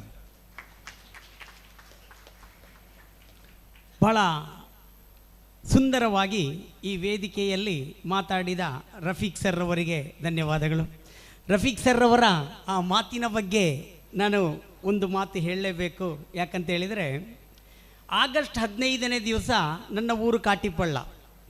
ಕಾಟಿಪಳ್ಳದಲ್ಲಿ ಈ ಡ್ರಗ್ಸ್ ಬಗ್ಗೆ ಒಂದು ಮಾಹಿತಿ ಕೊಡಬೇಕು ಎಂಬ ನಿಟ್ಟಿನಲ್ಲಿ ಒಬ್ಬರನ್ನು ಆಯ್ಕೆ ಮಾಡುವ ಅಂತ ಒಂದು ಆಯ್ಕೆ ಸಮಿತಿ ರಚನೆ ಆಯಿತು. ಆಗ ಎಲ್ಲರ ಬಾಯಲ್ಲಿಯೂ ಬಂದಿದ್ದು ರಫೀಕ್ ಮಾಸ್ಟರ್ ಮಾತ್ರ. ಅದೇ ರೀತಿ ರಫೀಕ್ ಮಾಸ್ಟರ್ ಅವರನ್ನು ನಾವು ಕಾಟಿಪಳ್ಳಕ್ಕೆ ಕರೆತಂದ್ವಿ. 8:30ಕ್ಕೆ ಮೈಕ್ ಅವರಿಗೆ ಕೊಟ್ವಿ. ಮೈಕ್ ಕೊಡುವಾಗ ಕೆಲವು ಜನರು ಹೇಳಿದರು, ಇಲ್ಲಿಯ ಜನ ನಿಲ್ಲುವುದು ಭಾಳ ಕಡಿಮೆ, ಅವರು ಎಂತ ಹೇಳಬೇಕು ಅದು ಮೊದಲು ಹೇಳಲಿ, ಇಂಪಾರ್ಟೆಂಟ್ ಏನಿದೆ ಅದು ಮೊದಲು ಹೇಳಲಿ, ಮತ್ತು ಆ ಸುದೀರ್ಘ ಭಾಷಣ ಸ್ವಲ್ಪ ಹಿಂದೆ ಇಡಲಿ ಅಂತ ಹೇಳಿದರು. ನಾನೇ ನಿರೂಪಕ ಅಲ್ಲಿ. ನಾನು ರಫೀಕ್ ಮಾಸ್ಟ್ರಿಗೆ ಏನೂ ಹೇಳಿಲ್ಲ. ಯಾಕಂದರೆ ಒಂದು ವೇದಿಕೆಗೆ ಜೀವ ತುಂಬುವ ಧ್ವನಿ ಅವರದ್ದು ನನಗೆ ಗೊತ್ತಿತ್ತು. ಹಾಗಾಗಿ ಮಾತು ಪ್ರಾರಂಭಿಸಿದರು. ನಾನು ಅವರಿಗೆ 20 ನಿಮಿಷ ಹೇಳಿದೆ. ಅಲ್ಲಿ 40 ನಿಮಿಷ ಮೀರಿತು. ವೇದಿಕೆಯಲ್ಲಿ ಆವತ್ತು ನಮ್ಮ ಸುರತ್ಕಲ್ ಸರ್ಕಲ್ ಇನ್ಸ್ಪೆಕ್ಟ್ರು ಕೂಡ ಆ ದಿನ ಅವರು ಆ ವೇದಿಕೆಯಲ್ಲಿ ಅತಿಥಿಯಾಗಿದ್ದರು. ಮೊದಲೇ ಹೇಳಿದರು, ಸರ್ ನಾನು ಡ್ಯೂಟಿಯಲ್ಲಿರುವುದು, ನನಗೆ ಬೇರೆ ಬೇರೆ ಕಾರ್ಯಕ್ರಮ ಇದೆ, ಎಲ್ಲ ಕಡೆ ಹೋಗಬೇಕು, ನನ್ನನ್ನು ಸ್ವಲ್ಪ ಬೇಗ ಬಿಡಿ ಅಂತ ಹೇಳಿದರು ನಮ್ಮ ಸರ್ಕಲ್ ಇನ್ಸ್ಪೆಕ್ಟ್ರು. ಅದು ನಾನು ಹೇಳಿದ್ದೆ, ಸರ್ ಒಂದು 5 ನಿಮಿಷ ನಮ್ಮ ರಫೀಕ್ ಮಾಸ್ಟ್ರದ್ದೊಂದು ಮಾತು ಕೇಳಿ ಹೋಗಿ ಸರ್ ಅಂತ. ಮಾತು ಪ್ರಾರಂಭಿಸಿದರು. 20ರಿಂದ 40ಕ್ಕೆ ಬೆಳೆಯಿತು. ಎಲ್ಲ ಬೆಳೆದಾದ ನಂತರ ಅಲ್ಲಿ ಪಿನ್ ಡ್ರಾಪ್ ಸೈಲೆಂಟ್. ಆ ಸಭೆ ಏನಿತ್ತು ಅಂದರೆ ಅಷ್ಟೊಂದು ಆ ಜನರಲ್ಲಿ ಮನಸ್ಸಿಗೆ ಹಿಡಿತ. ಆ ಮಾತು ಏನು ಅಂದರೆ ಪ್ರತಿ ಒಂದು ಶಬ್ದವೂ ಕೂಡ ಅದು ಕೂತ ಜನರಿಗೆ ಒಂದು ಪಾಠ. ಒಂದು ಮಾಸ್ಟ್ರು ಬೆತ್ತ ಹಿಡ್ಕೊಂಡು ಯಾವ ರೀತಿ ಪಾಠ ಮಾಡ್ತಾರೋ ಆ ರೀತಿ ಕಾಟಿಪಳ್ಳದ ಆ ವೇದಿಕೆಯಲ್ಲಿ ಈ ವ್ಯಕ್ತಿ ಪಾಠ ಮಾಡಿದ್ರು. ಮಾಡಿದ ನಂತರ ನಮ್ಮ ಸರ್ಕಲ್ ಇನ್ಸ್ಪೆಕ್ಟ್ರು ಅವರ ಆ ಸ್ಪೀಚಲ್ಲಿ ಹೇಳಿದ ಒಂದು ಮಾತು ಈಗಲೂ ನೆನಪಾಗುತ್ತೆ, ಮೈಯೆಲ್ಲ ರೋಮಾಂಚನ ಆಗುತ್ತೆ. ಒಂದು ವೇಳೆ ನಾನು ಈ ಯೂನಿಫಾರ್ಮ್ ಹಾಕದೇ ಇಲ್ಲಿದ್ದಿದ್ರೆ ನಾನು ನಿಮ್ಮ ಕಾಲಿಗೆ ಬೀಳ್ತಿದ್ದೆ ಅಂತೇಳಿ ರಫೀಕ್ ಮಾಸ್ಟ್ರಿಗೆ ಹೇಳಿದರು. ಇದು ರಫೀಕ್ ಮಾಸ್ಟ್ರ ಆ ಮಾತಿನ ಆ ಒಂದು ಚಾಕಚಕ್ಯತೆ. ಭಗವಂತ ಇನ್ನಷ್ಟು ವೇದಿಕೆಯಲ್ಲಿ ಇನ್ನಷ್ಟು ವಿದ್ಯಾರ್ಥಿಗಳ ಬಾಲಿಗೆ ಬೆಳಕಾಗುವ ಶಕ್ತಿ, ಯುಕ್ತಿ ಈ ರಫೀಕ್ ಮಾಸ್ಟರ್ ಅವರಿಗೆ ನೀಡಲಿ ಅಂತೇಳಿ ಈ ವೇದಿಕೆಯ ಮೂಲಕ ನಾವು ಪ್ರಾರ್ಥಿಸ್ತೀವಿ. ಇಂದು ನಮ್ಮ ಬಿಡುವಿಲ್ಲದ ಸಮಯದಲ್ಲಿಯೂ ಕೂಡ ಬಿಡುವು ಮಾಡಿ ನಮ್ಮೊಂದಿಗೆ ಪ್ರೀತಿ ಇಟ್ಟು ಬಂದಿದ್ದಾರೆ ಶ್ರೀ ಬಿ ಜಿ ಸುಬ್ಬಾಪುರ ಮಠ ಪೊಲೀಸ್ ಇನ್ಸ್ಪೆಕ್ಟರ್ ಬೆಳ್ತಂಗಡಿ. ಇವರನ್ನು ನಿಮ್ಮೆಲ್ಲರ ಪರವಾಗಿ ಭಾಳ ಪ್ರೀತಿಯಿಂದ ಇವರನ್ನು ಸ್ವಾಗತಿಸ್ತೀನಿ. ಈ ಶಿಸ್ತಿನ ಸಿಪಾಯಿಗೆ ನಮ್ಮ ಈ ಕಾರ್ಯಕ್ರಮದ ರೂವಾರಿ ಇಸ್ಮಾಯಿಲ್ ರವರು ಒಂದು ಹೂವನ್ನು ಕೊಡುವುದರ ಮೂಲಕ ಅವರನ್ನು ಸ್ವಾಗತಿಸಬೇಕು ಎಂದು ವಿನಂತಿಸ್ತಾ ಇದೆ. ಇನ್ನೊಂದು ನಮ್ಮ ಇಂದಿನ ಅತಿಥಿ ಜನಾಬ್ ಜುಬೈರ್ ಮಂಗಳೂರು, ಇವರು ಕೂಡ ನಮ್ಮ ಜೊತೆಗಿದ್ದಾರೆ. ಅವರನ್ನು ಕೂಡ ಒಂದು ಹೂಗುಚ್ಛ ನೀಡಿ ಅವರನ್ನು ಸ್ವಾಗತಿಸಬೇಕು ಎಂದು ವಿನಂತಿಸುತ್ತಾ, ಅನಾರೋಗ್ಯ ಪೀಡಿತ ಬಹಳಷ್ಟು ನಮ್ಮ ಬಂಧುಗಳು ಇಲ್ಲಿದ್ದಾರೆ. ಅದರಲ್ಲಿ 5 ಜನರನ್ನು ನಾವು ಆಯ್ಕೆ ಮಾಡ್ತೀವಿ. ಮೊದಲು ಸಾಂಕೇತಿಕವಾಗಿ ಮತ್ತೆ ನೀಡ್ತೇವೆ. ಆ 5 ಜನರು ವೇದಿಕೆ ಬನ್ನಿ. ನಮ್ಮ ಇನ್ಸ್ಪೆಕ್ಟರ್ ಹಾಗೂ ನಮ್ಮ ಅಶ್ರಫ್ ಸರ್ ಅವರಿಂದ ಈ ತಮ್ಮ ಧನ ಸಹಾಯವನ್ನು ಪಡೆದುಕೊಳ್ಳಿ. ಇಸುಬೂರವರು ದಯವಿಟ್ಟು ವೇದಿಕೆ ಬನ್ನಿ. ಕೃಷ್ಣರವರು ದಯವಿಟ್ಟು ವೇದಿಕೆ ಬನ್ನಿ. ಸಾರಮ್ಮರವರು ಇಲ್ಲಿದ್ದರೆ ದಯವಿಟ್ಟು ಬನ್ನಿ. ಸಾರಮ್ಮ. ಕೆ ಶರೀಫ್ರವರು ಬನ್ನಿ. ಹಾಗೂ ಸನ್ನಿಧಿ ಇವರು ವೇದಿಕೆ ಬನ್ನಿ. ಇಸುಬು, ಕೃಷ್ಣ, ಸಾರಮ್ಮ, ಕೆ ಶರೀಫ್ ಹಾಗೂ ಸನ್ನಿಧಿ ದಯವಿಟ್ಟು ಬನ್ನಿ. ಯಾರಿದ್ದೀರಾ ಬನ್ನಿ. ಉಳಿದವರು ಮತ್ತೆ ನಾವು ನೀಡ್ತೇವೆ. ನಮ್ಮ ವೇದಿಕೆಯಲ್ಲಿರುವ ಇನ್ಸ್ಪೆಕ್ಟರ್ ಹಾಗೂ ಅಶ್ರಫ್ ಸರ್ ಅವರಿಂದ ಈ ಒಂದು ಧನ ಸಹಾಯವನ್ನು ಪಡೆದುಕೊಳ್ಳಬೇಕಾಗಿ ವಿನಂತಿ.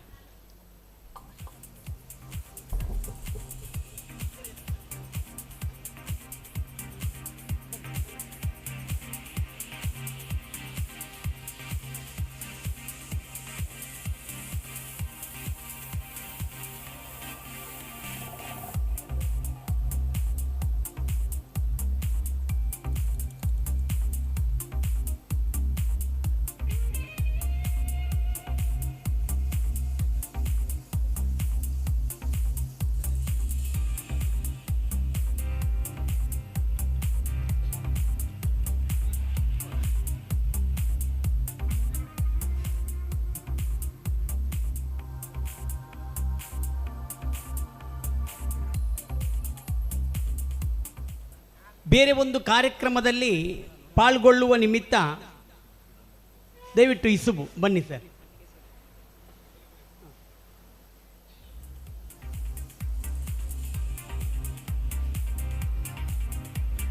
ಉಳಿದವರಿಗೆ ನಾವು ಈ ಕಾರ್ಯಕ್ರಮದ ನಂತರ ವಿತರಿಸ್ತೀವಿ. ಇನ್ನು ಕೆಲವು ಸಮಯ ಮಾತ್ರ ಈ ಸಭಾ ಕಾರ್ಯಕ್ರಮ ಬಾಕಿ ಇದೆ. ನಮ್ಮ ಜೊತೆಗೆ ಇಷ್ಟೊಂದು ಸಮಯ ಕೂತು ಇಲ್ಲಿಯ ಹಾಗೂ ಹೋಗುಗಳಿಗೆ ಸ್ಪಂದಿಸಿ ಇನ್ನೊಂದು ಕಾರ್ಯಕ್ರಮಕ್ಕೆ ಹೋಗುವ ನಿಮಿತ್ತ ಶ್ರೀ ರಕ್ಷೀಶ್ವರಾಮ್ರವರು ಈ ಕಾರ್ಯಕ್ರಮವನ್ನು ಬಿಟ್ಟು ಹೋಗ್ತಾ ಇದ್ದಾರೆ. ಅವರಿಗೆ ನಮ್ಮ ಅಶ್ರಫ್ ಸರ್ ಅವರು ಒಂದು ನೆನಪಿನ ಕಾಣಿಕೆಯನ್ನು ನೀಡಿ ಅವರನ್ನು ಈ ಕಾರ್ಯಕ್ರಮಕ್ಕೆ ಬಂದಿದ್ದಕ್ಕಾಗಿ ಅವರನ್ನು ಗೌರವಿಸಬೇಕು ಎಂದು ವಿನಂತಿಸ್ತಾ ಇದೆ. ರಕ್ಷೀಶ್ವರಾಮ್, ನಿಮ್ಮೆಲ್ಲರ ಪ್ರೀತಿಯ ಚಪ್ಪಾಲಿ ಇವರಿಗಿರಲಿ. ಇಷ್ಟೊಂದು ಸಮಯ ನಮ್ಮ ಜೊತೆ ಕಳೆದಿದ್ದೀರಾ, ಇವರಿಗೆ ಅನಂತ ಧನ್ಯವಾದಗಳು. ಇನ್ನು ನಮ್ಮನ್ನು ಉದ್ದೇಶಿಸಿ ಇಂದಿನ ಕಾರ್ಯಕ್ರಮದಲ್ಲಿ ಮಾತಾಡಲಿಕ್ಕಿದ್ದಾರೆ ಬಿ ಜಿ ಸುಬ್ಬಾಪುರ ಮಠ ಪೊಲೀಸ್ ಇನ್ಸ್ಪೆಕ್ಟರ್ ಬೆಳ್ತಂಗಡಿ. ಬನ್ನಿ ಸರ್.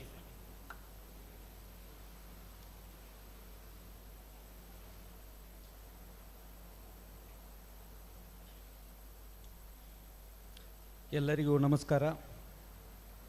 ಈ ದಿನ ನ್ಯೂ ಇಂಡಿಯಾ ಚಾರಿಟೇಬಲ್ ಟ್ರಸ್ಟಿನ ಏನು ಒಂದು ಉದ್ಘಾಟನೆಯ ಕಾರ್ಯಕ್ರಮ ಇದೆ.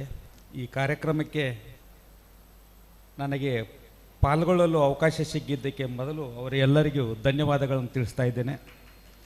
ವೇದಿಕೆ ಮೇಲೆ ಆಸೀನರಾದಂಥ ಎಲ್ಲ ಗಣ್ಯ ವ್ಯಕ್ತಿಗಳೇ ಹಾಗೂ ಬಂದಂಥ ಎಲ್ಲ ಹಿರಿಯ ನಾಗರಿಕರೇ ಹಾಗೂ ವಿದ್ಯಾರ್ಥಿ ವರ್ಗವೇ, ನಾನು ಈ ಒಂದು ಒಳ್ಳೆಯ ಕಾರ್ಯಕ್ರಮದಲ್ಲಿ ನಾನು ಹೆಚ್ಚಿಗೇನು ಹೇಳಲಿಕ್ಕಿಲ್ಲ. ಯಾಕಂತಂದರೆ ನನಗೂ ಒಂದು ಅದೇ ಅನುಭವ ಆಯಿತು. ಏನು ಬಂದ ತಕ್ಷಣ ಅಲ್ಲಿಂದ ಕೇಳ್ತಾ ಇತ್ತು ರಫೀಕ್ ಸರ್ ಭಾಷಣ, ನನಗೆ ಅಲ್ಲಿಂದ ಕೇಳ್ತಾ ಇತ್ತು. ಆ ಭಾಷಣ ಕೇಳುವಾಗ ಏನಪ್ಪ ನಾನೊಂದು ಒಳ್ಳೆಯ ಸ್ಥಳಕ್ಕೆ ಹೋಗ್ತಾ ಇದ್ದೇನೆ ಅಂತ ಅಂದಾಗ ಇಲ್ಲಿ ಬಂದು ಕೂತಾಗ ಅವರ ಭಾಷಣದಲ್ಲಿ ಇರುವಂಥ ಒಂದು ತುಡಿತ ಮತ್ತು ಇನ್ನೊಬ್ಬರಿಗೆ ಸಹಾಯ ಮಾಡುವ ಒಂದು ತುಡಿತ ಎಷ್ಟೋ ಮಕ್ಕಳಿಗೆ ವಿದೌಟ್ ಪೀಸ್ ಅವರು ಮೋಟಿವೇಶನ್ ಮಾಡಿದ್ದು ತಿಳ್ಕೊಂಡು, ಮತ್ತು ಅವರ ವ್ಯಕ್ತಿ ಅವರು ಒಂದು ಮಲಾಮ್ ಥರ ಇದ್ದಾರೆ. ಮಲಾಮ್ ಅಂತಂದರೆ ಯಾರಿಗೇ ಏನಾದರೂ ಒಂದು ವ್ಯಾಧಿ ಬಂದರೆ ಅವರು ಒಂದು ಮಾತು ಮಾತಾಡಿದರೆ ಸಾಕು, ಇದು ಟ್ಯಾಬ್ಲೆಟ್ ಮಾತ್ರೆ ಕೊಡೋ ಅವಶ್ಯಕತೆ ಇಲ್ಲ, ಅವರು ಮಾತೇ ನಮಗೆ ಟ್ಯಾಬ್ಲೆಟ್ ಥರ ಕೆಲಸ ಮಾಡ್ತದೆ ತಿಳ್ಕೊಂಡು ಅವರು ಈ ಏನು ಮಾತಿನ ಒಂದು ದಾಟಿ ಮತ್ತು ಅವರ ಅಗಾಧವಾದ ಬುದ್ಧಿಶಕ್ತಿ ನಮ್ಮೆಲ್ಲ ಮುಂದಿನ ಪೀಳಿಗೆಗೆ ದಾರಿದೀಪವಾಗಲಿ ಅಂತ ಹೇಳ್ತಾ ತಮಗೆ ಮತ್ತೊಮ್ಮೆ ಥ್ಯಾಂಕ್ಸ್ ಹೇಳ್ತೇನೆ ಸರ್. ಇಷ್ಟೇ ನಮ್ಮ ಈ ಸಂಸ್ಥೆಯ ಜನರಾದ ನನ್ನ ಅತಿ ಆತ್ಮೀಯರು ನನಗೆ ಬಂದು ತಾವು ಬರಬೇಕು ಅಂತ ಹೇಳುವಾಗ ನನಗೆ ಖುಷಿ ಆಯಿತು. ಯಾಕಂತಂದರೆ ಇಷ್ಟೊಂದು ಜನಸೇವೆ ಮಾಡುವ ಒಂದು ಸಂಸ್ಥೆಯಾಗಿ ಇದು ಹೊರಹೊಮ್ಮಲಿಕ್ಕೆ ಇದೆ. ಈಗ ಮುಂದೆ ಇವರು ಇದೇ ರೀತಿ ಒಳ್ಳೆಯ ಕಾರ್ಯಗಳನ್ನು ಮಾಡಲಿ, ಒಳ್ಳೆಯ ಕಾರ್ಯಗಳನ್ನು ಮಾಡಿಕೊಂಡು ಜನರಿಗೆ ಸಹಾಯ ಆಗಲಿ. ಅದರಲ್ಲಿ ಕೂಡ ಭಾಳ ಬಡವರಿಗೆ, ನಿರ್ಗತಿಕರಿಗೆ ಇದು ಸಹಾಯ ಆಗುತ್ತಂತ ಹೇಳ್ತಾ ನಾನು ಈ ಸಂಸ್ಥೆಗೆ ಶುಭಾಶಯಗಳನ್ನು ಕೋರ್ತಾ ನನ್ನ 2 ಮಾತುಗಳನ್ನು ಮುಗಿಸುತ್ತೇನೆ. ಜೈ ಹಿಂದ್, ಜೈ ಕರ್ನಾಟಕ. ಭಾಳ ಅಚ್ಚುಕಟ್ಟಿನಿಂದ ಸೊಗಸಾಗಿ ಮಾತಾಡಿದ ಶ್ರೀ ಬಿ ಜಿ ಸುಬ್ಬಾಪುರಮಠ ಪೊಲೀಸ್ ಇನ್ಸ್ಪೆಕ್ಟರ್ಗೆ ಧನ್ಯವಾದಗಳು ಸರ್. ನಿಮ್ಮ ಆ ಬಿಡುವಿಲ್ಲದ ಸಮಯದಲ್ಲಿಯೂ ಕೂಡ ಬಿಡುವು ಮಾಡಿಕೊಂಡು ಈ ಜನಸೇವೆ ಮಾಡುತ್ತಿರುವ ಈ ಅಶ್ರಫ್ರವರ ಈ ಕಾರ್ಯಕ್ರಮಕ್ಕೆ ನೀವು ಬಂದಿರೋದು ಭಾಳ ಸಂತೋಷವಾಗಿದೆ. ಇನ್ನು ನಾವು ಅನಾರೋಗ್ಯರಿಗೆ ಈ ಕಿಟ್ ಒಂದು ವಿತರಿಸಲಿಕ್ಕಿದ್ದೀವಿ. ಈಗ ಆ ಕಿಟ್ಟನ್ನು ವಿತರಿಸಲು ನಮ್ಮ ಜೊತೆಗೆ ಅಶ್ರಫ್ರವರ ಜೊತೆ ಕೂಡಿ ಜನಾಬ್ ಅಶ್ರಫ್ ಅಲಿ ಕುಂಜಿ ಮುಂಡಾಜೆ ಇವರು ಕೂಡ ಕೈ ಜೋಡಿಸಬೇಕು ಎಂದು ವಿನಂತಿಸ್ತಾ ಇದ್ದೀನಿ. ಅದರ ಇಸುಬು ಪುರಂದರ ದಾಸ್ ಹಾಗೂ ನೆಬಿಸಾ ದಯವಿಟ್ಟು ಬನ್ನಿ. ಪೇಷಂಟ್ಗೆ ಕಿಟ್ ಕೊಡುವ, ಬನ್ನಿಯಮ್ಮ ಮೇಲೆ ಬನ್ನಿ. ಇಸುಬು ಪುರಂದರದಾಸ್ ಹಾಗೂ ನೆಬಿಸಾ ಇವರಿಗೆ ಸಾಂಕೇತಿಕವಾಗಿ ನಾವು 3 ಇದನ್ನು ನೀಡ್ತೇವೆ. ತದನಂತರ ಉಳಿದವರಿಗೆ ನಾವು ಈ ಕಾರ್ಯಕ್ರಮದ ನಂತರ ನೀಡಲಿಕ್ಕಿದ್ದೀವಿ.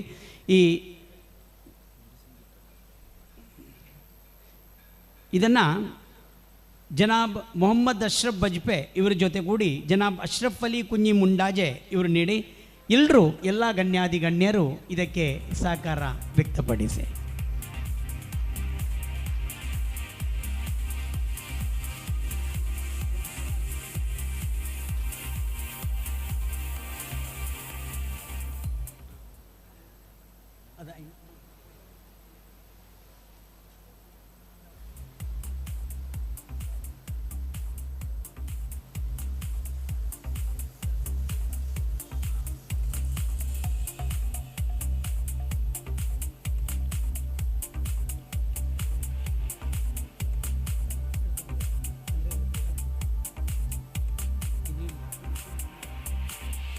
ಧನ್ಯವಾದಗಳು ಸರ್. ಈ ಕಾರ್ಯಕ್ರಮದಲ್ಲಿ ಇಷ್ಟೊಂದು ಹೊತ್ತು ನಮ್ಮ ಜೊತೆಗಿದ್ದು ಈ ಒಂದು ಅತ್ಯುತ್ತಮ ಸಭಾಂಗಣವನ್ನು ನಮಗೆ ನೀಡಿದ ಶ್ರೀ ನಾಣ್ಯಪ್ಪ ಪೂಜಾರಿ ಈ ಕಾರ್ಯಕ್ರಮವನ್ನು ಬಿಟ್ಟು ಹೋಗಲಿಕ್ಕಿದ್ದಾರೆ. ಅವರಿಗೆ ಒಂದು ನೆನಪಿನ ಕಾಣಿಕೆಯನ್ನು ನಮ್ಮ ಅಶ್ರಫ್ ಸರ್ ಅವರು ಅವರಿಗೆ ನೀಡಿ ಗೌರವಿಸಬೇಕು ಎಂದು ವಿನಂತಿಸ್ತಾ ಇದ್ದೀನಿ. ನಾಣ್ಯಪ್ಪ ಪೂಜಾರಿಯವರು ಈ ಒಂದು ಸಭಾಂಗಣದ ಮಾಲಕರು ಮಾತ್ರವಲ್ಲ, ಪ್ರೀತಿ ವಿಶ್ವಾಸಕ್ಕೆ ತಕ್ಕ ಓರ್ವ ವ್ಯಕ್ತಿ. ಅವರ ಆ ಮುಖದ ನಗುವೇ ನಮಗೆ ನಿಜವಾಗಿಯೂ ಹೊಟ್ಟೆ ತುಂಬುವಂತೆ ಆ ನಗು ಅವರದ್ದಿದೆ. ಭಗವಂತ ಆ ನಗು ಶಾಶ್ವತಗೊಳಿಸಲಿ ಎಂದು ಪ್ರಾರ್ಥಿಸುತ್ತಾ ಈ ಕಾರ್ಯಕ್ರಮವನ್ನು ಉದ್ದೇಶಿಸಿ, ಅಂದರೆ 1 ಗಂಟೆಗೆ ಸರಿಯಾಗಿ ನಾವು ಈ ಕಾರ್ಯಕ್ರಮವನ್ನು ಮುಗಿಸಲಿಕ್ಕಿದ್ದೀವಿ. ಅದನ್ನು ಅರಿತು ಜನಾಬ್ ಅಶ್ರಫ್ ಅಲಿ ಕುಂಜಿ ಮುಂಡಾಜೆ ಪತ್ರಕರ್ತರು ಹಾಗೂ ಮಾಲಕರು ತಮ್ಮನ್ನ ಹೋಮ್ ಸ್ಟೇ ಬೆಳ್ತಂಗಡಿ ಈಗ ಮಾತಾಡಲಿಕ್ಕಿದ್ದಾರೆ. ಈ ಸಮಾರಂಭದ ನೇತೃತ್ವವನ್ನು ವಹಿಸಿಕೊಂಡಿರ್ತಕ್ಕಂಥ ನನ್ನ ಆತ್ಮೀಯ ಮಿತ್ರರು, ಸಮಾಜ ಸೇವಕರು, ಬಡವರ ಮತ್ತು ನಿರ್ಗತಿಕರ ಕಣ್ಣೀರನ್ನು ಒರೆಸ್ತಕ್ಕಂಥ ಒಂದು ಒಳ್ಳೆಯ ಪುಣ್ಯದ ಕಾರ್ಯವನ್ನು ಈ ಲೋಕದಲ್ಲಿ ಮಾತ್ರ ಅಲ್ಲ ಪರಲೋಕದಲ್ಲೂ ಕೂಡ ಅದಕ್ಕೆ ಪುಣ್ಯ ಪ್ರಾಪ್ತಿ ಆಗ್ತಕ್ಕಂಥ ಒಳ್ಳೆಯ ಕಾರ್ಯಕ್ರಮವನ್ನು ನಡೆಸ್ಕೊಂಡು ಬರ್ತಾ ಇರುವಂಥ ಮೊಹಮ್ಮದ್ ಅಶ್ರಫ್ ಬಜ್ಪೆ ಅವರೇ, ವೇದಿಕೆಯಲ್ಲಿರ್ತಕ್ಕಂಥ ಎಲ್ಲ ಗೌರವಾನ್ವಿತ ಗಣ್ಯಮಾನ್ಯ ಬಂಧುಗಳೇ, ಈ ಸಮಾರಂಭವನ್ನು ಉದ್ಘಾಟಿಸಿರ್ತಕ್ಕಂಥ ಹುಸೇನ್ ಸೈದಿ ಉಸ್ತಾದ್ ಅವರು ಒಂದು ಮಾತನ್ನು ಆಗ ಹೇಳಿದರು. ಈ ಸಭಾಂಗಣವನ್ನು ನಾನು ಪ್ರವೇಶ ಮಾಡುವಾಗ ಇದು ಕೇವಲ ಅಶ್ರಫ್ ಅವರು ಕೊಡ್ತಕ್ಕಂಥದ್ದು, ಅಶ್ರಫ್ ಅವರ ಸಮುದಾಯದವರಿಗೆ ಮಾತ್ರ ಅವರು ಸೇವೆಯನ್ನು ಮಾಡುತ್ತಾರೆ ಅನ್ನುವಂಥ ಭಾವನೆ ನಾನು ಇಟ್ಕೊಂಡಿದ್ದೆ. 4ನೇ ಮಾಳಿಗೆ ಹತ್ತಿ ಬರುವಾಗ ಇಲ್ಲಿ ಎಲ್ಲರೂ ಇದ್ದಾರೆ, ಎಲ್ಲರಿಗೂ ಅದನ್ನು ಕೊಡ್ತಾ ಇದ್ದಾರೆ ಅನ್ನುವಂಥ ಸಂತೋಷವನ್ನು ನಾನು ಪಟ್ಟೆ ಅನ್ನುವಂಥ ಮಾತನ್ನು ಆರಂಭದಲ್ಲಿ ಅವರು ಹೇಳಿದರು. ನಿಜವಾಗಲೂ new India charitable trust, new India ಅಂದರೆ ನವಭಾರತ, ಭಾರತ ಅಂದರೆ ಎಲ್ಲರೂ ಇರುವಂಥದ್ದು, ಎಲ್ಲ ಜಾತಿಯವರು, ಎಲ್ಲ ಧರ್ಮದವರು, ಎಲ್ಲ ಪಂಥದವರು, ಎಲ್ಲ ಪಂಗಡದವರು, ಎಲ್ಲ ವರ್ಣದವರು, ಎಲ್ಲ ಸಂಸ್ಕೃತಿಯವರು ಎಲ್ಲರೂ ಇರ್ತಕ್ಕಂಥ ದೇಶ ಯಾವುದು ಅಂತ ಕೇಳಿದರೆ ಅದು ಭಾರತ. ಆ ನವಭಾರತವನ್ನು ಕಟ್ತಕ್ಕಂಥ ಕೆಲಸ ಮಾಡ್ತಕ್ಕಂಥ ಮೊಹಮ್ಮದ್ ಅಶ್ರಫ್ ಬಜ್ಪೆ ಅವರಿಗೆ ನಾನು ಆರಂಭದಲ್ಲಿ ಅಭಿನಂದನೆಗಳನ್ನು ಹೇಳಲಿಕ್ಕೆ ಇಷ್ಟಪಡ್ತೇನೆ. ರಫೀಕ್ ಮಾಸ್ಟರ್ ಅವರ ಭಾಷಣದಲ್ಲೂ ಒಂದು ಉಲ್ಲೇಖ ಬಂತು. ರಕ್ಷಿತ್ ಶಿವರಾಮ್ ಅವರು ಕೂಡ ಅದನ್ನೇ ಒತ್ತಿ ಹೇಳಿದರು. ನನ್ನಲ್ಲಿ ಸಂಪತ್ತು ಆದಾಗ ನಾನು ಏನು ಆಲೋಚನೆ ಮಾಡ್ತೇನೆ ಅಂತ ಕೇಳಿದರೆ, ನನ್ನ ಮಡದಿಗೆ ನಾನು ಏನು ಕೊಡಬೇಕು, ನನ್ನ ಮಕ್ಕಳಿಗೆ ನಾನು ಏನು ಮಾಡಿಡಬೇಕು, ನನ್ನದು, ನನ್ನ ಮನೆ, ನನ್ನ ಪರಿಸರ, ಇಷ್ಟನ್ನು ಮಾತ್ರ ಆಲೋಚನೆ ಮಾಡ್ತಾರೆ. ಆದರೆ ಮೊಹಮ್ಮದ್ ಅಶ್ರಫ್ ಅವರು ಇಡೀ ಒಂದು ಈ ಸಮಾಜವನ್ನು ನನ್ನ ಮನೆ ಅಂತೇಳಿ ತಿಳ್ಕೊಂಡು ನಿಮ್ಮನ್ನೆಲ್ಲ ಕರೆದು ನಿಮ್ಮ ಕಣ್ಣೀರು ಒರೆಸ್ತಕ್ಕಂಥ ಕೆಲಸ ಮಾಡ್ತಾ ಇದ್ದಾರಲ್ಲ, ಅದಕ್ಕಾಗಿ ಎರಡನೇ ಸಾರಿ ನಾನು ಅಶ್ರಫ್ ಅವರಿಗೆ ಅಭಿನಂದನೆಗಳನ್ನು ಸಲ್ಲಿಸ್ತೇನೆ. ಸ್ವಾರ್ಥವನ್ನು ಮೀರಿರ್ತಕ್ಕಂಥ ಒಂದು ಒಳ್ಳೆಯ ಒಂದು ನಿಮ್ಮನ್ನೇ ಒಂದು ಕುಟುಂಬ ಅಂತೇಳಿ ಭಾವಿಸಿರ್ತಕ್ಕಂಥ ಒಂದು ಅವರ ಹೃದಯ ವೈಶಾಲ್ಯತೆಗೆ, ಶ್ರೀಮಂತಿಕೆ ಎಲ್ಲರಿಗೂ ಬರ್ಬೋದು, ಎಲ್ಲರಲ್ಲೂ ಇರಬಹುದು. ಆದರೆ ಹೃದಯ ಶ್ರೀಮಂತಿಕೆ ಇರತಕ್ಕಂಥದ್ದು ಕೆಲವು ಮಂದಿಗಳಲ್ಲಿ ಮಾತ್ರ. ಆ ಹೃದಯ ಶ್ರೀಮಂತಿಕೆಯ ಭಾಗ್ಯವನ್ನು ಪಡೆದಿರತಕ್ಕಂಥ ಅಶ್ರಫ್ ಅವರನ್ನು ನಿಮ್ಮೆಲ್ಲರ ಪರವಾಗಿ ನಾನು ಅಭಿನಂದಿಸ್ತಾ ಇದ್ದೇನೆ. ಇಸ್ಲಾಂನಲ್ಲಿ ಒಂದು ಸಂದೇಶ ಇದೆ, ನಿನ್ನ ನೆರೆಮನೆಯವನು ಹಸಿದಿರುವಾಗ ನೀನು ಹೊಟ್ಟೆ ತುಂಬ ಉಂಡು ಮಲಗಿದರೆ ನೀನು ನನ್ನವನಲ್ಲ ಅನ್ನುವಂಥ ಒಂದು ಸಂದೇಶ. ನೆರೆಮನೆ ಅನ್ನುವಂಥ ವಿಚಾರದಲ್ಲಿ ಅದರ ಡೆಫಿನೇಷನ್, ಅದರ ಆಳ, ಅದರ ವಿಸ್ತಾರ ಎಷ್ಟಿದೆ ಅಂತ ಕೇಳಿದರೆ, ನನ್ನ ಬಲಭಾಗದಲ್ಲಿರತಕ್ಕಂಥ 40 ಮನೆಗಳು ನೆರೆಮನೆ ಅಂತ ನಾವು ಅಂದ್ಕೊಳ್ತೇವೆ ಒಂದು ಮನೆ ಅಂತ.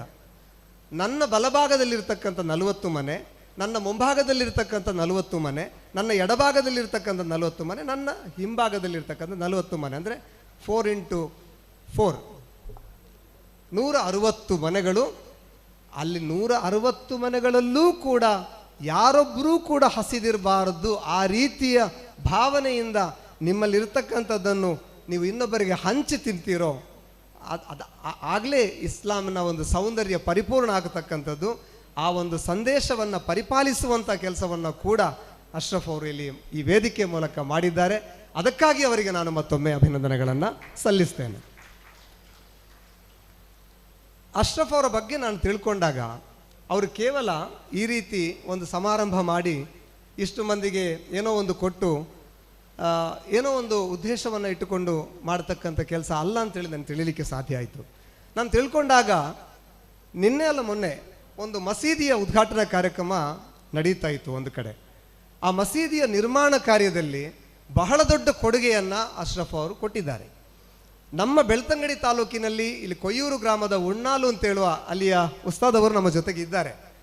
ಅಲ್ಲಿ ಒಂದು ಮದರಸ, ಒಂದು ವಿದ್ಯಾಭ್ಯಾಸವನ್ನು ಕೊಡ್ತಕ್ಕಂಥದ್ದು. ಅಂದರೆ ಮದರಸ ಅನ್ನೋದು ಒಂದು ಅರೇಬಿಕ್ ಶಿಸ್ತಿನ ಪಾಠವನ್ನು, ಒಂದು ನೈತಿಕ ಶಿಕ್ಷಣವನ್ನು, ಇಸ್ಲಾಮಿನ ನೈತಿಕ ಶಿಕ್ಷಣವನ್ನು ಕಲಿಸ್ತಕ್ಕಂಥ ಮತ್ತು ಸಾಮಾಜಿಕ ಪ್ರಜ್ಞೆಯನ್ನು ಕಲಿಸ್ತಕ್ಕಂಥ ಒಂದು ಕೇಂದ್ರ. ಆ ಕೇಂದ್ರದ ಕಟ್ಟಡವನ್ನು ಬರೀ ಸಣ್ಣ ಜಮಾತದು ಅಲ್ಲಿ ಆ ಊರಿನವರಿಗೆ ಅದನ್ನು ಕಟ್ಟಿಸಲಿಕ್ಕೆ ಆಗದೇ ಇರುವಂಥ ಸಂದರ್ಭದಲ್ಲಿ ಅವರ ಸಂಕಷ್ಟವನ್ನು ಅರ್ಥ ಮಾಡಿಕೊಂಡು ಅಲ್ಲಿ ಆ ಒಂದು ಶಿಕ್ಷಣವನ್ನು ಕೊಡುವಂಥ ದೇಗುಲವನ್ನು ಕಟ್ಟುವಂಥ ಕೆಲಸವನ್ನು ಕೂಡ ಮಾಡ್ತಾ ಇದ್ದಾರೆ ಅನ್ನುವಂಥ ಸತ್ಯವನ್ನು ತಿಳಿಯಲಿಕ್ಕೆ ಸಾಧ್ಯ ಆಯಿತು. ಇದಲ್ಲದೆ ಅನೇಕ ಮಂದಿಗೆ ಅವರ ಹತ್ರ ಯಾರು ಬರ್ತಾರೆ ಕೈ ಮುಂದೆ ಮಾಡಿಕೊಂಡು ಯಾರ ಕೈಯನ್ನು ಅವರು ಕೆಳಗೆ ಹಾಕಿದ್ದಿಲ್ಲ, ಕೈಯಲ್ಲಿ ಏನಾದರೂ ಒಂದು ಇಟ್ಟು ಅದನ್ನು ಮಡಿಸಿ ಕಳಿಸುವಂತಹ ಒಂದು ಒಳ್ಳೆಯ ದಾನಿಯಾಗಿ ನಮ್ಮ ಜೊತೆಗೆ ಅವರು ಗುರುತಿಸಿಕೊಂಡಿದ್ದಾರೆ ಅನ್ನುವಂಥ ಮಾತನ್ನು ಕೂಡ ನಾನು ಈ ಸಂದರ್ಭದಲ್ಲಿ ಹೇಳಲಿಕ್ಕೆ ಇಷ್ಟಪಡ್ತೇನೆ. ಬಹಳ ಒಳ್ಳೆಯ ಒಂದು ಹೃದಯ ವೈಶಾಲ್ಯತೆಯ ಕಾರ್ಯಕ್ರಮ. ರೋಗಿಗಳಿಗೆ ಇಲ್ಲಿ ಅನೇಕ ಮಂದಿಗೆ ನೆರವನ್ನು ಕೊಡ್ತಾ ಇದ್ದಾರೆ. ನನಗೆ ರೋಗಿಗಳು ಅಂತ ಹೇಳುವಾಗ, ರೋಗ ಒಬ್ಬ ಎಷ್ಟೇ ದೊಡ್ಡ ಶ್ರೀಮಂತನನ್ನು ಕೂಡ ಕೋಟ್ಯಾಧಿಪತಿಯನ್ನು ಲಕ್ಷಾಧಿಪತಿಯನ್ನಾಗಿ ಮಾಡಿ, ಲಕ್ಷಾಧಿಪತಿಯನ್ನು ಸಾವಿರದ ಪತಿಯನ್ನಾಗಿ ಮಾಡಿ, ಕೊನೆಗೆ ಅವನನ್ನು ಭಿಕ್ಷಾಧಿಪತಿಯಾಗಿ ಮಾಡ್ತಕ್ಕಂಥ ರೀತಿಯ ರೋಗಗಳು ಇವತ್ತು ಸಮಾಜದಲ್ಲಿದೆ. ಒಂದು ಉದಾಹರಣೆ ಸಾಕು. ಒಂದು ನಮ್ಮ ಶರೀರದಲ್ಲಿರ್ತಕ್ಕಂಥ ಪ್ರತಿಯೊಂದು ಅವಯವಗಳು ಕೂಡ ಬಹಳ ಶ್ರೇಷ್ಠವಾದದ್ದು. ಅದರಲ್ಲಿ ಒಂದು ಕಿಡ್ನಿಯ ಒಂದು ವಿಚಾರವನ್ನು ನೀವು ತಗೊಂಡ್ರೆ, ಮೂತ್ರಪಿಂಡದ ಒಂದು ವಿಚಾರ ತಗೊಂಡ್ರೆ, ಒಂದು ಮುಷ್ಟಿ ಆಕಾರಕ್ಕಿಂತಲೂ ಸಣ್ಣದಿರ್ತಕ್ಕಂಥ ಒಂದು ವಸ್ತು ನಮ್ಮ ಹೊಟ್ಟೆಯೊಳಗಿರ್ತಕ್ಕಂಥದ್ದು. ಇದು ಎಲ್ಲಿಯಾದರೂ ಅದರ ಕೆಲಸವನ್ನು ಮಾಡದೇ ಇದ್ದರೆ ನಿಮಗೆ ನಿಮ್ಮ ರಕ್ತದಲ್ಲಿರ್ತಕ್ಕಂಥ ನೀರನ್ನು ಬೇರ್ಪಡಿಸುವುದಕ್ಕಾಗಿ ನೀವು ಡಯಾಲಿಸಿಸನ್ನು ಮಾಡಬೇಕಾಗ್ತದೆ. ಆ ಡಯಾಲಿಸಿಸ್ಗೆ ಒಳಗಾದಂಥ ಒಬ್ಬ ಪೇಷಂಟಿಗೆ ಪ್ರತಿ ತಿಂಗಳಿಗೆ, ಮೊನ್ನೆ ಹಸೀನಾ ಶಾಫಿಯವರು ಮಾತಾಡ್ತಾ ಇದ್ದು, ಅಶ್ರಫ್ ಅವರ ಜೊತೆ ನಾವು ಒಂದು ವಿಚಾರವನ್ನು ಹಂಚಿಕೊಂಡಿದ್ದೇವೆ. ಆ ಒಂದು ಪ್ರಕ್ರಿಯೆಗೆ ಆತ ವಾರಕ್ಕೆ 2 ಡಯಾಲಿಸಿಸ್ಗೆ ಒಳಗಾಗುವಂಥ ವ್ಯಕ್ತಿ ತಿಂಗಳಿಗೆ 8 ಬಾರಿ ಡಯಾಲಿಸಿಸ್ಗೆ ಒಳಗಾಗಬೇಕಾಗ್ತದೆ. ಕನಿಷ್ಠ 4 ರಿಂದ 4.5 ಗಂಟೆ ಆತ ಒಂದು ಕೊಠಡಿಯಲ್ಲಿ ಒಂದು ಮಂಚದ ಮೇಲೆ ಮಲಗಬೇಕು. ಇಡೀ ಅವನ ಶರೀರದಲ್ಲಿರ್ತಕ್ಕಂಥ ರಕ್ತವನ್ನು ಒಂದು ಯಂತ್ರದ ಮೂಲಕ ಹಾಯಿಸಿ ಮತ್ತೆ ಅವನ ಶರೀರಕ್ಕೆ ಅದನ್ನು ನೀರು ಮತ್ತು ಅದರ ರಕ್ತವನ್ನು ಬೇರ್ಪಡಿಸಿ ಮತ್ತೆ ಅವನ ಶರೀರಕ್ಕೆ ಸಪ್ಲೈ ಮಾಡ್ತಕ್ಕಂಥ ಒಂದು ಕೆಲಸಕ್ಕೆ ಡಯಾಲಿಸಿಸ್ ಅಂತೇಳಿ ಹೇಳುವಂಥದ್ದು. ಅಸಹನೀಯವಾದ ವೇದನೆ, ನೋವು ಇರತಕ್ಕಂಥ ಒಂದು ಚಿಕಿತ್ಸೆ ಅದು. ಇದನ್ನು ಆತ ರೆಗ್ಯುಲರ್ ಆಗಿ ಪಡೆದುಕೊಳ್ಳದೆ ಇದ್ದರೆ ಆತನ ಆಯುಷ್ಯ ಮುಕ್ತಾಯವಾಗ್ತದೆ. ಈ ರೀತಿ ಇವತ್ತು ನಮ್ಮ ಜೊತೆಗೆ ಇಲ್ಲಿ ಮೆಸ್ಕಾಂ ಡಿಪಾರ್ಟ್ಮೆಂಟಲ್ಲಿ ಕೆಲಸ ಮಾಡಿರ್ತಕ್ಕಂಥ ಪುರಂದರ್ ಅವರು ಇದ್ದಾರೆ. ಆರಂಭದ ಕಿಟ್ಟನ್ನು ನಾನು ನನ್ನ ಕೈಯಲ್ಲಿ ಅವರ ಶ್ರೀಮತಿಯವರಿಗೆ ಇಲ್ಲಿ ಕೊಟ್ಟೆ. ಅವರು ಈಗಾಗಲೇ ಮೆಸ್ಕಾಂನ ಡ್ಯೂಟಿಯಲ್ಲಿರ್ತಕ್ಕಂಥ ಸಂದರ್ಭದಲ್ಲಿ ಬೆನ್ನು ಹುರಿಗೆ ಅಪಘಾತ ಆಗಿ ಇವತ್ತು ಬೆನ್ನು ಮೂಳೆಯ ಶಕ್ತಿಯನ್ನು ಕಳೆದುಕೊಂಡಿರ್ತಕ್ಕಂಥವರು. ಅದರ ಜೊತೆಗೆ ಅವರಿಗೆ ಬಾಧಿಸಿರ್ತಕ್ಕಂಥ ಇನ್ನೊಂದು ರೋಗ ಯಾವುದಂತ ಕೇಳಿದರೆ ಈ ಮೂತ್ರಪಿಂಡದ ಸಮಸ್ಯೆ. ಕಳೆದ ಕೆಲವಾರು ಸಮಯಗಳಿಂದ ಅವರು ಡಯಾಲಿಸಿಸ್ಗೂ ಕೂಡ ಒಳಗಾಗ್ತಾ ಇದ್ದಾರೆ. ಬಹಳ ಆರ್ಥಿಕ ಸಂಕಷ್ಟದಲ್ಲಿದ್ದಾರೆ. ಅವರಿಗೆ ಇವತ್ತು ಇಲ್ಲಿ ಸಹಾಯವನ್ನು ಕೊಡ್ತಾ ಇದ್ದಾರೆ. ಈ ಡಯಾಲಿಸಿಸ್ ಕೇಂದ್ರ ಬೆಳ್ತಂಗಡಿ ಆಸ್ಪತ್ರೆಯಲ್ಲೂ ಕೂಡ ಇದೆ. 14 ಯಂತ್ರಗಳನ್ನು ವಿವಿಧ ಸಂಘ ಸಂಸ್ಥೆಯವರು, ಸರ್ಕಾರ, ಕತಾರ್ ಮುಸ್ಲಿಂ ವೆಲ್ಫೇರ್ ಅಸೋಸಿಯೇಷನ್ ಅವರು, ರೋಟರಿ ಕ್ಲಬ್ನವರೆಲ್ಲ ಕೊಟ್ಟಿದ್ದಾರೆ. ಡಯಾಲಿಸಿಸ್ನ ಯಂತ್ರದಲ್ಲಿ ಡಯಾಲಿಸಿಸ್ ನಡಿಬೋದು. ಆದರೆ ಡಯಾಲಿಸಿಸ್ಗೆ ಒಳಗಾಗದಂಥ ಒಬ್ಬ ಪೇಷಂಟನ್ನು ಪ್ರತಿ ತಿಂಗಳು ಅವರ ರಕ್ತದ HIV ಅವರು ಪ್ರತಿ ತಿಂಗಳು ಪರೀಕ್ಷೆ ಮಾಡ್ತಾ ಇರಬೇಕು. ಅದರ ಜೊತೆಗೆ ಇನ್ನೊಂದು ಪರೀಕ್ಷೆ HCB ಅನ್ನುವಂಥ ಒಂದು ಪರೀಕ್ಷೆನ ಅವ್ರು ನಡೆಸ್ತಾನೆ ಇರಬೇಕು. ಅದರ ಜೊತೆಗೆ ಅವರ ರಕ್ತದಲ್ಲಿರ್ತಕ್ಕಂಥ ಪೊಟ್ಯಾಷಿಯಂನ ಅಂಶವನ್ನು ಅದರ ಲೆವೆಲನ್ನು ಅವರು ಪರಿಶೀಲನೆ ಮಾಡ್ತಾ ಇರಬೇಕು. ಫಾಸ್ಫರಸ್ಸನ್ನು ಲೆಕ್ಕ ಮಾಡ್ತಾ ಇರಬೇಕು.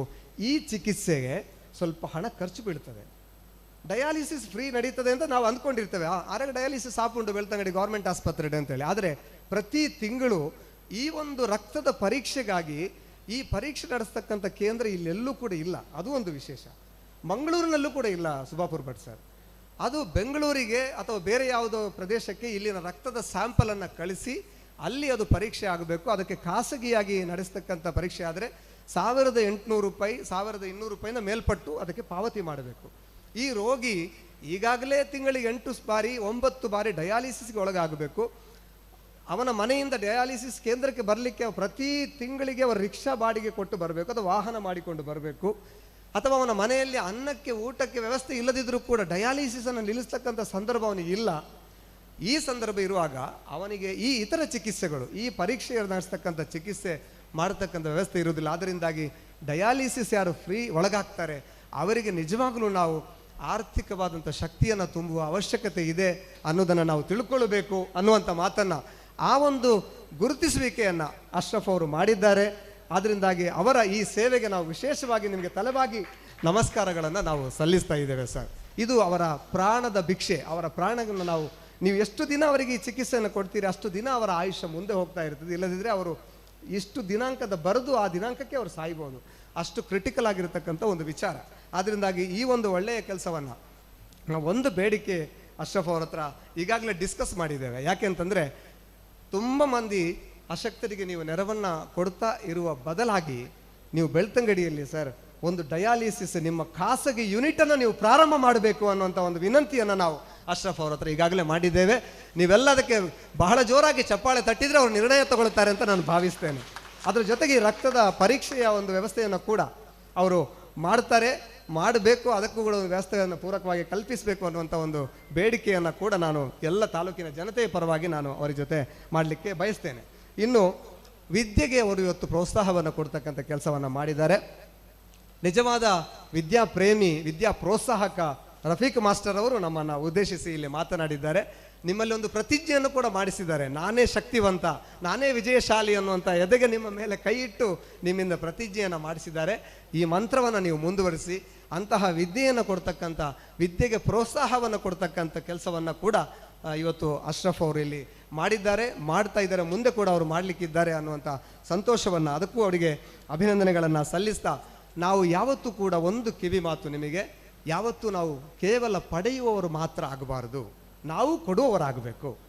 ಇದು ಈ ಕಾರ್ಯಕ್ರಮದ ಒಂದು ಪ್ರಮುಖ ಸಂದೇಶ ಆಗಬೇಕು ಅಂತ ನಾನು ಭಾವಿಸ್ತೇನೆ. ಯಾಕಂದರೆ ಕೆಲವಾರು ಮಂದಿ ಇರ್ತಾರೆ ಸಮಾಜದಲ್ಲಿ, ನಾವೆಲ್ಲ ಗಮನಿಸ್ತೇವೆ. ನಾನು ಕಳೆದ 25 ವರ್ಷಗಳಿಂದ ಪತ್ರಕರ್ತನಾಗಿ ಸಾಮಾಜಿಕ ಸೇವೆ ಜೊತೆಗೆ ಸಾರ್ವಜನಿಕ ಜೀವನ ನಡೆಸ್ತಾ ಇದ್ದೇನೆ. ಕೆಲವು ಮಂದಿ ತಗೊಳ್ಳುವ ಉದ್ದೇಶವನ್ನು ಮಾತ್ರ ಇಟ್ಟುಕೊಂಡಿದ್ದಾರೆ, ಬಿಟ್ಟರೆ ಕೊಡುವ ಉದ್ದೇಶ ಇಲ್ಲ. ಇದು ಯಾಕೆ ನಾನು ಮೆನ್ಷನ್ ಮಾಡಿದ್ದೇನೆ ಅಂತ ಕೇಳಿದರೆ, ನನ್ನ ಪಕ್ಕದಲ್ಲಿರ್ತಕ್ಕಂಥ ಮನೋಹರ್ ಬಳಂಜ ಅವರು ವಿಜಯವಾಣಿ ಪತ್ರಿಕೆಯ ಬೆಳ್ತಂಗಡಿಯ ಅವರು ವರದಿಗಾರರು. ಅವರಿಗೆ ಒಂದು ಸಂಕಷ್ಟ ಬಂತು ಅಶ್ರಫ್ ಸರ್. ಅವರ ಎಳೆಯ ಮಗು ದಿತಿ ಅನ್ನುವಂಥ ಒಂದು ಮಗುವಿಗೆ ಪಿತ್ತಕೋಶದ ಸಮಸ್ಯೆ ಉಂಟಾಯಿತು, ಗಂಭೀರವಾದಂಥ ಸಣ್ಣ ಮಗು. ಆ ಮಗುವನ್ನು ಬದುಕಿಸುವುದಕ್ಕಾಗಿ ಒಂದು ಫ್ರೆಂಡ್ಸ್ ಗ್ರೂಪ್ ಅಂತಕ್ಕಂಥ ನಮ್ಮ ಒಂದು ಗ್ರೂಪ್, ಒಂದು ಬಳಗ ಇದೆ, ನಮ್ಮ ಜಿಲ್ಲೆಯ ಒಂದು ಬಳಗ. ಅದರಲ್ಲಿ ಮಾಧ್ಯಮದವರು ಇದ್ದಾರೆ, ಸಾಮಾಜಿಕ ಚಿಂತಕರಿದ್ದಾರೆ ಮತ್ತು ಗಣ್ಯ ವ್ಯಕ್ತಿಗಳು ಮಾತ್ರ, ಅಧಿಕಾರಿಗಳು ಮಾತ್ರ ಇರತಕ್ಕಂಥ ಒಂದು ಗ್ರೂಪ್. ಈ ಗ್ರೂಪ್ನಲ್ಲಿ ವಿಷಯ ಪ್ರಸ್ತಾಪವನ್ನು ನಮ್ಮ ಚೀಫ್ ಅಡ್ಮಿನ್ ಲಕ್ಷ್ಮೀ ಮಚ್ಚಿನ ಅವರು ಉದಯವಾಣಿಯ ಕುಂದಾಪುರದ ಪ್ರಸ್ತುತ ಅವರು ಬ್ಯೂರೋ ಚೀಫ್ ಆಗಿ ಕೆಲಸ ಮಾಡ್ತಾ ಇದ್ದಾರೆ. ಅವರು ಪ್ರಸ್ತಾಪ ಮಾಡಿದಾಗ ಬಹುದೊಡ್ಡ ಮೊತ್ತದ, ಅಂದರೆ ಸುಮಾರು 15ರಿಂದ 20 ಲಕ್ಷವರೆಗೆ ಖರ್ಚು ಬೀಳ್ತಕ್ಕಂಥ ಒಂದು ಚಿಕಿತ್ಸೆಗೆ ಬಹುದೊಡ್ಡದ ಮೊತ್ತವನ್ನು ಈ ಸಮಾಜ ಅವರಿಗೆ ಅಲ್ಲಿ ಕೊಟ್ಟಿತ್ತು. ಆ ಮಗುವನ್ನು ಕೊನೆಗೂ ಅವರಿಗೆ ಉಳಿಸಿಕೊಳ್ಳಿಕ್ಕೆ ಆಗಲಿಲ್ಲ, ಅಂದರೆ ಗಂಭೀರವಾದಂಥ ಸ್ಥಿತಿ ಮೀರಿ ಹೋಗಿತ್ತು, ಆದ್ದರಿಂದ ಉಳಿಸಿಕೊಳ್ಳಿಕ್ಕೆ ಆಗಲಿಲ್ಲ. ಈ ನೆನಪನ್ನು ಇಟ್ಟುಕೊಂಡು, ತನಗೆ ಸಮಾಜ ಕಷ್ಟದಲ್ಲಿರುವಾಗ ಸ್ಪಂದಿಸಿದೆ ಅನ್ನುವಂಥ ನೆನಪನ್ನು ಇಟ್ಟುಕೊಂಡು ಇವತ್ತು ಕೂಡ ಮನೋಹರ್ ಬಳಂಜ ಅವರ ಶ್ರೀಮತಿಯವರು ಆರೋಗ್ಯ ಇಲಾಖೆಯಲ್ಲಿ ದಾದಿಯಾಗಿ ಕೆಲಸ ಮಾಡ್ತಾರೆ, ಅವರು ಪತ್ರಕರ್ತರಾಗಿ ಕೆಲಸ ಮಾಡ್ತಾರೆ. ಅವರ ಆದಾಯದ ಒಂದು ಸಣ್ಣ ಮೊತ್ತವನ್ನು ಪ್ರತಿ ವರ್ಷ ಅವರು ಇಟ್ಟುಕೊಂಡು ಜುಲೈ 1ರ ಪತ್ರಿಕಾ ದಿನಾಚರಣೆಯ ದಿನದಂದು ತಾಲೂಕಿನ 4-5 ಮಂದಿ ಎಳೆಯ ಮಕ್ಕಳಿಗೆ, ಅಶಕ್ತರಾಗಿರ್ತಕ್ಕಂಥ ಮಕ್ಕಳಿಗೆ ತಮ್ಮ ಸ್ವಂತ ನೆರವನ್ನು ನೀಡ್ತಕ್ಕಂಥ ಒಂದು ಕೆಲಸವನ್ನು ಅವರು ಮಾಡ್ತಾ ಇದ್ದಾರೆ. ಇದು ತನಗೆ ಸಮಾಜ ಕೊಟ್ಟದ್ದನ್ನು ಮತ್ತೆ ಸಮಾಜಕ್ಕೆ ಕೊಡ್ತಕ್ಕಂಥ ಒಂದು ಧ್ಯೇಯ ಇರತಕ್ಕಂಥದ್ದು. ಆದ್ದರಿಂದಾಗಿ ಇಲ್ಲಿ ಯಾರು ಇವತ್ತು ರಿಲೀಫನ್ನು ಇವತ್ತು ನ್ಯೂ ಇಂಡಿಯಾ ಚಾರಿಟೇಬಲ್ ಇಂದ ಪಡ್ಕೊಳ್ತೀರಿ, ನೀವು ಯಾವತ್ತೂ ಭಾವಿಸಬಾರ್ದು ನಾನು ಯಾವತ್ತೂ ತೆಗೆದುಕೊಳ್ಳಿಕ್ಕೆ ಮಾತ್ರ ಇರುವವನು ಅಂತ ಹೇಳೋ ಭಾವನೆ ನಿಮ್ಮಲ್ಲಿ ಇರಬಾರ್ದು. ಇವತ್ತಿಗೆ ನಾನು ತೆಗೆದುಕೊಳ್ಳೋದು ಇದು ಕೊನೆ ಆಗಬೇಕು, ಮುಂದಿನ ದಿನಕ್ಕೆ ನನ್ನ ಪಕ್ಕದ ಮನೆಯವರಿಗೆ ನಾನೂ ಕೊಡುವವನಾಗಬೇಕು ಅನ್ನುವಂಥ ಭಾವನೆಯನ್ನು ನೀವು ಬೆಳೆಸ್ಕೊಳ್ಬೇಕು ಅನ್ನುವಂಥ ಒಂದು ಸಂದೇಶವನ್ನು, ಒಂದು ವಿನಂತಿಯನ್ನು ನಿಮ್ಮ ಜೊತೆ ನಾನು ಮಾಡಲಿಕ್ಕೆ ಇಷ್ಟಪಡ್ತಾ ಇದ್ದೇನೆ. ಬಹಳ ಒಳ್ಳೆಯ ಸರ್ವಧರ್ಮೀಯರಿಗೂ ಪ್ರಯೋಜನವಾಗತಕ್ಕಂಥ ಒಂದು ಒಳ್ಳೆಯ ಕೆಲಸವನ್ನು ಇವತ್ತು ಈ ವೇದಿಕೆಯಲ್ಲಿ ಮಾಡ್ತಾ ಇದ್ದಾರೆ. ಒಂದು ಉದ್ದೇಶವನ್ನು ಮೊನ್ನೆ ನಮ್ಮ ಜೊತೆ ಹಂಚಿಕೊಂಡ್ರು ಅಶ್ರಫ್ ಅವರು. ಅವರಿಗೆ ಒಂದು ಇಚ್ಛೆ ಇದೆ. ಅವರು ಈಗಾಗಲೇ ಹಲವು ಅರ್ಹ ಕುಟುಂಬದ ಹೆಣ್ಣು ಮಕ್ಕಳಿಗೆ ವಿವಾಹ ಮಾಡಿಸಿಕೊಟ್ಟಿದ್ದಾರೆ. ವಿವಾಹಕ್ಕೆ ನೆರವು ಕೊಟ್ಟದ್ದಲ್ಲ, ಅವರೇ ಎದುರು ನಿಂತು ವಿವಾಹ ಮಾಡಿಸಿಕೊಟ್ಟಿದ್ದಾರೆ. ಅವರಿಗೆ ಒಂದು ಆಸೆ ಇದೆ, ಬೆಳ್ತಂಗಡಿ ತಾಲೂಕಿನಲ್ಲಿ 3 ಧರ್ಮದವರನ್ನು, 3 ಧರ್ಮದ ವಧೂವರರಿಗೆ ಒಂದೇ ವೇದಿಕೆಯಲ್ಲಿ 3 ಮಂಟಪವನ್ನು ಕಟ್ಟಿ 3 ಮಂದಿ ಅವರವರ ಸಂಪ್ರದಾಯ ಪ್ರಕಾರ ಒಂದು ವಿವಾಹ ಸಮಾರಂಭವನ್ನು ಏರ್ಪಡಿಸಬೇಕು ಅನ್ನುವಂಥ ಒಂದು ಉದ್ದೇಶ ಇದೆ. ನಿಮ್ಮ ಜೊತೆ ನಾವಿದ್ದೇವೆ ಸರ್, ನೀವು ಏನೂ ಹೆದರಬೇಡಿ. ಬೆಳ್ತಂಗಡಿ ತಾಲೂಕಿನ ಮಟ್ಟಿಗೆ ನಿಮ್ಮ ಜೊತೆ ನಾವು ಏನು ನೆರವನ್ನು ನೀಡಬೇಕು, ಎಲ್ಲ ಗಣ್ಯರು ನಿಮ್ಮ ಜೊತೆಗಿರ್ತಾರೆ, ನಾವು ನಿಮ್ಮ ಜೊತೆಗಿರ್ತೇವೆ. ಈ ಉದ್ದೇಶ ನಿಮ್ಮದು ಆದಷ್ಟು ಬೇಗ ಈಡೇರಲಿ ಮತ್ತು ನಿಮ್ಮ ಎಲ್ಲ ಉದ್ದೇಶಗಳು ಈಡೇರಲಿ ಅನ್ನುವಂಥ ಶುಭವನ್ನು ಹಾರೈಸ್ತಾ, ನನಗೂ ಈ ಕಾರ್ಯಕ್ರಮದಲ್ಲಿ ಭಾಗವಹಿಸಲಿಕ್ಕೆ ಅವಕಾಶ ಕೊಟ್ಟದ್ದಕ್ಕಾಗಿ ವಂದನೆಗಳನ್ನು ಸಲ್ಲಿಸಿ ಎಲ್ಲರಿಗೂ ವಂದಿಸಿ ನನ್ನ ಮಾತು ಮುಕ್ತಾಯಗೊಳಿಸ್ತೇನೆ. ನಮಸ್ಕಾರ. ಧನ್ಯವಾದಗಳು ಸರ್. ಅಶ್ರಫ್ ಅಲಿ ಕುಂಜಿ ಮುಂಡಾಜೆ ಭಾಳ ಸುಂದರವಾಗಿ ಈ ವೇದಿಕೆಯಲ್ಲಿ ಮಾತಾಡಿದ್ದಾರೆ, ಅವರಿಗೆ ಧನ್ಯವಾದಗಳನ್ನು ಸಮರ್ಪಿಸ್ತಾ ಇದ್ದೀವಿ. ಇನ್ನು ಈ ಅನಾರೋಗ್ಯ ಪೀಡಿತರಿಗೆ ಕಿಟ್ ಕೊಡುವ ಒಂದು ಕಾರ್ಯಕ್ರಮ, ಇದು ಸಾಂಕೇತಿಕವಾಗಿ 3 ಮಾತ್ರ ಈಗ ಕೊಡ್ತೀವಿ, ಉಳಿದವರಿಗೆ ಕಾರ್ಯಕ್ರಮದ ನಂತರ ಕೊಡ್ತೀವಿ. ಕುಲ್ಸುಂಬಿ ಕುಪ್ಪದಗಂಡಿ ಊರಿನ ಕುಲ್ಸುಂಬಿ ಅವರು ದಯವಿಟ್ಟು ಬನ್ನಿ. ಅದೇ ರೀತಿ ಕಿಲ್ಲೂರು ಊರಿನ ಐಸಮ್ಮರವರು ವೇದಿಕೆ ಬನ್ನಿ. ಇನ್ನು ಶಿವಾಜಿನಗರದ ಶಮೀಮಾ, ಈ 3 ದಯವಿಟ್ಟು ವೇದಿಕೆ ಬನ್ನಿ.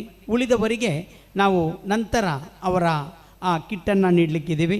ಇದನ್ನು ನೀಡಲು ನಮ್ಮ ಜನಾಬ್ ಮೊಹಮ್ಮದ್ ಅಶ್ರಫ್ ಬಜ್ಪೆ ಇವರ ಜೊತೆಗೆ ಹಾಜಿ ಹಸೈನಾರ್ ಶಾಫಿ ಮುಂದೆ ಬರಬೇಕಾಗಿ ವಿನಂತಿಸ್ತಾ ಇದ್ದೀನಿ. ಕುಲ್ಸುಂಬಿ, ಐಸಮ್ಮ ಮತ್ತು ಶಮೀಮಾ ಬನ್ನಿ ಮೇಡಮ್, 3 ದಯವಿಟ್ಟು ವೇದಿಕೆ ಬನ್ನಿ. ಸಾಂಕೇತಿಕವಾಗಿ ಕಿಟ್ಟನ್ನು ನಾವೀಗ ನೀಡಲಿಕ್ಕಿದ್ದೀವಿ, ಉಳಿದವರಿಗೆ ಮತ್ತೆ ನಾವು ಕೊಡಲಿಕ್ಕಿದ್ದೀವಿ. 3 ಬನ್ನಿ, ಕುಲ್ಸುಂಬಿ, ಐಸಮ್ಮ ಹಾಗೂ ಶಮೀಮಾ ಬನ್ನಿ ಅಮ್ಮ.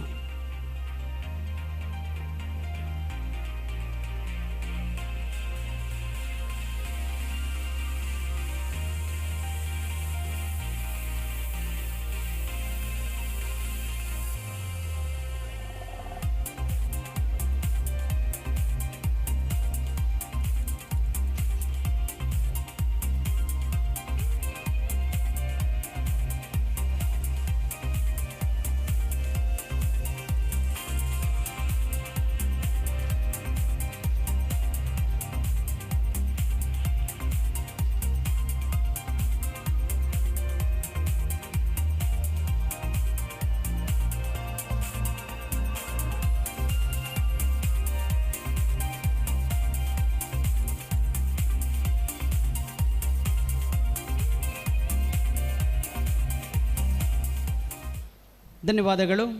ಈಗ ಹಾಜಿ ಅಸೈನಾರ್ ಶಾಫಿ ಮಾತಾಡುವುದಕ್ಕಿಂತ ಮುಂಚೆ ಅನಿವಾರ್ಯ ಕಾರಣಗಳಿಂದ ನಮ್ಮ ಅತ್ಯುತ್ತಮವಾಗಿ ಈ ಕಾರ್ಯಕ್ರಮಕ್ಕೆ ಬಂದು ತಮ್ಮ ಅತ್ಯುತ್ತಮ ಮಾತನ್ನು ಹೇಳಿದ ಜನಾಬ್ ಹುಸೈನ್ ಸಾದಿ ಉಸ್ಮಾರ್ ಉಸ್ತಾದ್ರವರು ಇಲ್ಲಿಂದ ಹೋಗಲಿಕ್ಕಿದ್ದಾರೆ. ಆದುದರಿಂದ ಅವರಿಗೊಂದು ನೆನಪಿನ ಕಾಣಿಕೆಯನ್ನು ನಮ್ಮ ಅಶ್ರಫ್ ಸರ್ ಅವರು ಅವರಿಗೆ ನೀಡಬೇಕಾಗಿ ವಿನಂತಿಸ್ತಾ ಇದ್ದೀನಿ. ಜನಾಬ್ ಹುಸೈನ್ ಸಾದಿ ಉಸ್ಮಾರ್ ಸರ್, ಭಾಳಷ್ಟು ಸಮಯ ನಮ್ಮ ಜೊತೆಗೆ ಕಳೆದಿದ್ದೀರಾ, ನಿಮಗೆ ಧನ್ಯವಾದಗಳು. ಹಾಜಿ ಅಸೈನಾರ್ ಶಾಫಿಯವರಿಗೆ ಪೋಡಿಯಮ್ಮನ್ನು ನೀಡ್ತಾ ಇದ್ದೀವಿ.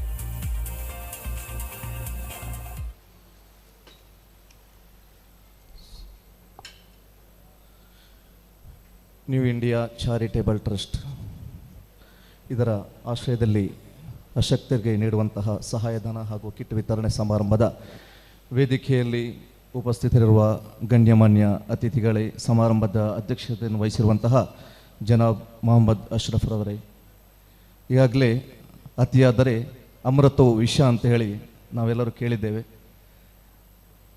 ಬಹಳ ಉತ್ತಮವಾದ ಮಾತುಗಳಿಂದ ಈ ಒಂದು ಸಮಾರಂಭವನ್ನು ರಂಜಿಸಿದ್ದಾರೆ ನಮ್ಮ ರಫೀಕ್ ಮಾಸ್ಟರ್ ಸರ್, ಅದೇ ರೀತಿ ನಮ್ಮ ಅಶ್ರಫ್ ಅಲಿ ಕುಂಜಿಯವರು, ಅದೇ ರೀತಿ ಹಲವಾರು ಗಣ್ಯಾತಿ ಗಣ್ಯರು ಈ ಒಂದು ವೇದಿಕೆಯಲ್ಲಿ ಈಗಾಗಲೇ ನಮಗೆ ಬೇಕಾದ ರೀತಿಯಲ್ಲಿ, ನಮಗೆ ಮನ ಮುಟ್ಟುವ ರೀತಿಯಲ್ಲಿ ಒಬ್ಬ ಮನುಷ್ಯನಾಗಿ ಹುಟ್ಟಿದ ಮೇಲೆ ಆತನ ಬದುಕು ಹೇಗಿರಬೇಕು, ಆತ ಬಂದಂತಹ ಆ ಒಂದು ಶ್ರೀಮಂತಿಕೆಯನ್ನು ನಾವು ಹೇಗೆ ಖರ್ಚು ಮಾಡಬಹುದು ಅನ್ನುವಂತಹ ವಿಚಾರವಾಗಿ ಹಲವಾರು ರೀತಿಯಲ್ಲಿ ಬಹಳ ಉತ್ತಮ ರೀತಿಯಲ್ಲಿ ಈ ಒಂದು ಕಾರ್ಯಕ್ರಮದಲ್ಲಿ ನಿಮಗೆಲ್ಲರಿಗೂ ಬಹಳ ಮನಮುಟ್ಟುವ ರೀತಿಯಲ್ಲಿ ವಿವರಣೆಯನ್ಗೆ ಇಂತಹ ಒಂದು ಕಾರ್ಯಕ್ರಮವನ್ನು ಮಾಡಲಿಕ್ಕೆ ಅಲ್ಲಾಹು ಆಯುರಾರೋಗ್ಯ ಐಶ್ವರ್ಯವನ್ನು ನೀಡಲಿ ಅಂತ ಹೇಳಿ ನಾವು ಈ ಸಂದರ್ಭದಲ್ಲಿ ಪ್ರಾರ್ಥಿಸುವ.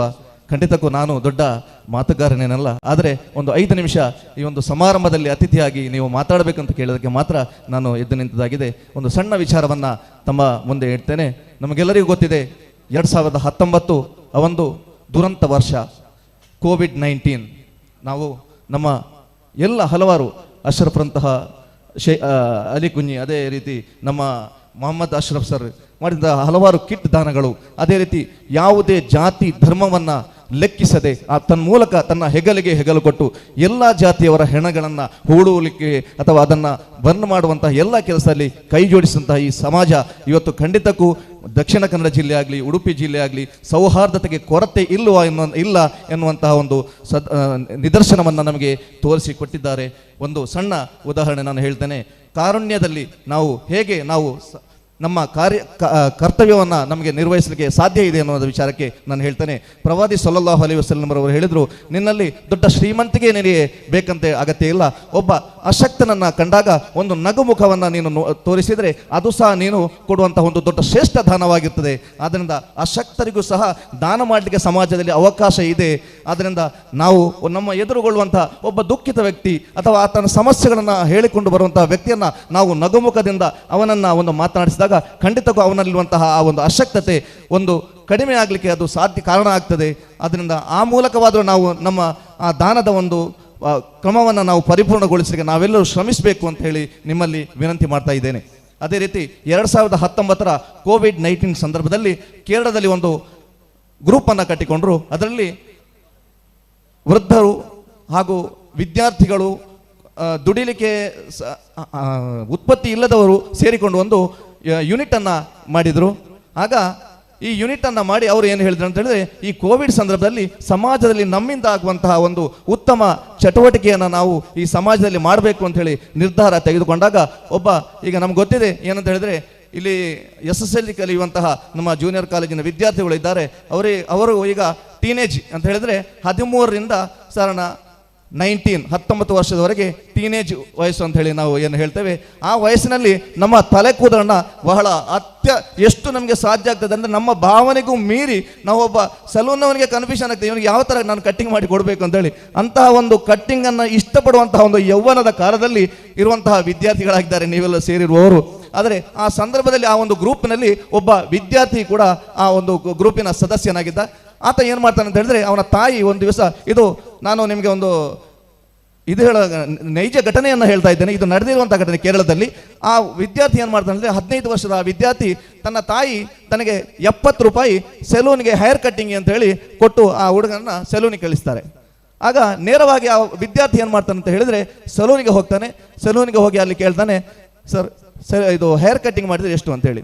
ಆಗ ಸಲೂನ್ ಮಾಲೀಕ ಹೇಳ್ತಾನೆ 70 ರೂಪಾಯಿ. ತಲೆ ಬೋಳಿಸಿದ್ರೆ ಎಷ್ಟು ಅಂತ ಕೇಳ್ತಾನೆ. ಆಗ ಸಲೂನ್ ಮಾಲೀಕ ಹೇಳ್ತಾನೆ 50 ರೂಪಾಯಿ ಅಂತೇಳಿ. ಆಗ ಆ ವಿದ್ಯಾರ್ಥಿ ಏನು ಮಾಡ್ತಾನೆ ಅಂತ ಹೇಳಿದ್ರೆ ತನ್ನ ಟೀನೇಜ್ನ ಆ ಒಂದು ಭಾವನೆಯನ್ನು ಬದಿಗೊತ್ತಿ ಏನು ಮಾಡ್ತಾನೆ, ತನ್ನ ಹೇರನ್ನು ಫುಲ್ ಬೋಳಿಸಿ, ತಲೆ ಬೋಳಿಸಿ ಆ ಗ್ರೂಪಿಗೆ ಅವನು ಮರುದಿವಸ ಸೇರ್ಪಡೆಗೊಳ್ತಾನೆ. ಆಗ ಎಲ್ಲರೂ ಕೇಳ್ತಾರೆ, ಏನು ಮರೆ ನಿನ್ನೆ ಅಷ್ಟು ಚಂದದ ಕೂದಲೆಲ್ಲ ಇತ್ತು, ಇವತ್ತೇನು ತಲೆ ಬೋಳಿಸಿ ಬಂದು ನಿಂತಿದ್ಯಾ ಅಂತೇಳಿ. ಆಗ ಹೇಳ್ತಾನೆ, ನನ್ನ ತಾಯಿ ನನಗೆ ಸಲೂನ್ಗೆ ಹೋಗ್ಲಿಕ್ಕೆ 70 ರೂಪಾಯಿ ಹಣವನ್ನು ಕೊಟ್ಟರು, ಅದರಲ್ಲಿ ನಾನು 50 ರೂಪಾಯಿಯನ್ನು ಖರ್ಚು ಮಾಡಿ 20 ರೂಪಾಯಿ ಕೊರೋನಾ ಪೀಡಿತರಿಗೆ ಸಹಾಯ ಮಾಡಲಿಕ್ಕೆ ನಾನು ಇಟ್ಟಿದ್ದೇನೆ. ಇದು ನನ್ನ ಆ ಒಂದು ಧರ್ಮ, ಇದು ಮಾನವೀಯತೆ, ಇದಾಗಿದೆ ನಮಗೆ ಧರ್ಮ ಕಲಿಸಿಕೊಡುವಂಥದ್ದು. ಧರ್ಮ ಅಂತ ಹೇಳಿದರೆ ಇನ್ನೊಂದು ಧರ್ಮವನ್ನು ದ್ವೇಷಿಸುವಂಥದ್ದು, ಅದು ಧರ್ಮ ಯಾವಾಗಲೂ ಆಗಲಿಕ್ಕೆ ಸಾಧ್ಯ ಇಲ್ಲ. ನಮ್ಮಲ್ಲಿ ಸಣ್ಣ ಎಳವೆ ಪ್ರಾಯದಲ್ಲಿ ಸಹ ನಾವು ಸಮಾಜ ಸೇವೆಯನ್ನು ಮಾಡಬಹುದು ಅನ್ನುವಂತಹ ಒಂದು ಸಣ್ಣ ಉದಾಹರಣೆಯನ್ನು ಮಾತ್ರ ನಿಮಗೆ ನಾನು ಕೊಟ್ಟಿದ್ದೇನೆ. ಇನ್ನೊಂದು ನಮಗೆಲ್ಲರಿಗೂ ಗೊತ್ತಿದೆ, ವಿಶ್ವವಿಖ್ಯಾತ ನೃತ್ಯಪಟುವಾಗಿರುವಂತಹ ಮೈಕಲ್ ಜಾಕ್ಸನ್. ಯಾರು ಹೆಸರು ಕೇಳಿದವರಿದ್ದೀರಾ? ಮೈಕಲ್ ಜಾಕ್ಸನ್ ಹೆಸರು ವಿದ್ಯಾರ್ಥಿಗಳಿಗಂತೂ ಖಂಡಿತ ಬಹಳ ಫೇವರಿಟ್ ಅವರದು. ಮೈಕಲ್ ಜಾಕ್ಸನ್ ಏನು ಮಾಡ್ತಾನೆ ಅಂತ ಹೇಳಿದ್ರೆ ಅಗರ್ಭ ಶ್ರೀಮಂತ.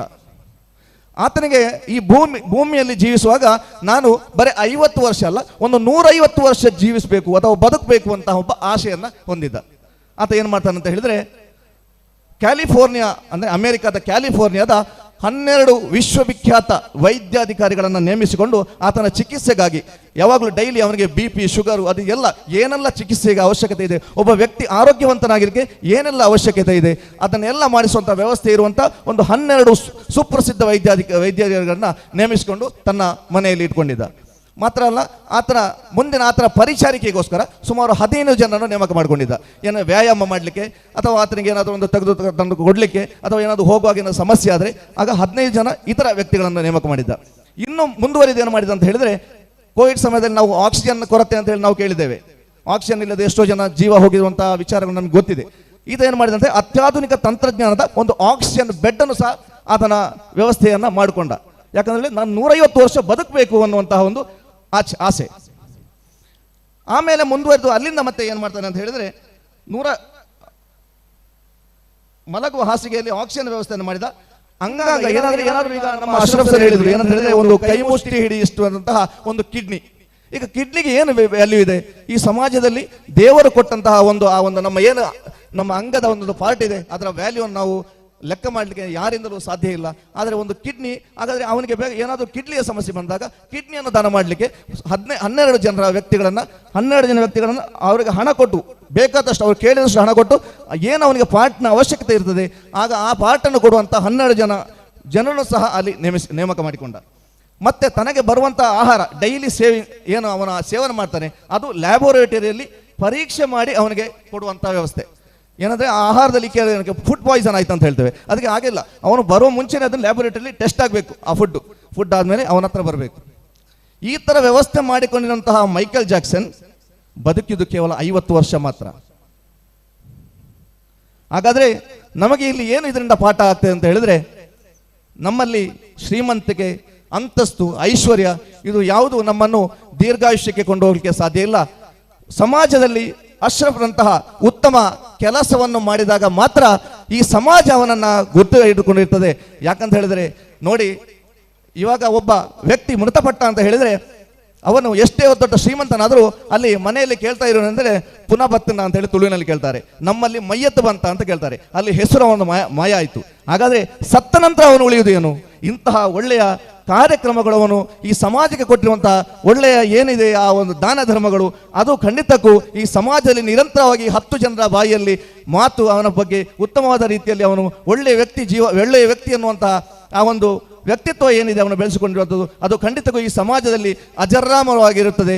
ಖಂಡಿತಕ್ಕೂ ಮುಂದಿನ ದಿನಗಳಲ್ಲಿ ಈ ರಾಜ್ಯದಲ್ಲಿ ಸಿಗುವಂತಹ ಒಳ್ಳೊಳ್ಳೆಯ ಪ್ರಶಸ್ತಿಗಳು, ರಾಜ್ಯೋತ್ಸವ ಪ್ರಶಸ್ತಿಗಳಿರ್ಬೋದು ಅಥವಾ ಜಿಲ್ಲಾ ಮಟ್ಟದ ಪ್ರಶಸ್ತಿಗಳಿರ್ಬೋದು, ಅದಕ್ಕೆಲ್ಲರೂ ಅದಕ್ಕೆ ಒಂದು ಅರ್ಹ ವ್ಯಕ್ತಿ ಜನಾಬ್ ಮೊಹಮ್ಮದ್ ಅಶ್ರಫ್ ಅವರು ಅಂತ ಈ ಸಂದರ್ಭ ಹೇಳಲಿಕ್ಕೆ ಇಷ್ಟಪಡುತ್ತಾ ನಿಮ್ಮೆಲ್ಲರ ಕೈತಾಳದೊಂದಿಗೆ ಅಂಥ ಪ್ರಶಸ್ತಿಗಳಿಗೆ ಲಭಿಸಲಿ ಅಂತೇಳಿ ನೀವೆಲ್ಲರೂ ಅಲ್ಲಾಹನಲ್ಲಿ ಪ್ರಾರ್ಥಿಸಿ ಅಂತೇಳಿ ನಿಮ್ಮಲ್ಲಿ ವಿನಂತಿ ಮಾಡೋದರೊಂದಿಗೆ, ಅದೇ ರೀತಿ ನಮ್ಮ ಅಶ್ರಫ್ ಅವರು ಹೇಳಿದರು ಡಯಾಲಿಸಿಸ್ ಅಂತ ಕುರಿತು, ಅದರ ಬಗ್ಗೆ ಸಹ ನಾವು ಈಗಾಗಲೇ ಡಿಸ್ಕಸ್ ಮಾಡಿದ್ದೇವೆ. ಅದರಿಂದ ನಿಮ್ಮ ಜೋರಾದ ಕರೆದನ ಮತ್ತೊಮ್ಮೆ ಬರಲಿ.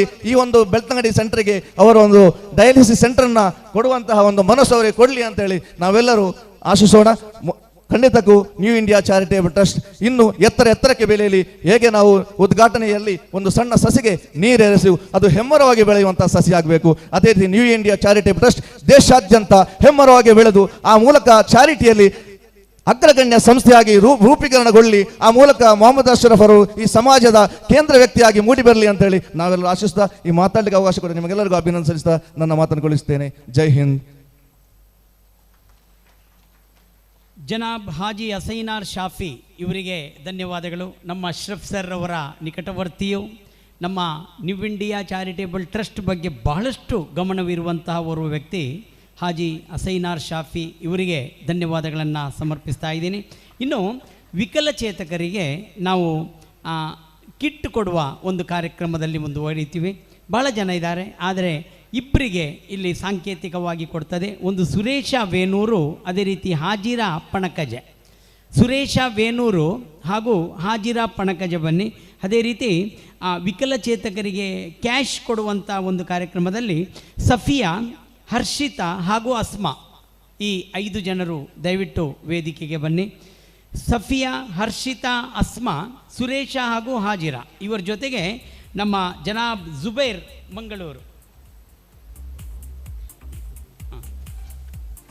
ಮಂಗಳೂರು ಹಾಗೂ ಮನೋಹರ್ ಬಳಂಜ ಇವರ ಸಮಕ್ಷಮದಲ್ಲಿ ಅಶ್ರಫ್ ಸರ್ ಅವರ ಜೊತೆಗೂಡಿ ಈ ಒಂದು ಕಾರ್ಯಕ್ರಮ ಮುಂದುವರಿಯುತ್ತದೆ.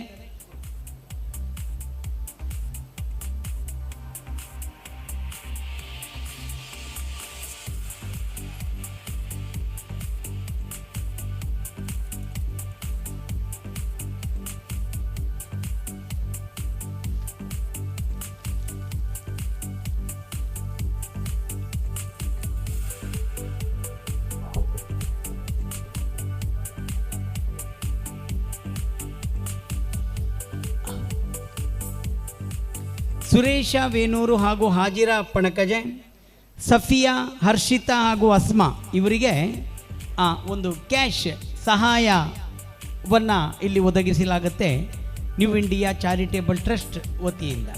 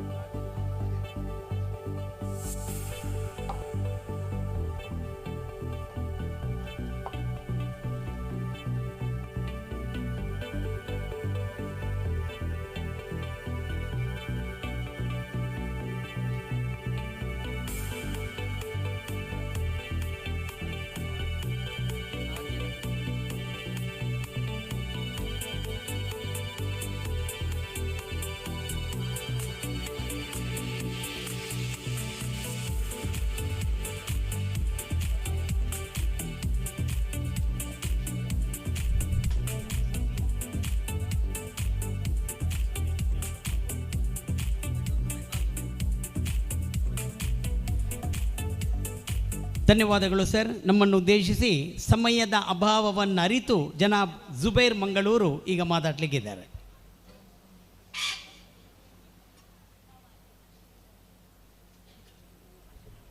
ಅಸ್ಸಲಾಮು ಅಲೈಕುಂ ವರಹಮತುಲ್ಲಾಹಿ ವಬರಕಾತು. ಎಲ್ಲರಿಗೂ ನಮಸ್ಕಾರಗಳು ಸ್ನೇಹಿತರೆ. ಇವತ್ತು ಈ ವೇದಿಕೆಯಲ್ಲಿ ನಮ್ಮ ನ್ಯೂ ಇಂಡಿಯಾ ಚಾರಿಟೇಬಲ್ ಟ್ರಸ್ಟ್ ಇದ್ದು ಸ್ಥಾಪಕರಾದಂಥ ಅಶ್ರಫ್ ಸರ್ ಅವರಿಗೆ ಒಮ್ಮೆ ಜೋರಾದ ಚಪ್ಪಾಳೆ ನಿಮ್ಮ ಅಂತರಾಳದಿಂದ ಬರಬೇಕು. ಯಾಕಂತೇಳಿದರೆ ಒಂದು ಹೃದಯ ಶ್ರೀಮಂತಿಕೆಯನ್ನು ಇವತ್ತು ನಮ್ಮೆದುರಲ್ಲಿ ತೋರಿಸ್ತಾ ಇದ್ದಾರೆ. ಅದೇ ಥರ ಈ ವೇದಿಕೆಯಲ್ಲಿ ನಾನು ಮಾತಾಡಲಿಕ್ಕೆ ನನ್ನ ಒಂದು ಗುರುಗಳಾದವರು ಕೂಡ ಇಲ್ಲಿದ್ದಾರೆ. ರಫೀಕ್ ಮಾಸ್ಟರ್ ಅವರಿಗೆ ಗೊತ್ತಿರಲಿಕ್ಕಿಲ್ಲ, ನಾನು ಬಿಸ್ನೆಸ್ ಮ್ಯಾನ್ ಆಗಿ ಬೆಳಿಬೇಕಂತೇಳಿ ಒಂದು ಸಣ್ಣ ಹೆಲ್ಪರ್ ಇದ್ದಾಗ, ಒಂದು ಮೇಸ್ತ್ರಿ ಆಗಿದ್ದಾಗ, ಕಾಂಟ್ರಾಕ್ಟರ್ ಆಗಿದ್ದಾಗ ಯೋಚನೆ ಮಾಡ್ತಾ ಇದ್ದೆ. ಆ ಒಂದು ಸಮಯದಲ್ಲಿ ನನಗೂ ಕೂಡ ಅವರು ಒಂದು ಬಿಸ್ನೆಸ್ ಆಗುವುದು ಹೇಗೆ ಅನ್ನುವ ಒಂದು ಸಣ್ಣ ಮಾತು ಅವರನ್ನು ನಂದು ಮೋಟಿವೇಶನ್ ಮಾಡಿದೆ. ಇವತ್ತು ಈ ಒಂದು ವೇದಿಕೆಯಲ್ಲಿ ಬರಲಿಕ್ಕೆ ಕೂಡ ಸಾಧ್ಯ ಆಯಿತು. ಅವರಿಗೂ ಕೂಡ ನಿಮ್ಮ ಎದ್ದು ನಿಂತು ಜೋರಾದ ಚಪ್ಪಾಳೆ. ಎದ್ದು ನಿಂತು ಯಾಕಂತ ಹೇಳಿದರೆ ಜನಗಳನ್ನು ಬದುಕಿಸುವಂಥ ಕಾರ್ಯ ಅವರಿವತ್ತು ಮಾಡ್ತಾ ಇದ್ದಾರೆ. ಎಲ್ಲರೂ ಕೂಡ ಎದ್ದು ನಿಂತೊಮ್ಮೆ ನಮ್ಮ ರಫೀಕ್ ಸರ್ ಪರವಾಗಿ ಜೋರಾಗಿ ಚಪ್ಪಾಳೆ. ಅದೇ ಥರ ಈ ವೇದಿಕೆಯಲ್ಲಿ ತುಂಬ ಜನ ಬಂದು ಹೋದರು. ಎಲ್ಲರಿಗೂ ಕೂಡ ಗಣ್ಯ ವ್ಯಕ್ತಿಗಳಿಗೆ ಕೂಡ ನಾನು ಈ ಒಂದು ವೇದಿಕೆಯಲ್ಲಿ ಅಭಿನಂದನೆ ಸಲ್ಲಿಸ್ತಾ ಇದ್ದೇನೆ. ಅದೇ ಥರ ಫಸ್ಟ್ ಆಫ್ ಆಲ್ ಇಲ್ಲಿ ಬಂದಂಥ ನೀವುಗಳು, ಯಾಕಂತ ಹೇಳಿದರೆ ಸ್ಟೂಡೆಂಟ್ಗಳ ಬಗ್ಗೆ ನಾನು ಮಾತಾಡಲಿಕ್ಕಿಲ್ಲ, ನನ್ನ ಗುರುಗಳು ಮಾತಾಡಿ ಆಗಿದೆ. ಆದರೂ ಕೂಡ ನಾನೊಂದು 2 ಮಾತನ್ನು ಹೇಳ್ತೇನೆ. ಯಾಕಂತ ಹೇಳಿದರೆ ನನಗೆ ಲೈಫ್ ಕೊಟ್ಟಿದ್ದಾರೆ. ನಾನು ಕೂಡ ಎಷ್ಟೋ ಯುವಕರಿಗೆ, ಎಷ್ಟೋ ಬಿಸ್ನೆಸ್ ಮ್ಯಾನ್ಗಳಿಗೆ, ಎಷ್ಟೋ ಸ್ಟೂಡೆಂಟ್ಗಳಿಗೆ ಒಂದು ನನ್ನ 2 ಮಾತಿಂದ ಇನ್ಸ್ಪಿರೇಷನ್ ಆಗಿ ಇವತ್ತು ಅವರ ಲೈಫನ್ನು ಕೂಡ ಅವರು ಸೆಟ್ ಮಾಡಿದ್ದಾರೆ. ನನಗೂ ಕೂಡ ತುಂಬ ಖುಷಿ ಇದೆ. ಯಾಕಂತ ಹೇಳಿದರೆ ಒಬ್ಬರನ್ನು ಬದುಕಿಸಿದರೆ ಸಾವಿರಾರು ಮಂದಿ ಬದುಕಬಹುದು ಅಂತೇಳಿ ಇದು ಒಂದು ಅರ್ಥ ಆಗಿರುತ್ತೆ. ಸ್ನೇಹಿತರೆ, ಇಲ್ಲಿ ಅರ್ಥ ಮಾಡ್ಕೊಳ್ಳಿ. ಫಸ್ಟ್ ಆಫ್ ಆಲ್ ನನಗೆ ಖುಷಿಯಾದಂಥ ಈ ಒಂದು ವಿಚಾರ ಏನಂತ ಹೇಳಿದರೆ, ನ್ಯೂ ಇಂಡಿಯಾ ಚಾರಿಟೇಬಲ್ ಟ್ರಸ್ಟ್ ಮಾಲಕರಾದಂಥ ಅಶ್ರಫ್ ಸರ್ ಅವರ ಹೃದಯ ಶ್ರೀಮಂತಿಕೆ. ನನಗೆ ಅವರದ್ದು ಪರಿಚಯ ಆಗಿ ಇತ್ತೀಚೆಗೆ ಒಂದು 3 ತಿಂಗಳಾಗಿರ್ಬೋದು, ಏನೋ ಒಂದು ಅಚಾನಕ್ಕಿಂದ ಅವರದ್ದು ಪರಿಚಯ ಆಯಿತು. ಆ ಪರಿಚಯದಲ್ಲಿ ನಾನು ನೋಡಿದಂಥದ್ದಿಷ್ಟೇ, ಅವರ ಒಂದು ಬಗ್ಗೆ ಸ್ಟಡಿ ಮಾಡುವಾಗ ಎಷ್ಟೋ ಜನರಿಗೆ ಸಹಾಯ ಮಾಡಿದಂಥದ್ದು. ಸ್ನೇಹಿತರೆ, ಇವತ್ತೊಬ್ಬರು ಒಂದು ವ್ಯಕ್ತಿ ಬಂದು ಮಾತಾಡಿದರು, ನಾವು ಯಾವತ್ತು ಸಹಾಯ ಕೇಳುವವರಾಗಬಹುದು, ಸಹಾಯ ಕೊಡುವವರಾಗಬೇಕು, ಹೌದಲ್ವಾ? ಇಲ್ಲಿ ಇವತ್ತು ಯಾರೆಲ್ಲ ಸಹಾಯ ತೆಗೆದಿರ್ಬೋದು, ಈ ವೇದಿಕೆಯಲ್ಲಿ ಯಾರೆಲ್ಲ ಕೂತ್ಕೊಂಡಿರ್ಬೋದು, ಇವತ್ತಿನ ನಾವು ಕೂಡ ಒಂದು ಪ್ರತಿಜ್ಞೆ ಮಾಡಬೇಕು. ಎಲ್ಲ ನಮ್ಮ ಮೈಂಡ್ ಸೆಟ್ಟಲ್ಲಿ ಇರುವಂಥದ್ದು, ನಾವು ಕೂಡ ಮುಂದೊಂದು ದಿನ ಜನಗಳಿಗೆ ಸಹಾಯ ಮಾಡುವಂತಾಗಬೇಕು. ಯಾವತ್ತೂ ಕೂಡ ಸಹಾಯ ಮಾಡುವಂಥ ಕೈ ಮೇಲೆ ಇರುತ್ತೆ, ಯಾವತ್ತೂ ಕೂಡ ಸಹಾಯ ಮಾಡುವಂಥ ಕೈ ಕೆಳಗಡೆ ಬರಲ್ಲ. ಇವತ್ತು ನಾವು ನೋಡಿರ್ಬೋದು, ರತನ್ ಟಾಟಾ ಇರ್ಬೋದು, ರಿಲಯನ್ಸ್ ಅಂಬಾನಿ ಇರ್ಬೋದು, ದೊಡ್ಡ ದೊಡ್ಡ ಶ್ರೀಮಂತರಿರ್ಬೋದು, ಅವರ ಮೇಲೆ ಹೋಗ್ಲಿಕ್ಕೆ ಕಾರಣ ಏನಂತ ಹೇಳಿದರೆ ಅವರು ಎಲ್ಲರಿಗೂ ಕೂಡ ಸಹಾಯ ಮಾಡಿದವರು, ಯಾರ ಹತ್ರ ಸಹಾಯ ಯಾಚನೆ ಮಾಡಿದವರಲ್ಲ. ಸ್ನೇಹಿತರೆ, ಇದೇ ಥರ ಒಂದು ಲೋಕಲಲ್ಲಿ ಇದ್ದುಕೊಂಡು ಎಷ್ಟೋ ಜನರಿಗೆ ಸಹಾಯ ಮಾಡಿ ಪರದೆ ಹಿಂದೆ ಕೆಲಸ ಮಾಡ್ತಾ ಇದ್ದಂಥ ಒಂದು ವ್ಯಕ್ತಿ, ಅದು ಹೃದಯ ಶ್ರೀಮಂತಿಗೆ ಇದ್ದಂಥ ಒಂದು ವ್ಯಕ್ತಿ ಮಿಸ್ಟರ್ ಅಶ್ರಫ್ ಸರ್ ಅವರು. ಅವರಿಗೆ ನಿಮ್ಮ ಜೋರಾದ ಚಪ್ಪಾಳೆ. ನಾನು ಕೂಡ ಒಂದು ಪ್ರಸ್ತಾವನೆ ಲಾಸ್ಟ್ ಮಾಡಿದೆ. ಒಂದು ನನಗೆ ಗೊತ್ತಿರುವಂಥ ಒಂದು ಪರಿಚಯದವರು, ಅವರಿಗೆ ಗಂಡ ಇಲ್ಲ, 2 ಹೆಣ್ಣು ಮಕ್ಕಳು, ಮದುವೆಗೆ ಸೆಟ್ ಆಗಿದೆ. ಫ್ಯಾಮಿಲಿಯವರು ನೀವು ಯಾವ ಧೈರ್ಯದಲ್ಲಿ ಮದುವೆಗೆ ಹಾಲಲ್ಲಿ ಒಪ್ಪಿದ್ದೀರಿ, ಈ ಥರ ಎಲ್ಲ ಅವ್ರ ಹತ್ರ ಕ್ವಶನ್ ಮಾಡುವಾಗ ಅವರಿಗೆ ಬೇರೆ ಏನು ದಾರಿ ಕಾಣಲಿಲ್ಲ. ಸಿಕ್ಕಿದಂಥ ಗುರುಗಳ ಹತ್ರ ದುವಾ ಮಾಡಲಿಕ್ಕೆ ಹೇಳ್ತಾ ಇದ್ರು. ಅದೇ ಥರ ಒಂದು ದಿನ ಕಾಲ್ ಮಾಡಿದರು.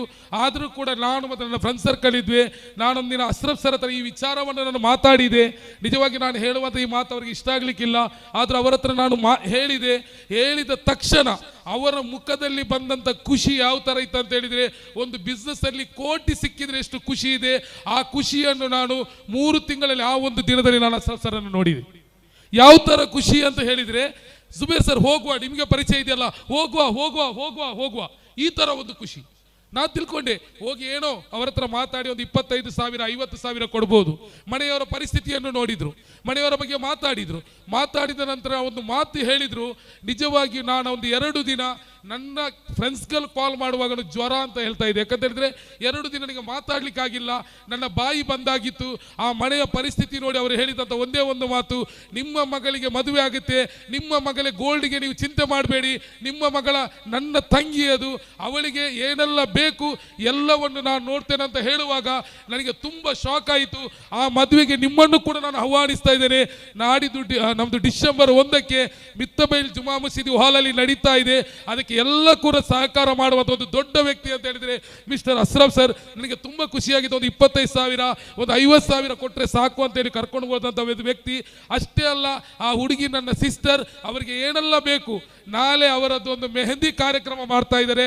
ಆ ಮೆಹಂದಿ ನನ್ನ ಸಿಸ್ಟರ್ಗೆ ಒಂದು ಕಿಂಚಿತ್ತು ಮನದಲ್ಲಿ ಬೇಜಾರಾಗಬಾರ್ದು ಅಂತೇಳಿ ಅವ್ರಿಗೆ ಏನೆಲ್ಲ ಬೇಕು ಅದನ್ನೆಲ್ಲ ಕೊಡುವ ಅಂತ ಹೇಳಿ ಇವತ್ತು ನನ್ನ ಕೈಯಲ್ಲಿ ಕೊಟ್ಟು ಕಳಿಸಿದಂಥ ಒಂದು ದೊಡ್ಡ ವ್ಯಕ್ತಿ ಮಿಸ್ಟರ್ ಅಶ್ರಫ್ ಸರ್ ಅವರು.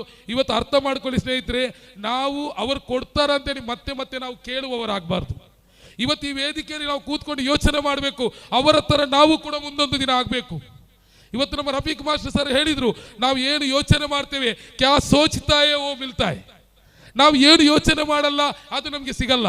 ಯಾವತ್ತು ನಮ್ಮ ಯೋಚನೆ ಅನ್ನೋದು ಫುಲ್ಲಿ ಪಾಸಿಟಿವ್ ಆಗಿರಬೇಕು. ಆ ಪಾಸಿಟಿವಿನ ಫಲ ಸ್ವಲ್ಪ ಲೇಟ್ ಆಗುತ್ತೆ, ಬಟ್ ಅದು ಲೇಟೆಸ್ಟ್ ಆಗಿರುತ್ತೆ. ಇವತ್ತು ಕೂತ್ಕೊಂಡಂತ ಒಂದೊಂದು ಸ್ಟೂಡೆಂಟ್ ಹತ್ರ ನಾನು ಒಂದು ಮಾತು ಹೇಳ್ತಾ ಇದ್ದೇನೆ. ಒಂದು ಕಡೆ ಒಂದು ಸ್ಟೋರಿ ಮುಖಾಂತರ ಹೇಳ್ತಾರೆ, ಒಂದು ಕಡೆ ಒಂದು ಹುಡುಗ, ಒಂದು ತಾಯಿ ಮತ್ತು ಮಗು ಒಂದು ಬೀಚಿಗೆ ಹೋಗುತ್ತೆ. ಆ ಬೀಚಲ್ಲಿ ಮಗು ಏನು ಮಾಡುತ್ತೆ ಅಂತ ಹೇಳಿದ್ರೆ, ಬಲೂನ್ ನೋಡಿ ಬಲೂನಿಗೆ ಜಗಳ ಮಾಡುತ್ತೆ. ತಾಯಿ ಬಲೂನ್ ತೆಗೆದು ಕೊಡ್ತಾರೆ. ಬಲೂನ್ ಕೊಡುವಾಗ ಮಗು ಹೇಳುತ್ತೆ, ನನಗೆ ಈ ಬಲೂನ್ ಬೇಡ ಮಮ್ಮ, ಇದು ಬ್ಲ್ಯಾಕ್ ಬಲೂನ್, ನನಗೆ ರೆಡ್ ಬೇಕು. ಯಾಕೆ ರೆಡ್ ಬೇಕಂತ ಹೇಳಿದ್ರೆ, ಬಲೂನ್ ಮಾರುವವನು ಏನು ಮಾಡಿದ ಅಂತ ಹೇಳಿದ್ರೆ, ಬಲೂನನ್ನು ಬಿಟ್ಟ, ಆ ರೆಡ್ ಬಲೂನ್ ಆಕಾಶದ ಹತ್ರ ಓಡಿತು, ಇದು ಕೆಳಗಡೆ ಬಂದಿತ್ತು. ಅವಾಗ ಏನು ಮಾಡಿದ್ರು ಇವರು, ರೆಡ್ ಬಲೂನ್ ಅನ್ನೋದು ತೆಗೆದುಕೊಟ್ರು, ಬಟ್ ಅದು ಹಾರಲಿಲ್ಲ. ಇಲ್ಲಿ ಏನು ನಾವು ಅರ್ಥ ಮಾಡ್ಬೇಕಂತ ಹೇಳಿದ್ರೆ, ಬಲೂನಿಂದ ಕಲರಿಂದ ಬಲೂನ್ ಹಾರಲ್ಲ, ಬಲೂನ ಒಳಗಡೆ ತುಂಬಿದ ಹವದಿಂದ ಬಲೂನ್ ಹಾರುತ್ತೆ. ಸ್ನೇಹಿತರ ಅರ್ಥ ಮಾಡ್ಕೊಳ್ಳಿ, ಇವತ್ತು ನಾವು ಏನಾಗಬೇಕು, ನಾವು ಹೇಗೆ ಯೋಚನೆ ಮಾಡಿದನ್ನು ಸಫಲ ಆಗ್ಬೇಕಂತ ಹೇಳಿದ್ರೆ, ಅದರ ಎಜುಕೇಶನ್, ಅದರ ನಾಲೆಜ್ ಅನ್ನು ನಾವು ತೆಗೆದ್ರೆ ಮಾತ್ರ ಆ ಬಲೂನ ಹವ ನಮ್ಮ ಒಳಗಡೆ ತುಂಬಿದ್ರೆ ಖಂಡಿತವಾಗಿ ಇವತ್ತು ಕೂತ್ಕೊಂಡಂತ ಸ್ಟೂಡೆಂಟ್ ಮುಂದೊಂದು ದಿನ ಇದೇ ತರ ದೊಡ್ಡ ದೊಡ್ಡ ವ್ಯಕ್ತಿಗಳಾಗಿ ನೀವು ಕೂಡ ಬದಲಾಗ್ತೀರಾ.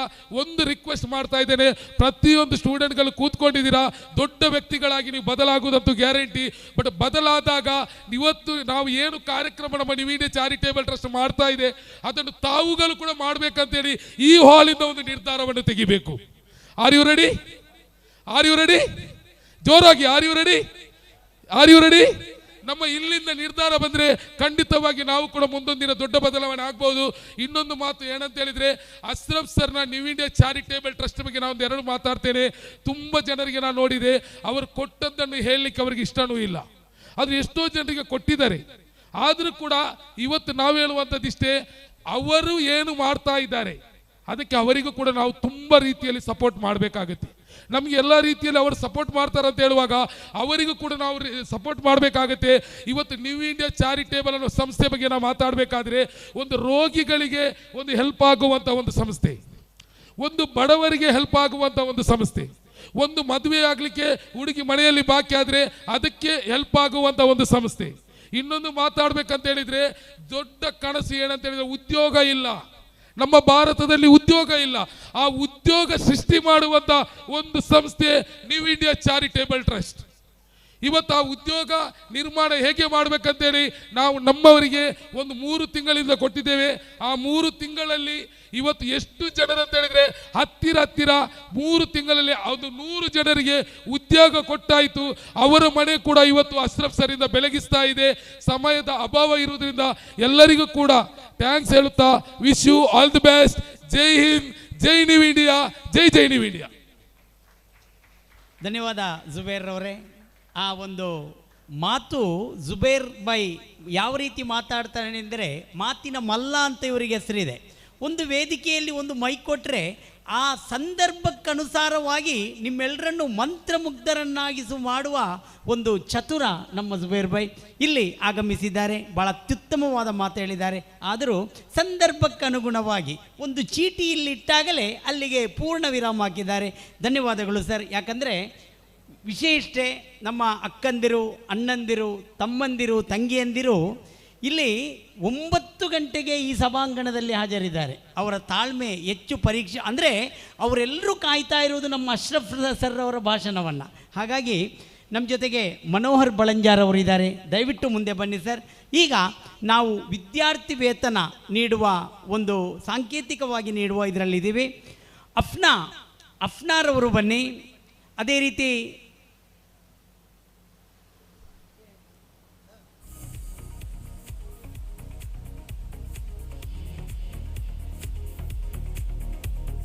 ಅಫ್ನಾರವರು ಬನ್ನಿ, ಫ್ಲವಿಟಾ ಡಿಸೋಜಾರವರು ಬನ್ನಿ, ಮಮತಾರವರು ಬನ್ನಿ. ಸಾಂಕೇತಿಕವಾಗಿ ಈಗ ಕೊಡ್ತೀವಿ. ಉಳಿದವರಿಗೆ ನಾವು ಈ ಕಾರ್ಯಕ್ರಮದ ನಂತರ ಹಂಚ್ತೀವಿ. ಅಫ್ನಾ, ಫ್ಲವಿಟಾ ಡಿಸೋಜಾ ಹಾಗೂ ಮಮತಾ ಬನ್ನಿ. 3 ವಿದ್ಯಾರ್ಥಿನಿಯರು ದಯವಿಟ್ಟು ವೇದಿಕೆ ಬನ್ನಿ. ನಮ್ಮ ಜೊತೆಗೆ ಮೊಹಮ್ಮದ್ ಅಶ್ರಫ್ ರವರ ಜೊತೆಗೆ ಮನೋಹರ್ ಬಳಂಜಾರ್ ಅವರು ಸೇರಿ ಈ ಒಂದು ವಿದ್ಯಾರ್ಥಿ ವೇತನವನ್ನು ಈ ಮಕ್ಕಳಿಗೆ ನೀಡ್ತಾರೆ.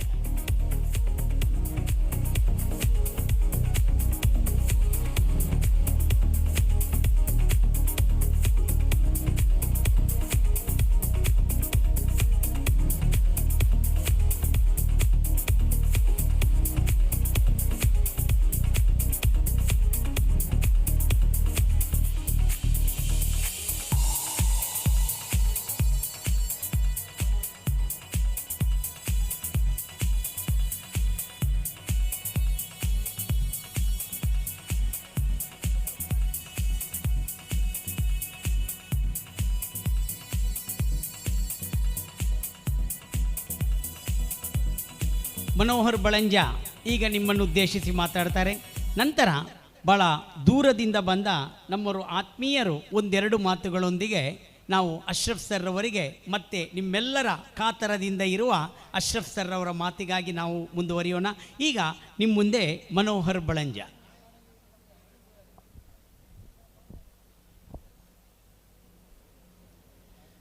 ನ್ಯೂ ಇಂಡಿಯಾ ಚಾರಿಟೇಬಲ್ ಟ್ರಸ್ಟ್ ವತಿಯಿಂದ ಬಹಳ ಅರ್ಥಪೂರ್ಣವಾದಂತಹ ಕಾರ್ಯಕ್ರಮದಲ್ಲಿ ನಾವು ಇರುವುದೇ ಭಾಗ್ಯ.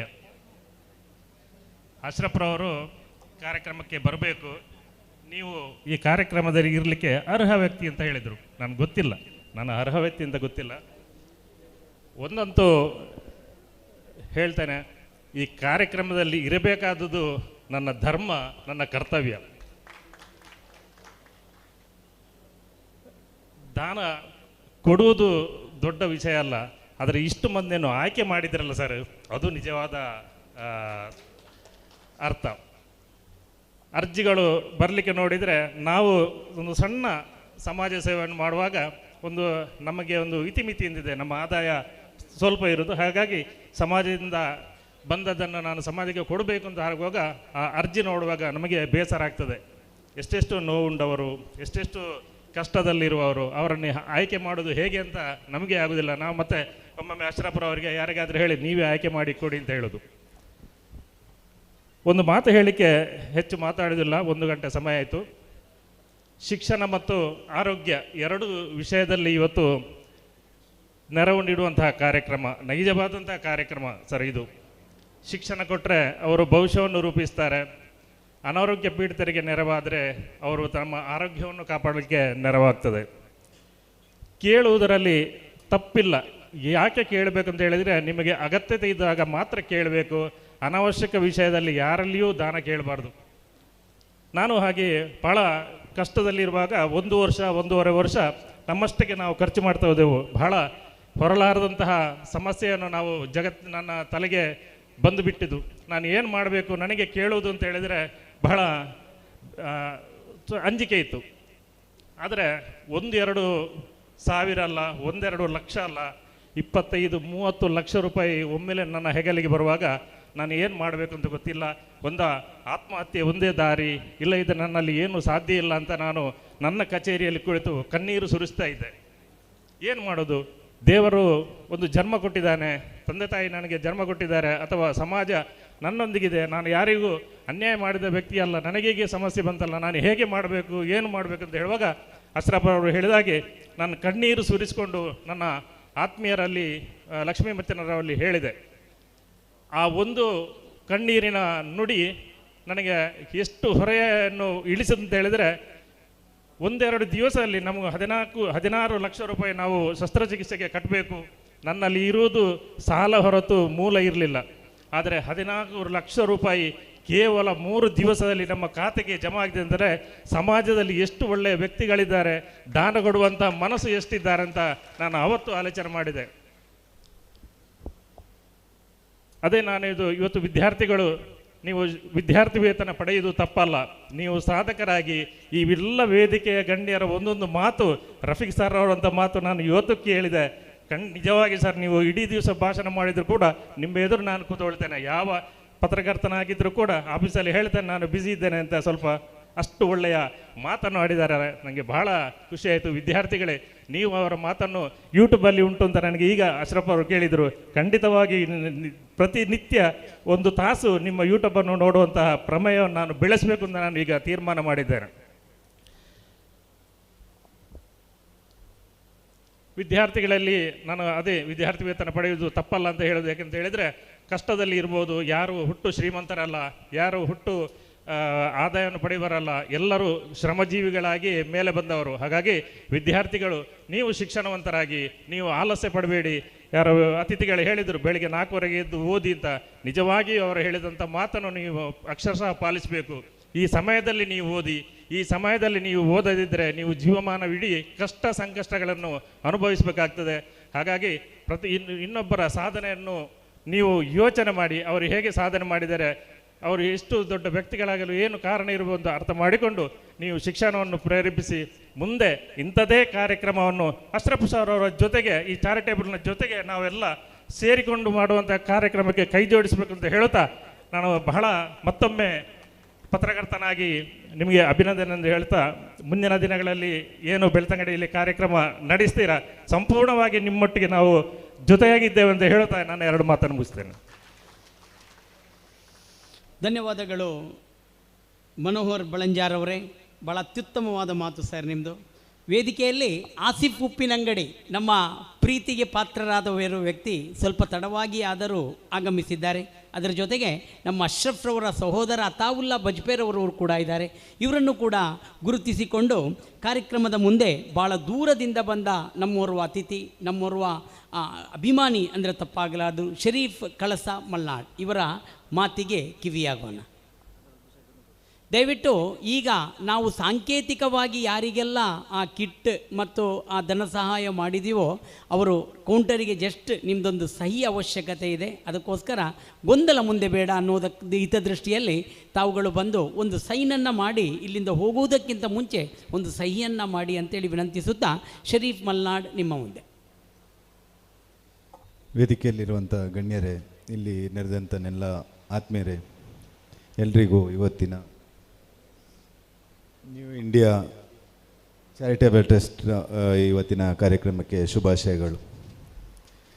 ಇಲ್ಲಿ ಮಾತಾಡೋಕ್ಕೆ ಏನೂ ಇಲ್ಲ, ಮಾತಾಡೋಕ್ಕೆ ಸಾಧ್ಯವೂ ಇಲ್ಲ, ಯಾಕಂದರೆ ಪದಗಳೇ ಇಲ್ಲ ಈ ವಿಷಯದಲ್ಲಿ. ಯಾಕಂದರೆ ಇದು ನಾವು ತುಂಬ ಕಲಿಯುವಂಥದ್ದಿದೆ. ಇವತ್ತು ಹೇಗಿದೆ ಅಂದರೆ, ಒಂದು ಆಸ್ಪತ್ರೆ ಎಲ್ಲಾದರೂ ಹೋದರೆ ಒಂದು ಬಾಳೆಹಣ್ಣು ಒಂದು ಹಣ್ಣು ಕೊಡೋಷ್ಟೊತ್ತಿಗೆ ಅದನ್ನು ಫೋಟೋ ತೆಗೆದು ಇವತ್ತಿನ ಮೀಡಿಯಾದಲ್ಲಿ ವಾಟ್ಸಪ್ಪಲ್ಲಿ ಈ ಥರ ಎಲ್ಲ ಹಂಚಿ ಅವ್ರನ್ನ ಒಂದು ಕೊಟ್ಟಂಥ ವ್ಯಕ್ತಿಗಳನ್ನ ತೋರಿಸ್ತಾರೆ. ಇವತ್ತು ಇಂಥ ಒಂದು ಸಮೂಹ ಇಷ್ಟು ಒಂದು 200, 300, 400 ಜನಕ್ಕೆ ಒಂದು ಸಹಾಯ ಮಾಡೋದಂದರೆ ಅದು ಸುಲಭದ ಮಾತೇ ಅಲ್ಲ. ನಿಜವಾಗ್ಲೂ ನೀವು ತುಂಬ ಶ್ರೇಷ್ಠರು ಸರ್, ನಿಮಗೆ ಪದಗಳಿಲ್ಲ ನಾವು ಏನು ಹೇಳೋಕ್ಕೆ. ಅಶ್ರಫ್ ಸರ್, ನಿಮ್ಮೆಲ್ಲರ ಪರವಾಗಿ ಹಾಗೆ ನನ್ನ ವೈಯಕ್ತಿಕವಾಗಿ ಅವರಿಗೆ ಅಭಿನಂದನೆ ಸಲ್ಲಿಸ್ತೀನಿ. ಸರಿ, ಹೀಗೆ ನಿಮ್ಮ ಕಾರ್ಯಕ್ರಮ ಮುಂದುವರಿಲಿ. ಇದರಿಂದ ಸಮಾಜಕ್ಕೆ ತುಂಬ ತುಂಬ ಹೆಲ್ಪ್ ಇದೆ. ನಿಮ್ಮಂಥ ಒಂದು ಊರಲ್ಲಿ ಒಂದು 10 ಜನ ಇದ್ದರೆ ಆ ಊರಿಗೆ ತುಂಬ ಹೆಲ್ಪ್ ಆಗುತ್ತೆ. ಇದರಿಂದ ಕಲಿಯೋದು ತುಂಬ ಇದೆ. ಇದು ಎಲ್ಲರೂ ಜೀವನದಲ್ಲಿ ಅಳವಡಿಸ್ಕೊಂಡ್ರೆ ಖಂಡಿತವಾಗ್ಲೂ ಬಡತನ ಅನ್ನೋದು ಮತ್ತು ಈ ನಿರುದ್ಯೋಗ ಇರ್ಬೋದು, ಬಡತನ ಇರ್ಬೋದು, ಇದನ್ನೆಲ್ಲ ನಾವು ತಡಿಬೋದು. ಇದರಿಂದ ನಮ್ಮ ಹೆಮ್ಮೆ ಇನ್ನಷ್ಟು ಜಾಸ್ತಿ ಆಗುತ್ತೆ. ಇವತ್ತು ಎಲ್ಲ ಸಮುದಾಯ ಒಂದೇ ತಾಯಿ ಮಕ್ಕಳ ಥರ ನಾವಿಲ್ಲಿ ಕೂತಿದ್ದೀವಿ. ನಮ್ಮ ತಾಯಿ ಬೇರೆ ಆಗಿರ್ಬೋದು, ಆದರೂ ನಾವೆಲ್ಲರೂ ಒಂದೇ ಥರ ಇಲ್ಲಿ ಕಾಣ್ತಾ ಇದ್ದೀವಿ. ಇದು ಇನ್ನಷ್ಟು ನಾವು ಮುಂದುವರಿಸ್ಕೊಂಡು ಹೋಗಬೇಕು. ಸಮಾಜಕ್ಕೆ ನಾವು ಮಾದರಿಯಾಗಿ ಜೀವನ ಮಾಡಬೇಕು. ಯಾವುದು ಧರ್ಮ ಅನ್ನೋದು ಅಫೀಮ್ ಆಗಬಾರ್ದು, ಧರ್ಮ ಅನ್ನೋದು ಸಂಸ್ಕಾರ ಆಗಬೇಕು. ಜೀವನದಲ್ಲಿ ಸಂಸ್ಕಾರನೇ ಬೇಕು, ಸಂಸ್ಕಾರ ಇಲ್ಲದೆ ಬದುಕೋಕ್ಕಾಗಲ್ಲ. ಸಂಸ್ಕಾರ ಬೇಕು, ಹೆದರಿಕೆ ಇರಬೇಕು, ಇದು 2 ತಾಳ್ಮೆ ಇರಬೇಕು. ಇದು 3 ಜೀವನದಲ್ಲಿದ್ದರೆ ಸಾಕು. ಧರ್ಮ ತಲೆಗೆ ಬಂದು ಆ ಧರ್ಮಕ್ಕೆ ಹೊಡೆದಾಡೋದು, ಆ ಧರ್ಮಕ್ಕೆ ಬೈದಾಡೋದು, ಇದೆಲ್ಲ ತುಂಬ ಕೆಟ್ಟ ಒಂದು ಸಂಸ್ಕೃತಿ. ಧರ್ಮ ಅನ್ನೋದು ಶ್ರೇಷ್ಠವಾಗಿದೆ. ಧರ್ಮ ಸಂಸ್ಕಾರ ಆಗಬೇಕು, ಬಿಟ್ಟರೆ ಅದು ಜಗಳಕ್ಕೆ ಕಾರಣ ಆಗಬಾರ್ದು, ಮಾತಿಗೆ ಬರಬಾರ್ದು, ಅದು ಮನೇಲಿ ಇಟ್ಕೊಬೇಕು. ನಾನು ಕಳಸದಿಂದ ಬಂದಿದ್ದೀನಿ, ಆದರೂ ನನಗೆ ಬಂದಿರೋದು ತುಂಬ ಹೆಮ್ಮೆ ಅನ್ನಿಸ್ತಿದೆ. ನಾನು ಅಷ್ಟು ದೂರದಿಂದ ಬಂದರೂ ಏನು ಬೇಜಾರಿಲ್ಲ, ಯಾಕಂದರೆ ಇದು ತುಂಬ ಅರ್ಥಪೂರ್ಣ ಕಾರ್ಯಕ್ರಮ. ನಾನು ಭಾರಿ ಭಾಷಣಗಾರನಲ್ಲ, ತುಂಬ ಎಲ್ಲರೂ ಹೇಳಿದ್ದಾರೆ. ಅಶೋಭಾಯಿಗೆ ಮತ್ತೊಮ್ಮೆ ನನ್ನ ಅಭಿನಂದನೆಗಳನ್ನ ಸಲ್ಲಿಸ್ತಾ ನನ್ನ 1-2 ಮಾತಾಡಲಿಕ್ಕೆ ಅವಕಾಶ ಮಾಡಿಕೊಟ್ಟ ತಮ್ಮೆಲ್ಲರಿಗೂ ಕೃತಜ್ಞತೆ ಸಲ್ಲಿಸ್ತಾ ನಮಸ್ಕಾರ. ಶರೀಫ್ ಮಲ್ನಾಡ್ ಭಾಳ ದೂರದಿಂದ ಬಂದವರು. ಅವರ ಆ ಹೊಗಳಿಕೆಗೆ ಶಬ್ದಗಳು ನಿಜವಾಗಿಯೂ ನಮ್ಮ ಹೃದಯ ತುಂಬಿದೆ. ಧನ್ಯವಾದಗಳು ಶರೀಫ್ ಮಲ್ನಾಡ್ರವರೇ. ಈಗ ಕೊನೆಯದಾಗಿ ಅಂದರೆ ಅಶ್ರಫ್ ಸರ್ರವರ ಭಾಷಣಕ್ಕಿಂತ ಮುಂಚೆ ಹ್ಯಾಪಿ ಲೈಫ್ ಗ್ರೂಪ್ ಇದರ ನಾಯಕರಾದಂಥ ಸಮನ್ ನಮ್ಮ ಭಾಳ ನಿಕಟವರ್ತಿಗಳು ಮಾತ್ರವಲ್ಲ, ಈ ನ್ಯೂ ಇಂಡಿಯಾ ಚಾರಿಟೇಬಲ್ ಟ್ರಸ್ಟಿಗೆ ಭಾಳಷ್ಟು ಸಹಾಯ ಸಹಕಾರವನ್ನು ನೀಡುವ ನಮ್ಮ ಸಮನ್ ಸರ್ರವರ 2 ಮಾತಿಗಾಗಿ ಕಿವಿಯಾಗೋಣ. Thank you Samad sir. ಬಡ ಒಂದೊಂದೇ ಹಸಿವಾಗ್ತಾ ಇದೆಯಾ? ಕೇಳುವ ಪ್ರಶ್ನೆ ಅಲ್ಲ. ಸೊ ಯಾಕೆ ಕೇಳಿದೆ ಅಂತ ಹೇಳಿದರೆ, ಸಮಯ ಮೀರ್ತಾ ಇದೆ, ನಾವು ಮಾತಾಡುವಂಥ ಸಮಯ ಇದಲ್ಲ, ನನಗೂ ಗೊತ್ತಿದೆ. ಸೊ ಹಾಗಾಗಿ ಬಂದಂಥ ಎಲ್ರಿಗೂ ಅಸ್ಸಲಾಮು ಅಲೈಕುಮ್, ಹಾಗೆ ನಮಸ್ಕಾರಗಳು ಎಲ್ರಿಗೂ ಕೂಡ. ಊಟದ ವ್ಯವಸ್ಥೆ ಇದೆ, ಈಗಾಗಲೇ ಕೆಲವೇ ಕ್ಷಣಗಳಲ್ಲಿ ಅಶ್ರಫ್ ಸರ್ ಒಂದು ಹಿತನುಡಿಯನ್ನು ಕೊಟ್ಟ ನಂತರ ನಾವು ಇನ್ನು ಊಟಕ್ಕೆ ತೆರಲಿಕ್ಕಿದ್ದೇವೆ. ನಾನು ಹೆಚ್ಚಾಗಿ ಏನು ಮಾತಾಡಲಿಕ್ಕೆ ಬಯಸುವುದಿಲ್ಲ. ನಾನೊಂದು ಸ್ವಲ್ಪ ಸ್ಪೀಡ್ ಮಾತಾಡ್ತಾ ಇದ್ದೇನೆ, ಯಾಕೆಂತ ಹೇಳಿದರೆ ಸಮಯದ ಅಭಾವ ಇರೋದ್ರಿಂದ ಅಶ್ರಫ್ ಸರ್ಗೆ ಒಂದು ಸ್ವಲ್ಪ ಜಾಸ್ತಿ ಸಮಯ ಸಿಗಲಿ ಅಂತೇಳಿ. ಅಶ್ರಫ್ ಸರ್ ಬಗ್ಗೆ ಎಲ್ಲರೂ ಮಾತಾಡಿದ್ದಾರೆ, ನಾನು ಇನ್ನೊಂದು ಹೊಸದಾಗಿ ಮಾತಾಡುವಂಥದ್ದು ಏನೂ ಇಲ್ಲ. ದಾನದಲ್ಲಿ ದೊಡ್ಡ ದಾನ ಅಂತಂದರೆ ವಿದ್ಯಾದಾನ ಅಂತ ಹೇಳಿದ್ದಾರೆ. ಸೊ ಅದಕ್ಕೆ ವಿಸ್ತಾರವಾಗಿ ಹೇಳುವಂಥ ಅವಶ್ಯಕತೆ ಇಲ್ಲ, ನಾವು ಆಲ್ರೆಡಿ ಕೇಳಿದ್ದೇವೆ ಕೂಡ.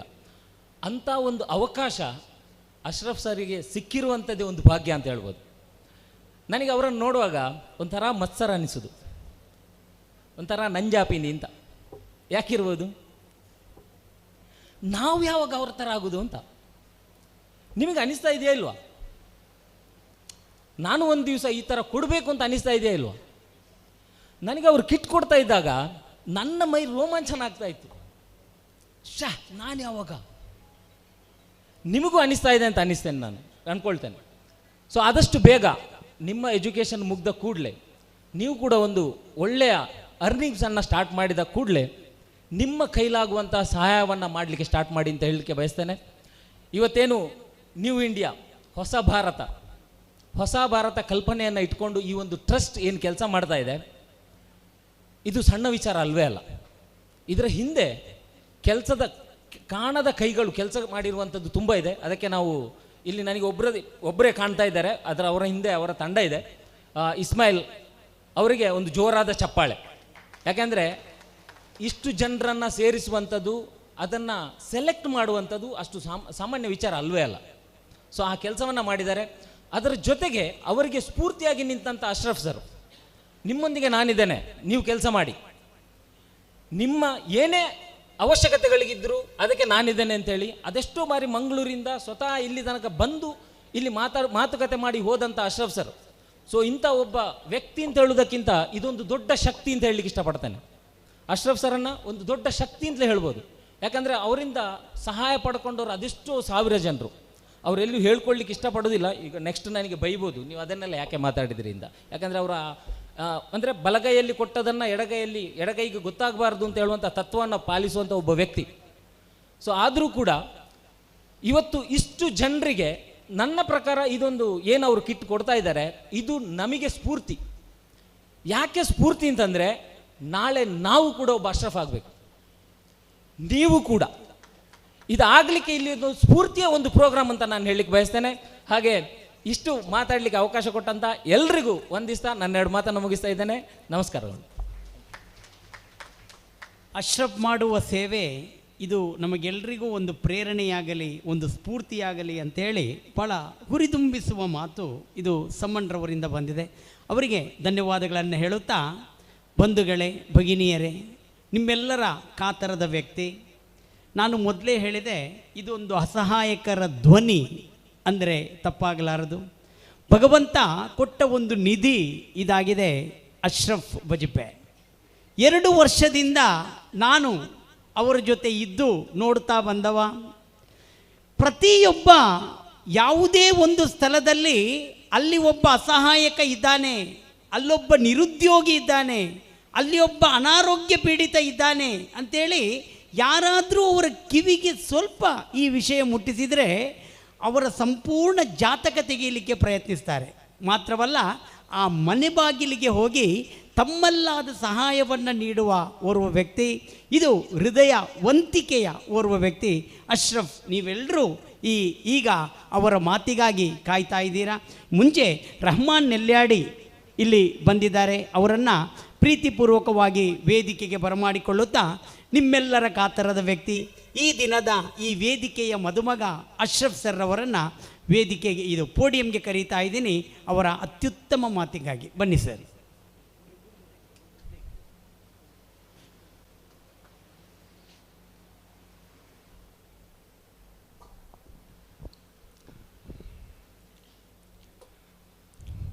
ವೇದಿಕೆಯ ಮೇಲೆ ಕೂತಿರುವ ನನ್ನೆಲ್ಲ ಗಣ್ಯರೇ, ಯಾಕಂತ ಹೇಳಿದರೆ ಸಮಯದ ಅಭಾವ ಇದೆ. ನನಗಿವರು ಲಾಸ್ಟ್ಗೆ ಮಾತು ಕೊಟ್ಟು ತುಂಬ ಮಾತಾಡಬೇಕಂತಿದ್ದವ್ರನ್ನ ಸ್ವಲ್ಪ ಮಾತು ಮೊಟಕುಗೊಳಿಸ್ಬೇಕಂತ ಹೇಳಿ ಪ್ಲ್ಯಾನಲ್ಲಿ ಕೊಟ್ಟಿದ್ದಾರಾ ಏನೋ ಗೊತ್ತಿಲ್ಲ. ವೇದಿಕೆಯ ಮೇಲೆ ಇರುವ ಗಣ್ಯರೇ, ಹಾಗೆ ವೇದಿಕೆಯ ಮುಂಭಾಗ ಕೂತಿರುವ ನನ್ನೆಲ್ಲ ಸಹೋದರ ಮತ್ತು ಸಹೋದರಿಯರ ಹಾಗೂ ವಿದ್ಯಾರ್ಥಿ ಮತ್ತು ವಿದ್ಯಾರ್ಥಿನಿಗಳೇ ಹಾಗೂ ಪತ್ರಕರ್ತರ ಮಿತ್ರರೇ ಹಾಗೂ ಮಾಧ್ಯಮದ ಗೆಳೆಯರೇ ನಿಮಗೆಲ್ರಿಗೂ ಶುಭಾಶಯ ಹೇಳ್ತಾ ಇದ್ದೇನೆ. ಈ ನ್ಯೂ ಇಂಡಿಯಾ ಚಾರಿಟೇಬಲ್ ಟ್ರಸ್ಟ್ ಈ ಗಣ್ಯರು ಎಲ್ಲರೂ ಮಾತಾಡಿ ನಾನು ಏನು ಮಾತಾಡಬೇಕಂತೇಳಿ ನಾನು ಪ್ಲ್ಯಾನ್ ಮಾಡ್ಕೊಂಡಿದ್ದೆ. ಆ ಪ್ಲ್ಯಾನೆಲ್ಲ ಉಲ್ಟಾ ಪಲ್ಟಿ ಆಗಿದೆ. ಯಾಕಂದರೆ ಎಲ್ಲರೂ ನನ್ನ ಹೊಗಳಿದ್ರು. ಆಗ ಈಗ ನಾನು ಏನು ಮಾತಾಡಬೇಕಂತಲೇ ಗೊತ್ತಾಗ್ತಾ ಇಲ್ಲ. ಇನ್ನೊಂದು ವಿಷಯ ಏನಂತ ಹೇಳಿದ್ರೆ, ನಿಮ್ಮ ತಾಳ್ಮೆಗೆ ನಾನು ಚಿರಋಣಿ. ಇಷ್ಟು ಹೊತ್ತು ತಾಳ್ಮೆಯಲ್ಲಿ ಬರೋಬ್ಬರಿ 1:30 ಆಯಿತು. ಆದರೂ ನಿಮ್ಗೆಲ್ರಿಗೂ ಹಸಿವಾಗ್ಬೋದು, ಎಲ್ರಿಗೂ ಹಸಿವಾಗೈತೆ. ಯಾಕಂದರೆ ನೀವು ಬೆಳಿಗ್ಗೆ ಮುಂಜಾನೆ ಬೇಗನೆ ಬಂದಿದ್ದೀರಾ. ಇಷ್ಟು ಹೊತ್ತು ತಾಳ್ಮೆಯಲ್ಲಿ ಇಷ್ಟು ಜನ ಕೂತಿದ್ದೀರಲ್ಲ, ನಿಮಗೆ ನಾನು ಯಾವಾಗಲೂ ಚಿರಋಣಿಯಾಗಿರ್ತೀನಿ. ಮತ್ತು ಈ ನ್ಯೂ ಇಂಡಿಯಾ ಚಾರಿಟೇಬಲ್ ಟ್ರಸ್ಟ್ ಇದು ಈ ಬೆಳ್ತಂಗಡಿಯಲ್ಲಿ ಯಾಕೆ ಮಾಡಿದ್ದೇನೆ, ಯಾಕೆ ಮಾಡಬೇಕು ಅಂತೇಳಿ ಯೋಚನೆ ಬಂದಿದ್ದು ನನಗೆ 1-2 ವರ್ಷ ಮುಂಚೆನೇ ಯೋಚನೆ ಮಾಡಿದ್ದೆ.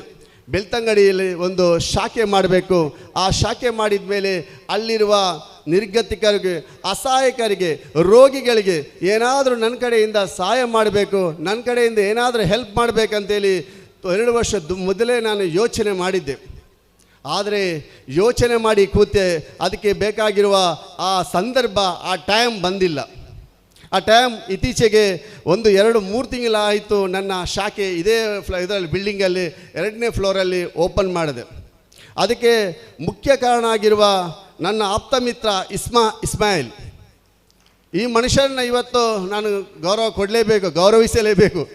ಬರೋಬ್ಬರಿ 4 ತಿಂಗಳು ಕಷ್ಟ ಬಂದಿದ್ದಾನೆ. 4 ತಿಂಗಳು ಹಗಲು ರಾತ್ರಿ ನಿದ್ರೆ ಇಲ್ಲದೆ. ಮತ್ತು ಅವನ ತಂಡ ಅಂದರೆ ನನ್ನ ಸ್ಟಾಫ್ ಇಲ್ಲಿರೋ ಇಸ್ಮಾ ಪ್ಲಸ್ 3 ಜನ ಸೇರಿ, ಒಟ್ಟು 4 ಜನ ಸೇರಿ ಒಳ್ಳೆಯ ಒಂದು ಶ್ರಮ ಪಟ್ಟಿದ್ದಾರೆ. ಯಾಕಂತ ಹೇಳಿದರೆ ಇಂಥ ಒಂದು ಕಾರ್ಯಕ್ರಮ, ಇಂಥ ಒಂದು ಜನರು ಸೇರಿಸ್ಬೇಕಂತ ಹೇಳಿದರೆ ಅದಷ್ಟು ಸುಲಭದ ವಿಷಯ ಅಲ್ಲ, ಬರಲ್ಲ. ಈಗ ನಾವು ಏನು ಮಾತಾಡಬೇಕಂತ ಹೇಳಿದರೆ ಜನ ಬರಲ್ಲ, ಮುಂಚೆ ಹಾಗೆ ಅಲ್ಲ. ಇಷ್ಟು ಒಂದು ಒಳ್ಳೆಯ ಕಾರ್ಯಕ್ರಮವನ್ನು ಮಾಡಬೇಕಂತ ಹೇಳಿದರೆ ಹಗಲಿರುಳು ದುಡಿದು ಇಷ್ಟೆಲ್ಲ ಶ್ರಮ ವಹಿಸಿ ಇವತ್ತು ಬೆಳಿಗ್ಗೆ ನನಗೆ ನಿಮ್ಮ ಜನಗಳನ್ನು ನೋಡಿ ತುಂಬ ಖುಷಿಯಾಯಿತು. ನಾನು ಎಕ್ಸ್ಪೆಕ್ಟೇಷನ್ ಮಾಡಲಿಲ್ಲ ಇಷ್ಟು ಜನ ಸೇರ್ತಾರಂತೇಳಿ. ಚೇರ್ಸು ಖಾಲಿ ಇಲ್ಲ, ಎಲ್ಲ ಚೇರ್ಸ್ ಫುಲ್ಲಾಗಿದೆ. ಮತ್ತೆ ಚೇರ್ಸ್ ತಂದು ಅಲ್ಲಿ ಇಲ್ಲೆಲ್ಲ ಇಡ್ತಾ ಇದ್ದಾರೆ, ಕೊಡ್ತಾನೂ ಇದ್ದಾರೆ. ಇದು ನಾನು ಮಾಡಿದ ಒಂದು ಪ್ರತಿಫಲ, ನನ್ನ ತಂದೆ ತಾಯಿ ನನಗೆ ಜನ್ಮ ಕೊಟ್ಟ ಪ್ರತಿಫಲನೆ ಅಂತ ಹೇಳಬೇಕು. ಯಾಕಂತ ಹೇಳಿದರೆ ನಾನು ಇವರು ಹೇಳಿದಾಗೆ 4 ವರ್ಷದಿಂದ ನನ್ನ ನ್ಯೂ ಇಂಡಿಯಾ ಚಾರಿಟೇಬಲ್ ಟ್ರಸ್ಟ್ನ ಮಾಡ್ತಾ ಇದ್ದೇನೆ, ಎಲ್ರಿಗೂ ಕೊಡ್ತಾನೂ ಇದ್ದೇನೆ. ಆದರೆ ಎಲ್ಲೂ ಪ್ರಚಾರ ಮಾಡಲಿಕ್ಕೆ ಹೋಗಿಲ್ಲ. ನನಗೆ ಪ್ರಚಾರ ಇಷ್ಟನೂ ಇಲ್ಲ, ನಾನು ಮಾಡೋದೂ ಇಲ್ಲ. ಪ್ರಚಾರ ನಾವು ಬಲಕೈಯಲ್ಲಿ ಕೊಟ್ಟರೆ ಎಡಗೈ ಗೊತ್ತಾಗಬಾರ್ದು. ನಾವೇನಾದರೂ ಮಾಡಿದರೆ ಇಲ್ಲಿ ಜನಗಳು ನೆನಪಿಡ್ಕೊಳ್ಳಲ್ವಾ, ಅದು ಅವ್ರಿಗೆ ಬಿಟ್ಟಿದ್ದು. ಆದರೆ ದೇವರ ಕಿತಾಬಲ್ಲಿ, ದೇವರ ಪುಸ್ತಕದಲ್ಲಿ ಎಂಟ್ರಾದರೆ ಸಾಕು. ದೇವರ ಪುಸ್ತಕದಲ್ಲಿ ಒಂದು ಮಿಸ್ ಆಗಲಿಕ್ಕೆ ಚಾನ್ಸೇ ಇಲ್ಲ. ಜನಗಳ ಮನಸ್ಸಿಂದ ನಾವೇನಾದರೂ ಮಾಯ ಆಗ್ಬೋದು, ನಮ್ಮನ್ನು ಮರೆತಿರ್ಬೋದು, ಕೆಲವರು ಇನ್ನೂ ಗೌರವ ಇಟ್ಟಿದ್ದಾರೆ. ಆದರೆ ದೇವರ ಇದರಲ್ಲಿ ಮರೆಯೋಕ್ಕೆ ಚಾನ್ಸ್ ಇಲ್ಲ. ಈ ಬೆಳ್ತಂಗಡಿ ಪ್ರದೇಶವನ್ನು ನಾನು ಆಯ್ಕೆ ಮಾಡಲಿಕ್ಕೆ ಮೂಲ ಕಾರಣ ಏನೋ ಗೊತ್ತಿಲ್ಲ ನನಗೆ. 1-2 ವರ್ಷ ಹಿಂಚೆ ನನಗೆ ಬೇಕಾದರೆ ಬೇರೆ ಕಡೆ ಶಾಖೆ ಮಾಡ್ಬೋದಿತ್ತು, ನನಗೆ ಎಲ್ಲಿ ಬೇಕಾದರೂ ಮಾಡ್ಬೋದಿತ್ತು. ಆ ಬಚ್ಪೆ ಅಷ್ಟು ದೂರದಿಂದ ಬಂದು ಈ ಬೆಳ್ತಂಗಡಿಯಲ್ಲಿ ಮಾಡಬೇಕಂತ ಅಗತ್ಯ ನನಗೆ ಇರಲಿಲ್ಲ. ಆದರೆ ಬೆಳ್ತಂಗಡಿಯಲ್ಲಿ ಯಾಕೆ ಮಾಡಿದೆ ಅಂತ ಹೇಳಿದರೆ, ಇಲ್ಲಿ ಜಾಸ್ತಿ ಇರೋದು ಮಧ್ಯವರ್ಗದ ಜನರು ಈ ಬೆಳ್ತಂಗಡಿ ಪ್ರದೇಶದಲ್ಲಿ ಜಾಸ್ತಿ ಇದ್ದಾರೆ. ಯಾಕಂತ ಹೇಳಿದರೆ ಈ ಕಡೆ ಕಾಜೂರು, ಈ ಕಡೆ ಉಜಿರೆ, ಈ ಕಡೆ ಬೆಳ್ತಂಗಡಿ, ಈ ಜಾಸ್ತಿ ಹಳ್ಳಿ ಪ್ರದೇಶ. ಇಲ್ಲಿ ಇರೋದು ಜಾಸ್ತಿ ಮಧ್ಯವರ್ಗದ ಜನರು. ಅಂದರೆ ಇವರು ಶ್ರೀಮಂತರು ಅಲ್ಲ, ಈ ಕಡೆ ಬಡವರು ಅಲ್ಲ, ಎರಡೂ ಆಗಿರ್ತಾರೆ. ಅದಕ್ಕೋಸ್ಕರ ಇಲ್ಲೇನಾದರೂ ಒಂದು ಟ್ರಸ್ಟ್ ಮಾಡಿ, ಇಲ್ಲೇನಾದರೂ ನನ್ನದೊಂದು ಶಾಖೆ ಮಾಡಿ ಏನಾದರೂ ಹೆಲ್ಪ್ ಮಾಡಬೇಕಂತೇಳಿ ನಾನು ಈ ಯೋಚನೆ ನಿರ್ಧಾರ ಮಾಡಿದೆ. ನನ್ನ ನಿರ್ಧಾರ 2 ವರ್ಷ ಮುಂಚೆ ಮಾಡಿದ್ರು, ಆದರೂ ಅದನ್ನು ಫಲ ಬಂದದ್ದು ಇತ್ತೀಚೆಗೆ. ಈ ಸಂದರ್ಭದಲ್ಲಿ, ಈ ವೇದಿಕೆಯಲ್ಲಿ ಸೇರಿರುವ ಈ ಸಂದರ್ಭದಲ್ಲಿ ಆಗಿರುತ್ತೆ. ಇನ್ನು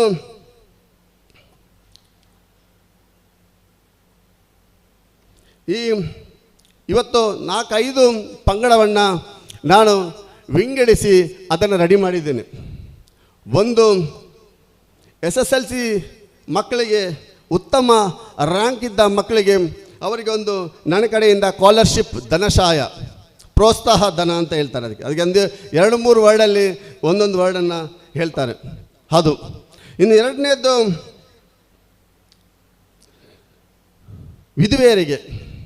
ವಿಧವೆಯರಿಗೆ ಧನಸಹಾಯ ಕಿಟ್ ವಿತರಣೆ. ಇನ್ನು 3ನೇದ್ದು ಮೆಡಿಸಿನ್ ಕಿಟ್ ವಿತರಣೆ. ಇನ್ನು 4ನೇದು ರೋಗಿಗಳಿಗೆ ಧನಸಹಾಯ. ಇಂಥ ಒಳ್ಳೆ ಕಾರ್ಯಕ್ರಮವನ್ನು ರೆಡಿ ಮಾಡಿ ಅದನ್ನು ಬೇಕಾದಷ್ಟು ಅರ್ಜಿ ಸ್ವೀಕರಿಸಿ ಎಲ್ಲ ಅರ್ಜಿನ ನನ್ನ ಹತ್ರ ಎಷ್ಟು ಅರ್ಜಿ ಬಂದಿತ್ತು ಅದನ್ನು ಎಲ್ಲ ಅರ್ಜಿನ ಸ್ವೀಕರಿಸಿದೆ. ಆ್ಯಕ್ಚುಲಿ ಇದು ಹೋದ ತಿಂಗಳೇ ನಾನು ಮಾಡಬೇಕಿತ್ತು. ನಾನು ಯಾಕೆ ಸ್ವಲ್ಪ ಲೇಟ್ ಮಾಡ್ತೆ ಅಂತೇಳಿ ಎಷ್ಟು ಅರ್ಜಿ ಬರ್ತದೆ ಅಂತೇಳಿ ಕಾಯ್ತಾ ಇದ್ದೆ. ಎಷ್ಟು ಅರ್ಜಿ ಬಂತು ಅದನ್ನು ನೋಡಿ ಮನೆಗೆ ಭೇಟಿ ಕೊಟ್ಟು ಅದನ್ನು ವಿಚಾರಿಸಿ ಅವರ ಬಗ್ಗೆ ಕ್ಲಿಯರ್ ಪೂರ್ತಿ ಕೇಳಿ ಆ ನಂತರ ಮಾಡುವ ಅಂತೇಳಿ ನಾನು ನಿರ್ಧಾರ ಮಾಡಿದೆ. ಯಾಕಂತ ಹೇಳಿದರೆ ನಾವು ಕೊಟ್ಟದ್ದು ಅದು ನಮಗೂ ತೃಪ್ತಿ ಆಗಬೇಕು. ಅದಕ್ಕೋಸ್ಕರ ನಾನು ಆ ನಿರ್ಧಾರ ಮಾಡಿದ್ದೆ. ನಿಮ್ಮ ತುಂಬ ಮಕ್ಕಳು ಬಂದಿದ್ದಾರೆ. ಇಷ್ಟೊತ್ತು ಸಹನೆಯಲ್ಲಿ ಕಾಯೋದೇ ನನ್ನ ಪ್ರಕಾರ ಗ್ರೇಟ್ ಅವರು. ಯಾಕಂದರೆ ಈಗ ಒಂದು ವೇಳೆ ಅವರಿಗೆ ಮೊಬೈಲ್ ಕೊಟ್ಟಿದ್ದರೆ ಇನ್ನು ಸಂಜೆ ತನಕ ಕೂಡ್ತಾ ಇದ್ದರು. ಆದರೆ ಇಷ್ಟು ತನಕ ಈ ಸ್ಪೀಚಲ್ಲಿ ಈ ಸಭಾ ಕಾರ್ಯಕ್ರಮದಲ್ಲಿ ಕೂತಿದ್ದೇ ದೊಡ್ಡ ಗ್ರೇಟ್ ಮಕ್ಕಳು. ಈ ಮಕ್ಕಳಿಗೆ ನಾನು ಕೊಡೋ ಈ ಧನಸಹಾಯ, ಈ ಸ್ಕಾಲರ್ಶಿಪ್ ನಿಮಗೆ ಪ್ರೇರಣೆ ಆಗಬೇಕು. ನೀವು ಉತ್ತಮ ರ್ಯಾಂಕ್ ಗಳಿಸಿದ್ದೀರಾ. ನಿಮ್ಮ ತಂದೆ ತಾಯಿ ಎಷ್ಟೋ ಕಷ್ಟ ಪಟ್ಟಿದ್ದಾರೆ.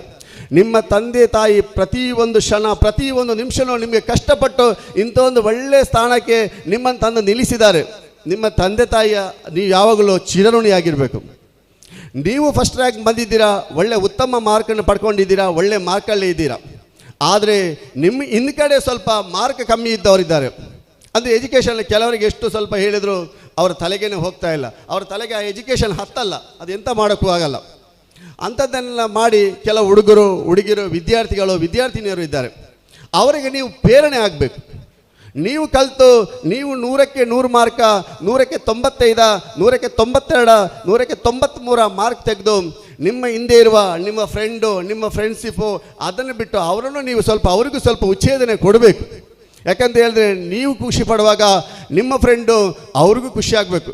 ಅದಕ್ಕೆ ನಿಮಗೆ ನಾನು ಇವತ್ತು ಹೇಳ್ತಾ ಇದ್ದೀನಿ, ಈ ಸಂದರ್ಭದಲ್ಲಿ ಹೇಳ್ತಾ ಇದ್ದೇನೆ, ನೀವೆಷ್ಟು ಖುಷಿ ಪಡ್ತೀರಾ ನಿಮ್ಮ ಪಕ್ಕದಲ್ಲಿರುವ ಫ್ರೆಂಡು ಇಲ್ಲ ನಿಮ್ಮ ಪಕ್ಕದಲ್ಲಿರುವ ಗೆಳತಿಯೋ ಅವ್ರು ಒಂದು ವೇಳೆ ಕಲಿಕೆಯಲ್ಲಿ ಸ್ವಲ್ಪ ಹಿಂದೆ ಇದ್ದರೆ ಅದನ್ನು ಮುಂದೆ ಮಾಡಿ ಅವರನ್ನು ಸ್ವಲ್ಪ ಕಲಿಯುವಾಗೆ ನಿಮಗೆ ಎಷ್ಟು ಜ್ಞಾನ ಇದೆಯೋ, ನಿಮಗೆ ಎಷ್ಟು ಗೊತ್ತಿದೆಯೋ ಅದನ್ನು ನೀವು ಹೇಳ್ಕೊಡ್ಬೇಕು ಅವರಿಗೆ. ಯಾಕಂತ ಹೇಳಿದ್ರೆ ಆಗ ನೀವು ಸಮಾಜದಲ್ಲಿ ಉತ್ತಮ ವ್ಯಕ್ತಿ ಆಗಲಿಕ್ಕೆ, ಉತ್ತಮ ವಿದ್ಯಾರ್ಥಿಯೋ ಅಲ್ಲ ಉತ್ತಮ ವಿದ್ಯಾರ್ಥಿನಿಯೋ ಆಗಲಿಕ್ಕೆ ಮೂಲ ಕಾರಣ ಆಗುತ್ತೆ. ನಾನು ಕೊಟ್ಟ ಈ ಧನ ಸಹಾಯದಿಂದ ನೀವು ಒಳ್ಳೆಯವರಾಗಿ ಅಂತೇಳಿ ನಾನು ಇವತ್ತೇ ನಿಮಗೆ ಶುಭ ಹೇಳ್ತಾ ಇದ್ದೀನಿ ಸಂದರ್ಭದಲ್ಲಿ. ಯಾಕಂತ ಹೇಳಿದ್ರೆ ನೀವು ದೊಡ್ಡವರಾದ ಮೇಲೆ ಡಾಕ್ಟ್ರು, ಇಂಜಿನಿಯರು ಅಲ್ಲ ಇನ್ನು ದೊಡ್ಡ ಹುದ್ದೆಯಲ್ಲಿ ಹೋದರೆ ಆಗ ನೀವು ನನ್ನಾಗೇನೆ ನಿಮ್ಮಿಂದ ಒಂದು 5 ವಿದ್ಯಾರ್ಥಿಗಳಿಗೋ 10 ವಿದ್ಯಾರ್ಥಿಗಳಿಗೋ ಪ್ರೋತ್ಸಾಹ ಧನ ಕೊಡಿ, ಧನ ಸಹಾಯ ಮಾಡಿ, ಅವರಿಗೆ ಪ್ರೇರಣೆ ಕೊಡಿ. ಆಗ ಮಾತ್ರ ನನಗೆ ಖುಷಿ ಆಗುತ್ತೆ. ಮತ್ತು ಈ ಸ್ಕಾಲರ್ಶಿಪ್ಪಲ್ಲಿ ನಿಮ್ಮ ಮಕ್ಕಳಲ್ಲಿ ಒಂದು ಹೇಳ್ತೀನಿ, ನಿಮ್ಮ ತಂದೆ ತಾಯಿ ತುಂಬ ಕಷ್ಟಪಡ್ತಾರೆ. ಒಂದು ತಾಯಿ ಬೆಳಿಗ್ಗೆ ಎದ್ದು ತನ್ನ ಮಗಳನ್ನು, ಚಿಕ್ಕ ಮಗು UKGಯಿಂದ ಹಿಡಿದು ಅವಳು ಸಾಧಾರಣ ಒಂದು 4th ಸ್ಟ್ಯಾಂಡರ್ಡ್ 5th ಸ್ಟ್ಯಾಂಡರ್ಡ್ ಆಗೋ ತನಕನು ಪ್ರತಿಯೊಂದು ತಾಯಿ ಬೆಳಿಗ್ಗೆ ಬೇಗ ಹೇಳ್ತಾರೆ. ಯಾಕೋಸ್ಕರ? ಗಂಡನಿಗೋಸ್ಕರ ಹೇಳೋದಲ್ಲ, ಅಲ್ಲ ಮನೆಯವರಿಗೋಸ್ಕರ ಹೇಳೋದಲ್ಲ, ತನ್ನ ಮಗುವಿಗೋಸ್ಕರ. ಯಾಕೆ ಹೇಳ್ತಾಳೆ ಅಂತ ಹೇಳಿದರೆ ತನ್ನ ಮಗು ಕಲಿಬೇಕು, ವಿದ್ಯಾವಂತೆ ಆಗಬೇಕು, ಇಲ್ಲ ವಿದ್ಯಾವಂತ ಆಗಬೇಕು. ಯಾಕಂತ ಹೇಳಿದ್ರೆ ನನ್ನ ಮಗು ಆಗಲಿ, ನನ್ನ ಮಗಳಾಗಲಿ ಇನ್ನೊಬ್ಬರ ಥರ ಒಂದು ಒಳ್ಳೆಯ ಹುದ್ದೆಗೆ ಬಂದು ಮುಟ್ಟಬೇಕು, ಒಂದು ಒಳ್ಳೆಯ ಸ್ಥಾನಕ್ಕೆ, ಒಂದು ಘನತೆಯ ಸ್ಥಾನಕ್ಕೆ ಬಂದು ಮುಟ್ಟಬೇಕಂತೇಳಿ ಒಂದು ತಂದೆ ಒಂದು ತಾಯಿ ಆಶೆ ಆಗಿರುತ್ತೆ. ಅದಕ್ಕೋಸ್ಕರ ಇವತ್ತು ವಿದ್ಯಾರ್ಥಿಗಳ ಜೊತೆ ವಿದ್ಯಾರ್ಥಿಯ ತಂದೆ ತಾಯಿನ ನಾನು ಯಾಕೆ ಕರೆಸಿದ್ದೆ ಅಂತ ಹೇಳಿದರೆ, ವಿದ್ಯಾರ್ಥಿಗಳ ಪ್ರೋತ್ಸಾಹ ಧನ ಸಿಕ್ಕುವಾಗ ಆ ವಿದ್ಯಾರ್ಥಿಗಳ ತಾಯಿ ತಂದೆಗೂ ಖುಷಿ ಆಗಬೇಕು. ಅವ್ರು ಪಟ್ಟ ಶ್ರಮಕ್ಕೆ ಒಂದು ಸಕ್ಸಸ್ ಆಗಬೇಕು. ಅವ್ರು ಪಟ್ಟ ಶ್ರಮಕ್ಕೆ ಅವ್ರಿಗೊಂದು ಖುಷಿ ಸಿಕ್ಕಿದ್ರೆ ಇದು ತುಂಬ ಒಳ್ಳೆಯ ವಿಷಯ ಆಗಿರುತ್ತೆ. ಅದಕ್ಕೋಸ್ಕರ ನಾನು ಹೇಳ್ತಾ ಇರೋದು, ವಿದ್ಯಾರ್ಥಿನಿಯರೇ, ನೀವು ನಿಮ್ಮ ತಂದೆ ತಾಯಿ ನಿಮ್ಮ ಮೇಲೆ ಎಷ್ಟು ಭರವಸೆ ಇಟ್ಟು ಕಳಿಸ್ತಾರ, ಎಷ್ಟು ವಿಶ್ವಾಸವಿಟ್ಟು ಕಳಿಸ್ತಾರ, ನೀವು ಕಲೀರಿ. ಯಾಕಂತ ಹೇಳಿದ್ರೆ ನೀವು ಈಗ ಅವರು ಬರುವ ಕಷ್ಟ, ಅವರು ಪಡುವ ನೋವು ನೋಡಿ. ನಾನು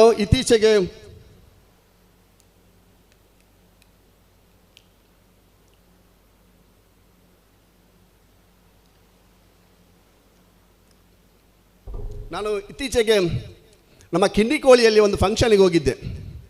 ಫಂಕ್ಷನ್ ಎಲ್ಲ ಮುಗೀತು. ನಾನು ಕೆಳಗಡೆ ವೇದಿಕೆಯಿಂದ ಕೆಳಗೆ ಬರುವಾಗ ಒಬ್ಬರು ಸಿಕ್ಕಿದ್ರು ನನಗೆ.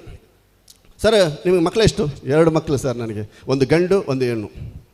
ಆದರೆ ಮಕ್ಕಳು ಏನು ಮಾಡ್ತಾರೆ? ಒಳ್ಳೆ ಕಳೀತಾ ಇದ್ದಾರೆ ಸರ್. ಆದರೆ ನನಗೆ ಮನೆ ಇಲ್ಲ ಸರ್. ಏನಾಯಿತು ಮನೆ ಅಂತ ಕೇಳಿದೆ ಅವ್ರ ಹತ್ರ. ನನ್ನ 2 ಎಕರೆ ಜಾಗ ಇತ್ತು, ನನ್ನ 2 ಎಕರೆ ಭತ್ತ ಇತ್ತು, ನನ್ನ 2 ಎಕರೆ ಜಾಗನ ನಾನು ನನ್ನ ಮಕ್ಕಳಿಗೋಸ್ಕರ ಮಾರಿದೆ ಸರ್ ಅಂತ ಹೇಳಿದರು. ಯಾಕೆ ಕೇಳಿದೆ?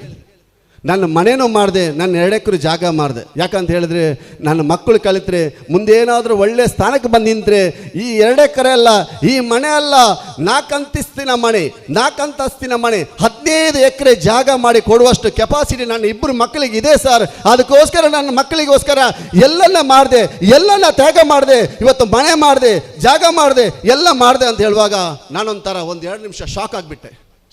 ಎಂತ ಇದು, ಇವತ್ತು ಮನೆಯಲ್ಲಿ ಅವರು ಬಾಡಿಗೆಯಲ್ಲಿ ಕೂತಿದ್ದಾರೆ. ಅದಕ್ಕೋಸ್ಕರ ನಿಮ್ಮ ಹತ್ರ ಹೇಳ್ತಾ ಇದ್ದೇನೆ ಮಕ್ಕಳೇ, ಜಾಸ್ತಿ ಮಾತಾಡಲ್ಲ.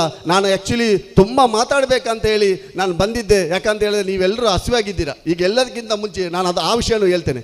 ಎಲ್ಲರ ಮುಖದಲ್ಲಿ ಈಗ ಹೊಟ್ಟೆ ಹಸಿವಾಗ್ತಿದೆ. ಜಾಸ್ತಿ ಮಾತಾಡಲಿಕ್ಕೆ ಅದನ್ನು ಶಾರ್ಟಲ್ಲಿ ಹೇಳಿ ಮುಗಿಸ್ತೇನೆ. ಅದಕ್ಕೋಸ್ಕರ ತಂದೆನ ತಾಯಿನ ಚೆನ್ನಾಗಿ ನೋಡ್ಕೊಳ್ಳಿ ಮಕ್ಕಳೇ. ತಂದೆ ತಾಯಿ ನಿಮಗೆ ಕಣ್ಣಿಗೆ ಕಾಣುವ ದೇವರು ಅಂತ ಹೇಳಿದ್ರೆ ಅದು ತಂದೆ ತಾಯಿ ಆಗುತ್ತೆ. ತಂದೆ ತಾಯಿನ ಮನಸ್ಸನ್ನು ನೋಯಿಸಬೇಡಿ. ತಂದೆ ತಾಯಿಗೂ ಯಾವಾಗಲೂ ನೋವಾಗುವಾಗೆ ಮಾತಾಡಬೇಡಿ. ತಂದೆ ತಾಯಿ ಅನ್ನೋದು ನಿಮಗೆ ಚಿಕ್ಕ ಒಂದು ಉದಾಹರಣೆ ಕೊಡ್ತೇನೆ. ಈ ಕಣ್ಣಿನ ರೆಪ್ಪೆ, ಈ 2 ಕಣ್ಣಿನ ರೆಪ್ಪೆ ಇದು ತಂದೆ ಆದರೆ ಈ ಕೆಳಗಿನ ರೆಪ್ಪೆ ತಾಯಿ ಆಗಿರುತ್ತೆ. ಈ ಮಧ್ಯದಲ್ಲಿರುವ ಲೆನ್ಸ್ ಮಕ್ಕಳು. ಈ ಮಧ್ಯದಲ್ಲಿರುವ ಲೆನ್ಸ್ ಇದೆಯಲ್ಲ ಅದು ಮಕ್ಕಳಾಗಿರುತ್ತೆ. ಒಂದು ವೇಳೆ ನಮ್ಮ ಕಣ್ಣಿಗೆ ಏನಾದರೂ ಹಕ್ಕಿಯ ಅಲ್ಲ ಬೇರೆ ಏನಾದರೂ ತಾಗಿದ ಕೂಡಲೇ ನಾವೀಗ ಮುಚ್ತೀವಿ. ಈ ಒಳಗಿರುವ ಲೆನ್ಸಿಗೆ ಪೆಟ್ಟು ಮಾಡಲಿಕ್ಕೆ ಬಿಡೋದಿಲ್ಲ. ಈ ಒಳಗಿರುವ ಲೆನ್ಸಿಗೆ ಡ್ಯಾಮೇಜ್ ಆಗಲಿಕ್ಕೆ ಬಿಡೋದಿಲ್ಲ. ಅದೇ ತಂದೆ ತಾಯಿ. ಒಂದು ವೇಳೆ ನಿಮಗೆ ಯಾರಾದರೂ ಏನಾದರೂ ಮಾಡಿದರೆ, ಏನಾದರೂ ಹೊಡಿಲಿಕ್ಕೆ ಬಂದ್ರೆ, ಅಲ್ಲಿ ಇನ್ನೇನಾದರೂ ಸಮಸ್ಯೆ ಮಾಡಲಿಕ್ಕೆ ಬರುವಾಗ ಈ ಕಣ್ಣಿನ ರೆಪ್ಪೆಗಳನ್ನು ಮುಚ್ಚಿ ಲೆನ್ಸಿನ ಸೇಫ್ ಮಾಡಿದಾಗೆ ನಿಮ್ಮ ತಂದೆ ತಾಯಿಗಳು ನಿಮ್ಮನ್ನು ಸೇಫ್ ಮಾಡ್ತಾರೆ. ಅದಕ್ಕೋಸ್ಕರ ತಂದೆ ತಾಯಿನ ಮನಸ್ಸು ನೋಯಿಸಬೇಡಿ. ನೀವು ತಂದೆ ತಾಯಿಗೆ ಗೌರವ ಕೊಡಿ, ಅವರನ್ನು ಚೆನ್ನಾಗಿ ನೋಡ್ಕೊಳ್ಳಿ. ಅವರು ತುಂಬ ಆಸೆ ಇಟ್ಟಿರ್ತಾರೆ ನಿಮ್ಮ ಮೇಲೆ. ಈಗ ನಿಮ್ಮನ್ನು ಮಕ್ಕಳ ಥರ ನೋಡ್ತಾರೆ. ವಯಸ್ಸಾದ ಮೇಲೆ ನೀವು ಅವರನ್ನು ಮಕ್ಕಳ ಥರ ನೋಡಬೇಕು. ವಯಸ್ಸಾದ ಮೇಲೆ ನೀವು ಅವರನ್ನು ಮಕ್ಕಳ ಥರ ನೋಡಬೇಕು. ಯಾಕಂತೇಳಿ ಈಗ ಅವರು ನಿಮ್ಮನ್ನು ಮಕ್ಕಳ ಥರ ನೋಡ್ತಾರೆ. ಒಂದು ಸ್ವಲ್ಪ ಪೆಟ್ಟು ಬಿದ್ರೂ, ಒಂದು ಸ್ವಲ್ಪ ಜ್ವರ ಬಂದ್ರೂ, ಒಂದು ಸ್ವಲ್ಪ ನಿಮಗೆ ಕಾಯಿಲೆಯಲ್ಲಿ ಬಂದ್ರೂ ಫಸ್ಟ್ ಬಂದು ತಾಯಿ ಬಂದು ತಲೆ ಒರೆಸಿ, ಮಗು ನೀ ಹೇಗಿದ್ದೀಯಾ, ನಿನಗೆ ಹೇಗಾಗ್ತಿದ್ದಿ, ಏನು ಕಾರಣ ಅಂತ ಕೇಳ್ತಾರೆ. ಇದಕ್ಕೆಲ್ಲ ಇಷ್ಟು ನಾನು ಹೇಳಲಿಕ್ಕೆ ಮೂಲ ಕಾರಣ ಏನು ಗೊತ್ತುಂಟಾ? ನಾನು ದತ್ತದೃಷ್ಟ. 1 ವರ್ಷ ಮಗು ಇರುವಾಗ ನನ್ನ ತಾಯಿ ತೀರೋಗಿದೆ. ತುಂಬ ನಾನು ಇವತ್ತು ಏನೆಲ್ಲ ಮಾಡ್ತೀನಿ, ಟ್ರಸ್ಟ್ ಮಾಡ್ತೀನಿ, ದಾನ ಮಾಡ್ತೀನಿ, ಸಹಾಯ ಮಾಡ್ತೀನಿ. ಆದರೆ ನನ್ನಷ್ಟು ನತದೃಷ್ಟ ಯಾರೂ ಇಲ್ಲ. 1 ವರ್ಷ ಇರುವಾಗ ನನ್ನ ತಾಯಿ ತೀರಿ ಹೋಗಿ ನನ್ನ ಹತ್ರ ಎಷ್ಟೋ ಆಸ್ತಿ ಇರ್ಬೋದು, ನನ್ನ ಹತ್ರ ಏನೇ ಇರ್ಬೋದು, ಆದರೆ ಆಸ್ತಿಗೆ ಬೆಲೆ ಕಟ್ಟು ನನ್ನ ತಾಯಿಯನ್ನು ಕರ್ಕೊಂಡು ಬಂದು ನನ್ನ ತಾಯಿನ ನನ್ನ ಕಣ್ಣ ಮುಂದೆ ನಿಲ್ಲುವಷ್ಟು ಕೆಪಾಸಿಟಿ ಇಲ್ಲ ಅಂತೇಳಿ ಒಂದು ಕೊರಗು, ಒಂದು ಬೇಜಾರು ವಿದ್ಯಾರ್ಥಿಗಳಿದೆ. ಅದಕ್ಕೋಸ್ಕರ ಆ ತಾಯಿ ಆ ತಂದೆ ಎಷ್ಟು ಕಷ್ಟಪಡ್ತಾರೆ ಅವರಿಗೂ. ಅದಕ್ಕೋಸ್ಕರ ನಾನು ಹೇಳ್ತಾ ಇದ್ದೀನಿ, ನಿಮ್ಮ ತಂದೆ ನಿಮ್ಮ ತಾಯಿ ನಿಮಗೆ ಏನು ಬೈದ್ರೂ ಏನು ಹೇಳಿದ್ರು ಅದು ನಿಮ್ಮ ಒಳ್ಳೆಯದಕ್ಕೆ. ಅದಕ್ಕೋಸ್ಕರ ಏನಾದರೂ ನಿಮ್ಮ ತಂದೆ ತಾಯಿನ ನೀವು ಮನಸ್ಸು ನೋಯಿಸಿದರೆ ಇವತ್ತೇ ಅವತ್ರ ಸಾರಿ ಕೇಳಿ ನಿಮ್ಮ ತಂದೆ ತಾಯಿನ ಚೆನ್ನಾಗಿ ನೋಡ್ಕೊಳ್ಳಿ. ನಿಮ್ಮ ಜೀವನ ರೂಪಿಸುವವರು ತಂದೆ ಮತ್ತು ತಾಯಿ ಆಗ್ತಾರೆ. ಇದು ಇಬ್ಬರಲ್ಲಿ ಮಾತ್ರ ನಿಮಗೆ ಜೀವನ ನಿಮ್ಮದು ರೂಪಿಸ್ಬೋದು. ಇನ್ನು 2ನೇ ವಿಷಯ, ಕಿಟ್ ವಿತರಣೆ. ಅನ್ನದಾನ ಶ್ರೇಷ್ಠ ದಾನ. ಯಾಕಂತ ಹೇಳಿದರೆ ಅನ್ನ ಇಲ್ಲದೆ ಬದುಕೋಕ್ಕಾಗಲ್ಲ ಜನಗಳಿಗೆ. ನೀ ದುಡಿಯದಿರಿ ಹೊಟ್ಟೆ ಮಧ್ಯಾಹ್ನದ ಹೊತ್ತಲ್ಲಿ, ಸಂಜೆ ಹೊತ್ತಲ್ಲಿ, ಬೆಳಿಗ್ಗೆ ಹೊತ್ತಲ್ಲಿ ಹೊಟ್ಟೆ ನನಗೆ ಅನ್ನ ಕೊಡು, ನನಗೆ ಅನ್ನ ಕೊಡು, ನನಗೆ ಅನ್ನ ಕೊಡು ಅಂತ ಕೇಳುತ್ತೆ. ಯಾಕೆ ಗೊತ್ತುಂಟಾ? ನೀನು ದುಡಿಯದಿರಿ, ಮಾಡದೇ ಇಡು. ಹೊಟ್ಟೆಗೆ ಅನ್ನ ಇಲ್ಲಾದರೆ ಹೊಟ್ಟೆ ಯಾವಾಗಲೂ ಕೇಳೋದೇ ಇಲ್ಲ. ಅದಕ್ಕೆ ನೀನು ಕೊಡಲೇಬೇಕು, ಅದು ಕೇಳೋದೇ ಇಲ್ಲ.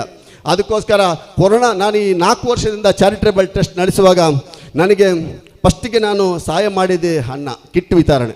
ಯಾಕಂತ ಹೇಳಿದ್ರೆ ಒಬ್ಬ ಒಂದು 2-3 ದಿವಸನ 1 ವಾರನೋ ಸರಿಕಟ್ಟ ಅನ್ನ ಇಲ್ಲ ಆದರೆ ಸರಿಕಟ್ಟ ಫುಡ್ ಇಲ್ಲ ಅಂತ ಹೇಳಿದರೆ ಅವನಿಗೆ ನಾವು ಹೊಟ್ಟೆ ತುಂಬ ತಿನ್ನಿಸುವಾಗ ಅವನ ಮುಖದಲ್ಲಿ ಬರೋ ನಗು ಇದೆಯಲ್ಲ, ನನಗೆ ಹೊಟ್ಟೆ ತುಂಬ ಆಯಿತು. ಈಗ ನಿಮಗೂ ಸ್ವಲ್ಪ ಹೊತ್ತಲ್ಲಿ ಅನುಭವ ಆಗುತ್ತೆ. ನನ್ನ ಪ್ರಕಾರ ಹೊಟ್ಟೆ ತುಂಬ ಆಗುವಾಗ, ಹೊಟ್ಟೆ ತುಂಬ ತಿನ್ನಿಸುವಾಗ ಅವನ ಮುಖದಲ್ಲಿರುವ ನಗು ಇದೆಯಲ್ಲ, ಅದೇ ಪ್ರಾರ್ಥನೆ, ಅದೇ ದುವಾ.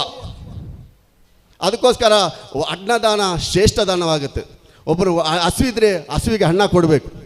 ಯಾಕಂತ ಹೇಳಿದ್ರೆ ನೀವು ಅಣ್ಣನ ಎದುರಲ್ಲಿ ನೀವು ಬಟ್ಟೆ ಹಾಕ್ಕೊಳ್ಳಿ, ರೇಡೋ ವಾಚಿ ಹಾಕ್ಕೊಳ್ಳಿ, ಮತ್ತು ಕಾರಲ್ಲಿ ಹೋಗಿ ಏನೋ ಮಾಡಿ ನಿಮಗೆ ಹೊಟ್ಟೆಗೆ ನೀವು ತಿನ್ನಲೇಬೇಕು. ನಿಮ್ಮ ಹತ್ರ ಒಂದೊಂದು ದಿವಸ ಕೋಟಿ ಹಣ ಇದ್ರೂ ರಾತ್ರಿ ಹೊತ್ತಲ್ಲಿ ಶಾಪ್ ಓಪನ್ ಇಲ್ಲ ಅಂತ ಹೋಟೆಲ್ ಓಪನ್ ಇಲ್ಲ ಅಂತ ಹೇಳಿದ್ರೆ ನಿಮಗೆ ಹಣ ಇಲ್ಲ ಅಂದರೆ ಆವತ್ತು ನೀವು ಮೂಡ್ ಆಫ್ ಆಗ್ತೀರಾ. ನೀರು ಅಂತೇಳಿ ಎಷ್ಟು ಅಂತ ಕುಡಿತೀರಾ? ನೀರು ಕುಡಿದು ನಿಮ್ಮ ಹೊಟ್ಟೆ ತುಂಬಿಸೋಕ್ಕಾಗಲ್ಲ. ಅದಕ್ಕೆ ಏನಂತ ಹೇಳ್ತೇನೆ ಅಂದರೆ ಈ ಹೊಟ್ಟೆ ಈ ಅನ್ನ ಕೊಡಲಿಕ್ಕೆ ಮೂಲ ಕಾರಣ, ನಾನು ಚಿಕ್ಕದರಲ್ಲಿ ತುಂಬ ಹಸಿಕೊಂಡಿದ್ದೀನಿ, ತುಂಬ ಹಸ್ತಿದ್ದೀನಿ.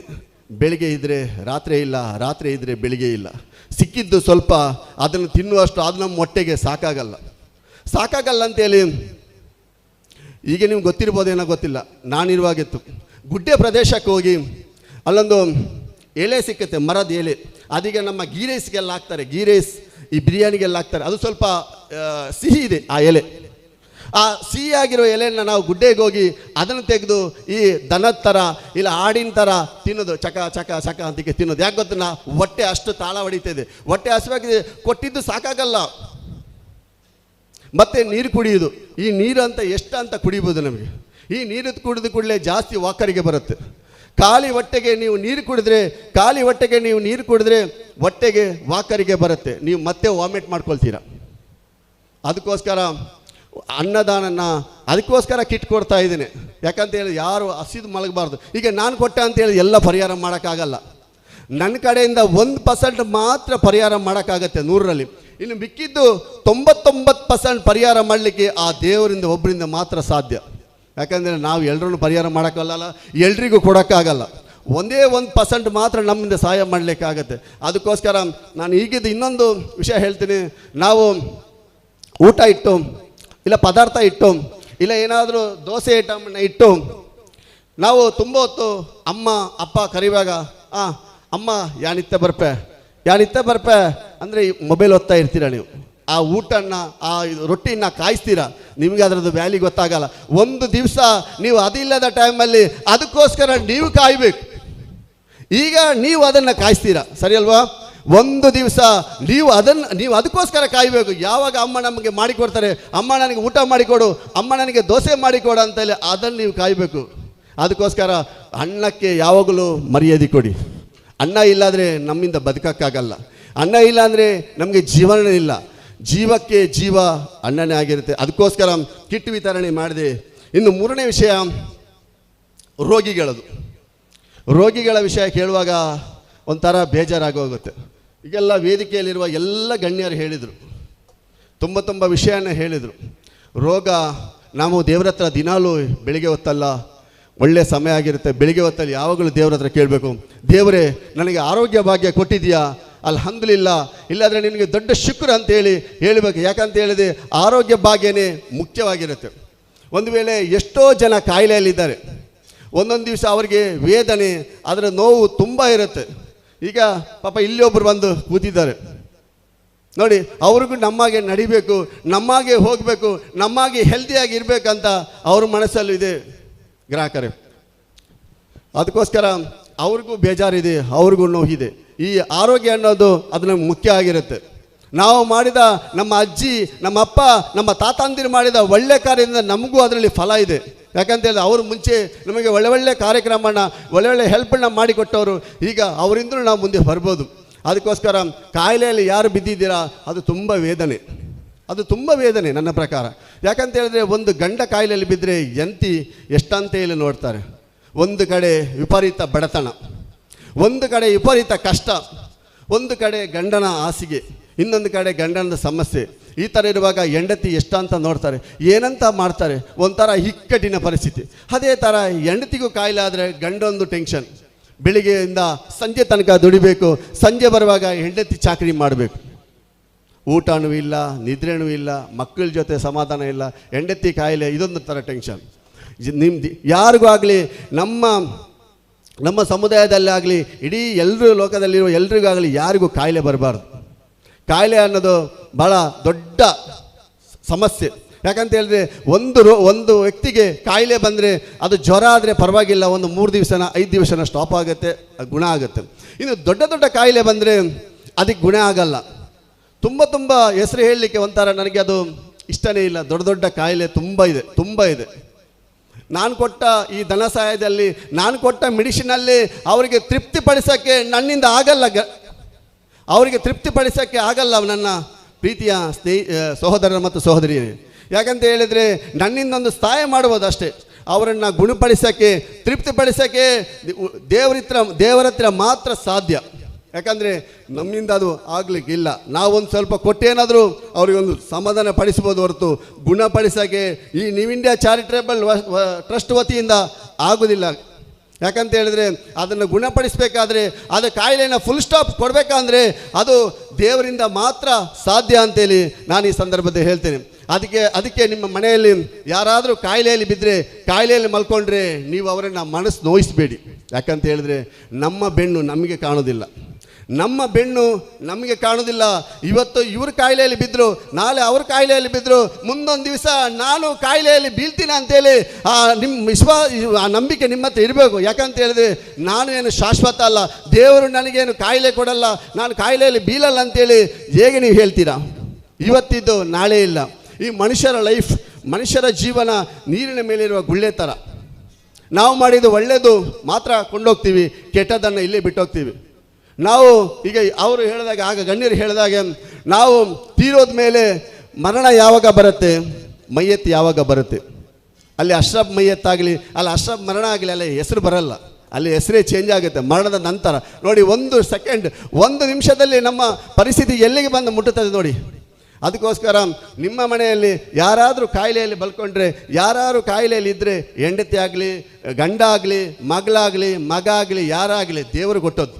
ಯಾರು ನಾಟಕ ಮಾಡೋಕ್ಕೂ ಯಾರಿಗೂ ರೆಡಿ ಇಲ್ಲ. ಈಗ ನಾಟಕ ಅಂತ ಮಾಡಿದರೆ ಎಷ್ಟು ದಿವಸ ಮಾಡ್ಬೋದು? 1 ವಾರ ಮಾಡ್ಬೋದು, 1 ತಿಂಗಳು ಮಾಡ್ಬೋದು, ಮಾಡೋಕ್ಕಾಗಲ್ಲ. ಕಾಯಿಲೆ ದೇವರು ಕೊಟ್ಟಿದ್ದು, ದೇವರ ಹತ್ರನೇ ಗುಣಪಡಿಸಬೇಕು. ಅಶ್ರಫಿಂದ ಗುಣಪಡಿಸೋಕ್ಕಾಗಲ್ಲ, ಅಶ್ರಫಿಂದ ನಿರ್ಧಾರ ತಗೊಳ್ಳೋಕ್ಕಾಗಲ್ಲ, ಅಶ್ರಫಿಂದ ಶಾಶ್ವತ ಪರಿಹಾರ ಕೊಡಲಿಕ್ಕೇ ಆಗೋದಿಲ್ಲ. ಕೊಡಲಿಕ್ಕೆ ಇರೋದು ದೇವರು ಮಾತ್ರ. ಯಾಕಂತೇಳಿ ಕೊಟ್ಟವನು ಅವನೇ, ಅದನ್ನು ಗುಣಪಡಿಸಬೇಕು, ಅದು ಅವನೇ ಆಗಿರ್ತಾನೆ. ದೇವರು ಒಂದೇ, ನಾಮ ಹಲವು. ನಂದು ಇವರು ಹೇಳಿದಾಗೆ ನನಗೆ ಎಲ್ಲ ಜಾತಿಯ ಸಹೋದರ ಸಹೋದರರು, ಅಣ್ಣಂದಿರು, ಅಮ್ಮಂದಿರು ಎಲ್ಲರೂ ಪ್ರಾರ್ಥನೆ ಇದೆ. ಯಾಕಂತ ಹೇಳಿದ್ರೆ ನನಗೆಲ್ಲರೂ ಬೇಕು. ನನ್ನ ಪ್ರಕಾರ ಜಾತಿ ಅನ್ನೋದು 2, ಒಂದು ಗಂಡು ಮತ್ತೊಂದು ಹೆಣ್ಣು. ನಾವು ಹುಟ್ಟುವಾಗ ಆ ಜಾತಿಯಲ್ಲಿ ಹುಡ್ತೀವಿ, ಈ ಜಾತಿಯಲ್ಲಿ ಹುಡ್ತೀವಿ ಅಂತೇಳಿ ಯಾರು ಅರ್ಜಿ ಹಾಕಲ್ಲ. ಹುಟ್ಟಿದ ಮೇಲೆ ಗೊತ್ತಾಗೋದು ನಾನು ಮುಸ್ಲಿಂ ಆಗಿ ಹುಟ್ಟಿದ್ದೇನಾ, ನಾನು ಹಿಂದೂ ಆಗಿ ಹುಟ್ಟಿದ್ದೇನಾ, ನಾನು ಕ್ರಿಶ್ಚಿಯನ್ ಆಗಿ ಹುಟ್ಟಿದ್ದೇನಾ ಅಂತೇಳಿ. ಹುಟ್ಟಿದ ಮೇಲೆ ನಮ್ಮ ಜಾತಿ ಯಾವುದಂತ ಗೊತ್ತಾಗೋದು. ಎಲ್ಲಕ್ಕಿಂತ ಮುಂಚೆ ನಾವು ಮಾನವ ಜಾತಿ. ಮಾನವರು ತಾನೇ, ಮಾನವರಂದ ಮೇಲೆ ಮಾನವ ಜಾತಿ. ಒಬ್ಬರಿಗೊಬ್ಬರು ಸಹಾಯ ಮಾಡಬೇಕು, ಒಬ್ಬರಿಗೊಬ್ಬರು ಹೆಲ್ಪ್ ಮಾಡಬೇಕು, ಇದೇ ಮನುಷ್ಯತ್ವ. ನಾಳೆ ನಾವೇನು ಇಷ್ಟು ವರ್ಷ ಅಗ್ರಿಮೆಂಟ್ ಮಾಡಿಸಲ್ಲ, ಇಷ್ಟು ವರ್ಷ ನಾವಿಲ್ಲಿ ಬದುಕ್ತೀವಿ ಅಂತೇಳಿ ನಾವು ಯಾರು ಏನು ಹೇಳಕ್ಕೆ ಹೋಗಲ್ಲ. ಯಾಕಂತೇಳಿ ನಮ್ಮ ಬದುಕು, ನಮ್ಮ ಜೀವನ ನಮ್ಮ ಕೈಯಲ್ಲಿಲ್ಲ. ನಮ್ಮ ಜೀವನ, ನಮ್ಮ ಬದುಕು ನಮ್ಮ ಕೈಯಲ್ಲಿಲ್ಲ, ಎಲ್ಲ ದೇವರ ಕೈಯಲ್ಲಿರೋದು. ನಾವು ದೇವರ ಎದುರಲ್ಲಿ ಏನೂ ಇಲ್ಲ. ಅದಕ್ಕೋಸ್ಕರ ಆ ಕಾಯಿಲೆಯಲ್ಲಿ ಯಾರೆಲ್ಲಿದ್ದಾರೆ ಆದಷ್ಟು ಎಷ್ಟೋ ಜನ ಇದ್ದಾರೆ. ತುಂಬ ನೋವಾಗ್ತೀನಿ. ನಾನು ಕೆಲವು ಕಡೆ ಈ ಸಹಾಯ ಮಾಡಲಿಕ್ಕೆ ಹೋಗುವಾಗ, ಕೆಲವು ಕಡೆ ಟ್ರಸ್ಟಿಗೆ ಹೋಗುವಾಗ, ಮುನ್ನೊಂದು ಕಡೆ ನಾನು ಮನೆಗೆ ಹೋಗಿದ್ದೆ. ಒಂದು ತಾಯಿ ಬೀಡಿ ಕಟ್ತಾ ಇದ್ರು. ಮಗನಿಗೆ TB ಪೇಷಂಟ್. ನನ್ನ ಪ್ರಕಾರ ಒಂದು 28 ವರ್ಷ ಏನು ಆಗ್ಬೋದು ಆ ಯುವಕನಿಗೆ. ಆಗ ನಾ ಕೇಳಿದೆ, ನಿಮ್ಮ ಮಗ ಹೇಳಿದ್ದಾನಮ್ಮ, ನಿಮ್ಮ ಮಗ ಹೇಳಿದ್ದಾನೆ ಒಂದೇ ಕೇಳಿದ್ದು. ಆ ತಾಯಿಯ ಕಣ್ಣಲ್ಲಿ ತುಂಬ ನೀರು ಬಂತು. ನನ್ನ ಮನಸ್ಸಲ್ಲಿತ್ತು, ನಾನು ಯಾಕೆ ಕೇಳಿದೆ, ನಾನು ಈ ಹೆಂಗಸ ಹತ್ರ ಯಾಕೆ ಕೇಳಿದೆ ಅಂತೇಳಿ ನನಗೊಂಥರ ಬೇಜಾರಾಗೋಯ್ತು. ನಾನು ಎಷ್ಟು ಸಲ ಕೇಳುವಾಗ ನನಗೆ ನಾನು ಯಾಕೆ ತಪ್ಪು ಮಾಡಿದೆ ನನ್ನ ಮನಸ್ಸಲ್ಲಿ ಅಂತಾರೆ. ನಾನು ಕೇಳಿ ಸೋತೋಗ್ಬಿಟ್ಟೆ ಅಂತ. ಬನ್ನಿ ತೋರಿಸ್ತೇನೆ ನನ್ನ ಮಗನನ್ನು ಅಂತ ಹೇಳಿದ್ರು. ಹಾಗೆ ಅವರ ಮನೆ ಈ ಕಡೆ ಆದರೆ ಇನ್ನು ಪಕ್ಕದಲ್ಲಿ ಒಂದು ಚಿಕ್ಕ ರೂಮ್ ಮಾಡಿದ್ರು ಅವರು. ಅದೊಂದು ಅಡುಗೆ ರೂಮ್ ಆಗಿರಬೇಕು ನನ್ನ ಪ್ರಕಾರ ಅಂತ ಅನಿಸ್ತದೆ. ಈಗ ಅಡುಗೆ ಬಿಟ್ಟಿದ್ದಾರೆ. ಈ ಕಡೆ ಮನೆ ಆದರೆ ಈ ಕಡೆ ಪಕ್ಕದಲ್ಲಿ ಒಂದು ಚಿಕ್ಕ ರೂಮು. ಆ ಚಿಕ್ಕ ರೂಮಲ್ಲಿ ನೋಡುವಾಗ ಮಗನ ಒಂದು ಹಾಸಿಗೆಯಲ್ಲಿ ಮಲಗಿಸಿದ್ದಾರೆ. ಏನೂ ಇಲ್ಲ, ಹೀಗೆ ಇದ್ದಾರೆ. ಹೀಗೆ ಈ ಟೊಳ್ಳಾಗಿ ಆಗಿರುವ ಮುಖದಲ್ಲಿ ಅವರು ನೋಡಿ ನನಗೆ ಕಣ್ಣೀರು ಬಂತು ಸ್ನೇಹಿತರೆ, ಕಣ್ಣು ನೀರು ಬಂತು. ಯಾಕಂತ ಹೇಳಿ ನನಗೊಂಥರ ಏನು ನನ್ನ ಮನಸ್ಸಲ್ಲೇ ಇತ್ತು, ಇಂಥದ್ದೆಲ್ಲ ನಡೀತಾ ಇದೆಯಾ, ಇಂಥದ್ದೆಲ್ಲ ಆಗ್ತಾ ಇದೆಯಾ ಅಂತಾರೆ ಬೇಜಾರಾಗೋಯ್ತು. ನಾನೊಂಥರ ಕಲ್ಲು ಬಂಡೆ ಥರ ಒಂದು 5 ನಿಮಿಷ ಹಾಗೆ ನಿಂತುಬಿಟ್ಟೆ. ಕಲ್ಲು ಬಂಡೆ ಥರ ಅವ್ರದ್ದು ಜೀವನದಲ್ಲಿ ಅವರು ಆ್ಯಕ್ಟಿವ್ ಇರುವಾಗ, ಅವರು ಒಳ್ಳೆದಿರುವಾಗ, ಅವರು ಕರೆಕ್ಟ್ ಇರುವಾಗ ಅವರ ಫೋಟೋ ತೋರಿಸಿದ್ರು. ಆ ಫೋಟೋಕ್ಕೂ ಈ ಫೋಟೋಕ್ಕೂ ವ್ಯತ್ಯಾಸನೇ ತುಂಬ ಇತ್ತು, ಗಜಾಂತರ ವ್ಯತ್ಯಾಸ. ಯಾಕಂದರೆ ಆ ಮನುಷ್ಯನೇ ಬೇರೆ, ಈ ಮನುಷ್ಯನೇ ಬೇರೆ. ನಾನೊಂದು 5 ನಿಮಿಷ ಸ್ಟಕ್ ಆಗಿಬಿಟ್ಟೆ, ಅಲ್ಲೇ ನಿಂತುಬಿಟ್ಟೆ, ಕಣ್ಣಲ್ಲಿ ನಂದು ಗಲಗಲ. ಫಸ್ಟ್ ಅವರ ತಾಯಿ ಹತ್ತರು, ಸೆಕೆಂಡ್ ನಾನು ಹತ್ಬಿಟ್ಟೆ. ನನಗೆ ತುಂಬ ಖುಷಿ ಆಗುತ್ತೆ ಅಂತ ಹೇಳಿದರೆ, ಇಂಥ ಜನರಿಗೆಲ್ಲ ನಾನು ಕೊಡ್ತಾ ಇದ್ದೀನಲ್ಲ, ಇದು ನನಗೆ ದೊಡ್ಡ ಆಸ್ತಿ. ನನ್ನ ಹತ್ರ ಎಷ್ಟೋ ಆಸ್ತಿ ಬರಲಿ, ಎಷ್ಟೋ ದೊಡ್ಡದಾಗಲಿ, ನಿಮಗೆಲ್ಲ ಕೊಡ್ತಾ ಇದ್ದೀನಲ್ಲ, ಇದು ನನಗೆ ಸಿಕ್ಕೋದು ತುಂಬ ಖುಷಿ. ಯಾಕಂತ ಹೇಳಿದ್ರೆ ನೀವು ಇಲ್ಲಿ ಕೂತಿರೋರೆಲ್ಲ ಎಲ್ಲ ನನ್ನವರೇ, ಎಲ್ಲ ನನ್ನವರೇ, ಎಲ್ಲ ನನ್ನ ಸಹೋದರ, ನನ್ನ ಸಹೋದರಿಯರೇ. ಯಾಕಂತ ಹೇಳಿ ನನ್ನ ಕಣ್ಣ ಮುಂದೆ, ನನ್ನ ಕಣ್ಣಿಗೆ ಎಷ್ಟು ಜನ ಕಾಣ್ತಾರೋ ಇವರೆಲ್ಲ, ನೀವೆಲ್ಲ ನನ್ನವರೇ, ಅದು ನಂದು. ಹಾಗೆ ನಾನು ಅವರಿಗೆ ಧನ ಸಹಾಯ ಮಾಡಿ ಬಂದೆ. ಹೀಗೆ ತುಂಬ ಕಡೆ ಹೋಗಿದ್ದೇನೆ, ತುಂಬ ಮಾಡಿದ್ದೇನೆ. ಅದರ ಲೆಕ್ಕ ನನಗೆ ಕೊಡೋಕ್ಕೂ ಆಗಲ್ಲ, ಕೊಟ್ಟರೆ ಇನ್ನೂ ತುಂಬ ಲೇಟ್ ಆಗುತ್ತೆ ಹೋಗುತ್ತೆ.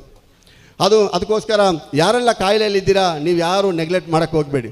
ಯಾರು ಕಾಯಿಲೆಯನ್ನು ಬೇಕಂತ ಬರ್ಸೋಕ್ಕಾಗಲ್ಲ, ಏನು ಮಾಡೋದು, ಬರ್ತದೆ. ನಾವು ದೇವರ ಹತ್ರ ದಿನಾಲು ಬೆಳಿಗ್ಗೆ ದೇವರ ಹತ್ರ 1-2 ನಿಮಿಷ ಕೈ ಮುಗಿದು, ಇಲ್ಲಾಂದರೆ ದುವಾ ಮಾಡಿ, ನಮ್ಮ ಆರೋಗ್ಯಕ್ಕೆ, ನಮಗೆ ಸಾಯುವ ತನಕ ಒಳ್ಳೆ ಆರೋಗ್ಯ ಕೊಡು ದೇವರು ಅಂತೇಳಿ ನಾವು ದೇವರ ಹತ್ರ ಬೇಡಬೇಕು. ಇನ್ನು ಕೊನೆಯ ವಿಷಯ ವಿಧವೆಯರು.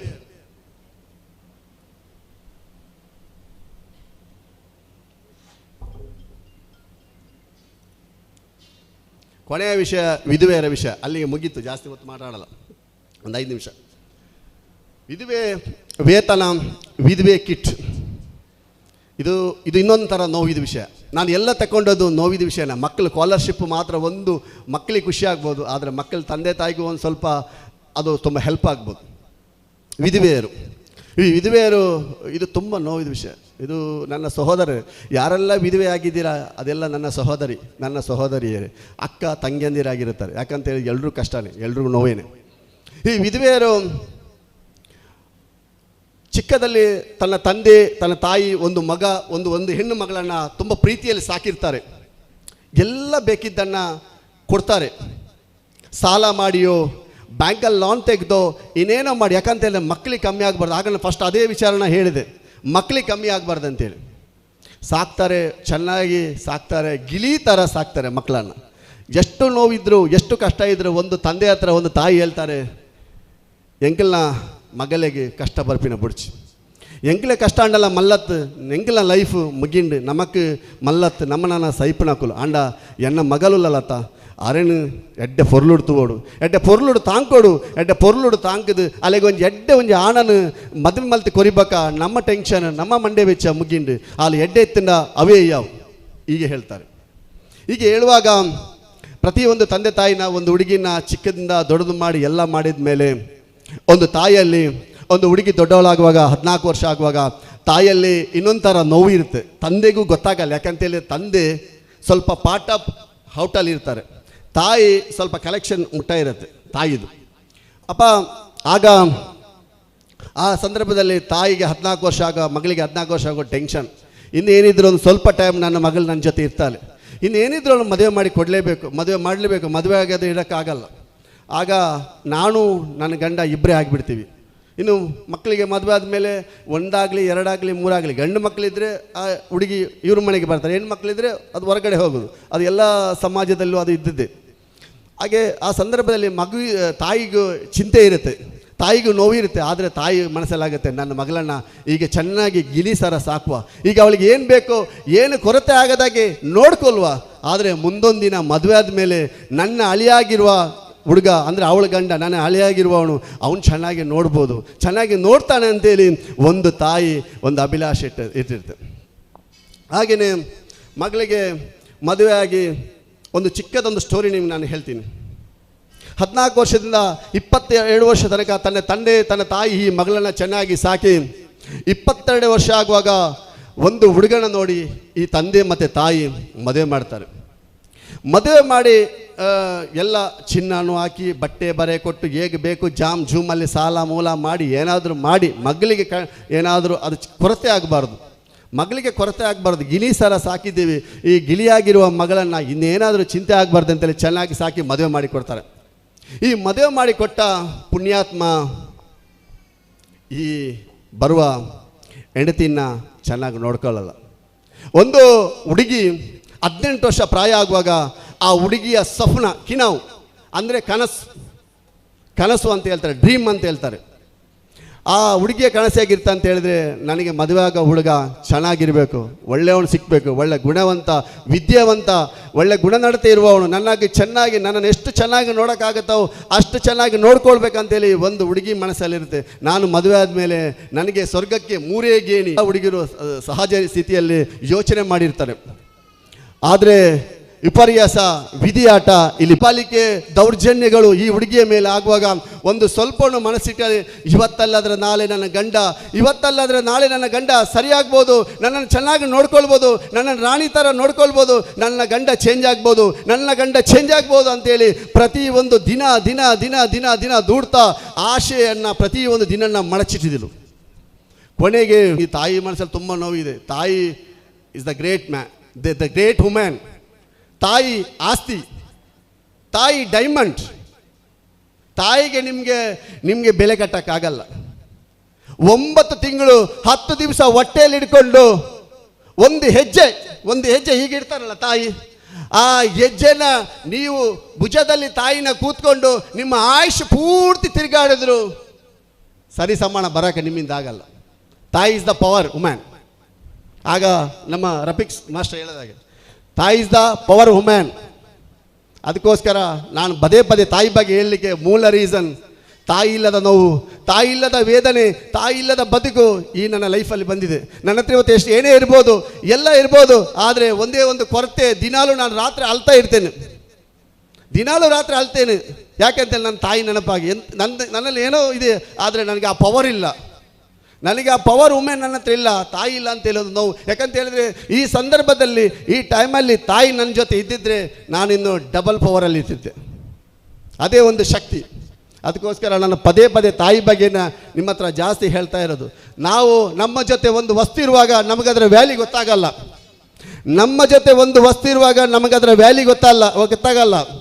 ಅದು ನಮ್ಮ ಜೊತೆ ಕಳ್ಕೊಂಡಾಗ ಮಾತ್ರ ಅದರದ್ದು ವ್ಯಾಲ್ಯೂ ಗೊತ್ತಾಗತ್ತೆ. ಮತ್ತೆ ನೀವು ಹತ್ರನು ಅಲ್ಲ ಈ ಗೋಲಾಡಿದ್ರು ಏನು ಮಾಡಿದ್ರು ನಿಮ್ಮ ಎತ್ತ ತಾಯಿ ಮತ್ತೆ ಬರೋಕ್ಕೆ ಸಾಧ್ಯ ಇಲ್ಲ. ತಾಯಿ ಇರುವಾಗ ತಾಯಿನ ನೋಡಿದ್ರೆ ದೇವರು ನಿಮಗೆ ಒಂದು ಗುಣ ಕೊಟ್ಟು ಒಳ್ಳೆ ಒಂದು ಹುಡುಗಿನ ನಿಮಗೆ ಕೊಡ್ತಾನೆ. ಯಾಕಂತ ಹೇಳಿದ್ರೆ ನೀವು ಚೆನ್ನಾಗಿ ನೋಡಿಕೊಂಡ್ರೆ ನಿಮ್ಮ ಜೀವನನೂ ಚೆನ್ನಾಗಿರುತ್ತೆ. ಅದಕ್ಕೋಸ್ಕರ ಹಾಗೆ ಈ ರಾತ್ರಿ ಬಂದು, ಈ ಮಧ್ಯರಾತ್ರಿಯಲ್ಲಿ ಬಂದು ಈ ಸೌಂಡ್ ಮಾಡುವಾಗ ತಂದೆ ತಾಯಿ ಎದ್ದು ಬಾಗಿಲು ಓಪನ್ ಮಾಡಿದರು. ಈ ಬಾಗಿಲು ಓಪನ್ ಮಾಡಿ ನೋಡುವಾಗ ಮಗಳು ಅಳ್ತಾ ಇದ್ದಾಳೆ. ಸೀಮೆಎಣ್ಣೆ ಸ್ಮೆಲ್ ಬರ್ತಾ ಇದೆ. ಈ ಮಗುನ ಈಗ ಇಟ್ಕೊಂಡಿದ್ದಾಳೆ. ಆಗ ಬಂದು ಕೇಳುವಾಗ ತಾಯಿ ಕೇಳಿದ್ರು ಏನು ವಿಷಯ, ತಂದೆನೂ ಕೇಳಿದ್ರು ಏನು ವಿಷಯ. ಈಗೆಲ್ಲ ವಿಷಯನ ಹೇಳುವಾಗ ತಂದೆ ಎದೆಗೊಂದು ಕೈ ಇಟ್ಟು ಅಲ್ಲೇ ಗೊಟಕಾಗ್ಬಿಟ್ರು. ಇಷ್ಟು ವರ್ಷ ನನ್ನ ಮಗಳು, ನಾನು ಗಿಳಿ ಥರ ಸಾಕಿರುವ ಮಗಳು, ನನ್ನ ಮಗಳಿಗೆ ಇಷ್ಟೆಲ್ಲ ನೋವು, ಇಷ್ಟೆಲ್ಲ ಕಷ್ಟ ಸಿಕ್ತು, ಈ ಥರ ಪರಿಸ್ಥಿತಿ ಐತಲ್ಲ ಅಂತ ಹೇಳಿ ತಂದೆ ಎದೆಗೊಂದು ಕೈ ಇಟ್ಟು ಒಂದು 2 ನಿಮಿಷ ನಿಂತ್ಕೊಂಡು ಅಲ್ಲೇ ಗೊಟಕಾಗಿಬಿಟ್ರು. ಅಂದರೆ ತೀರಿಹೋದ್ರು. ಇದು ಇನ್ನೊಂದು ಆಘಾತ.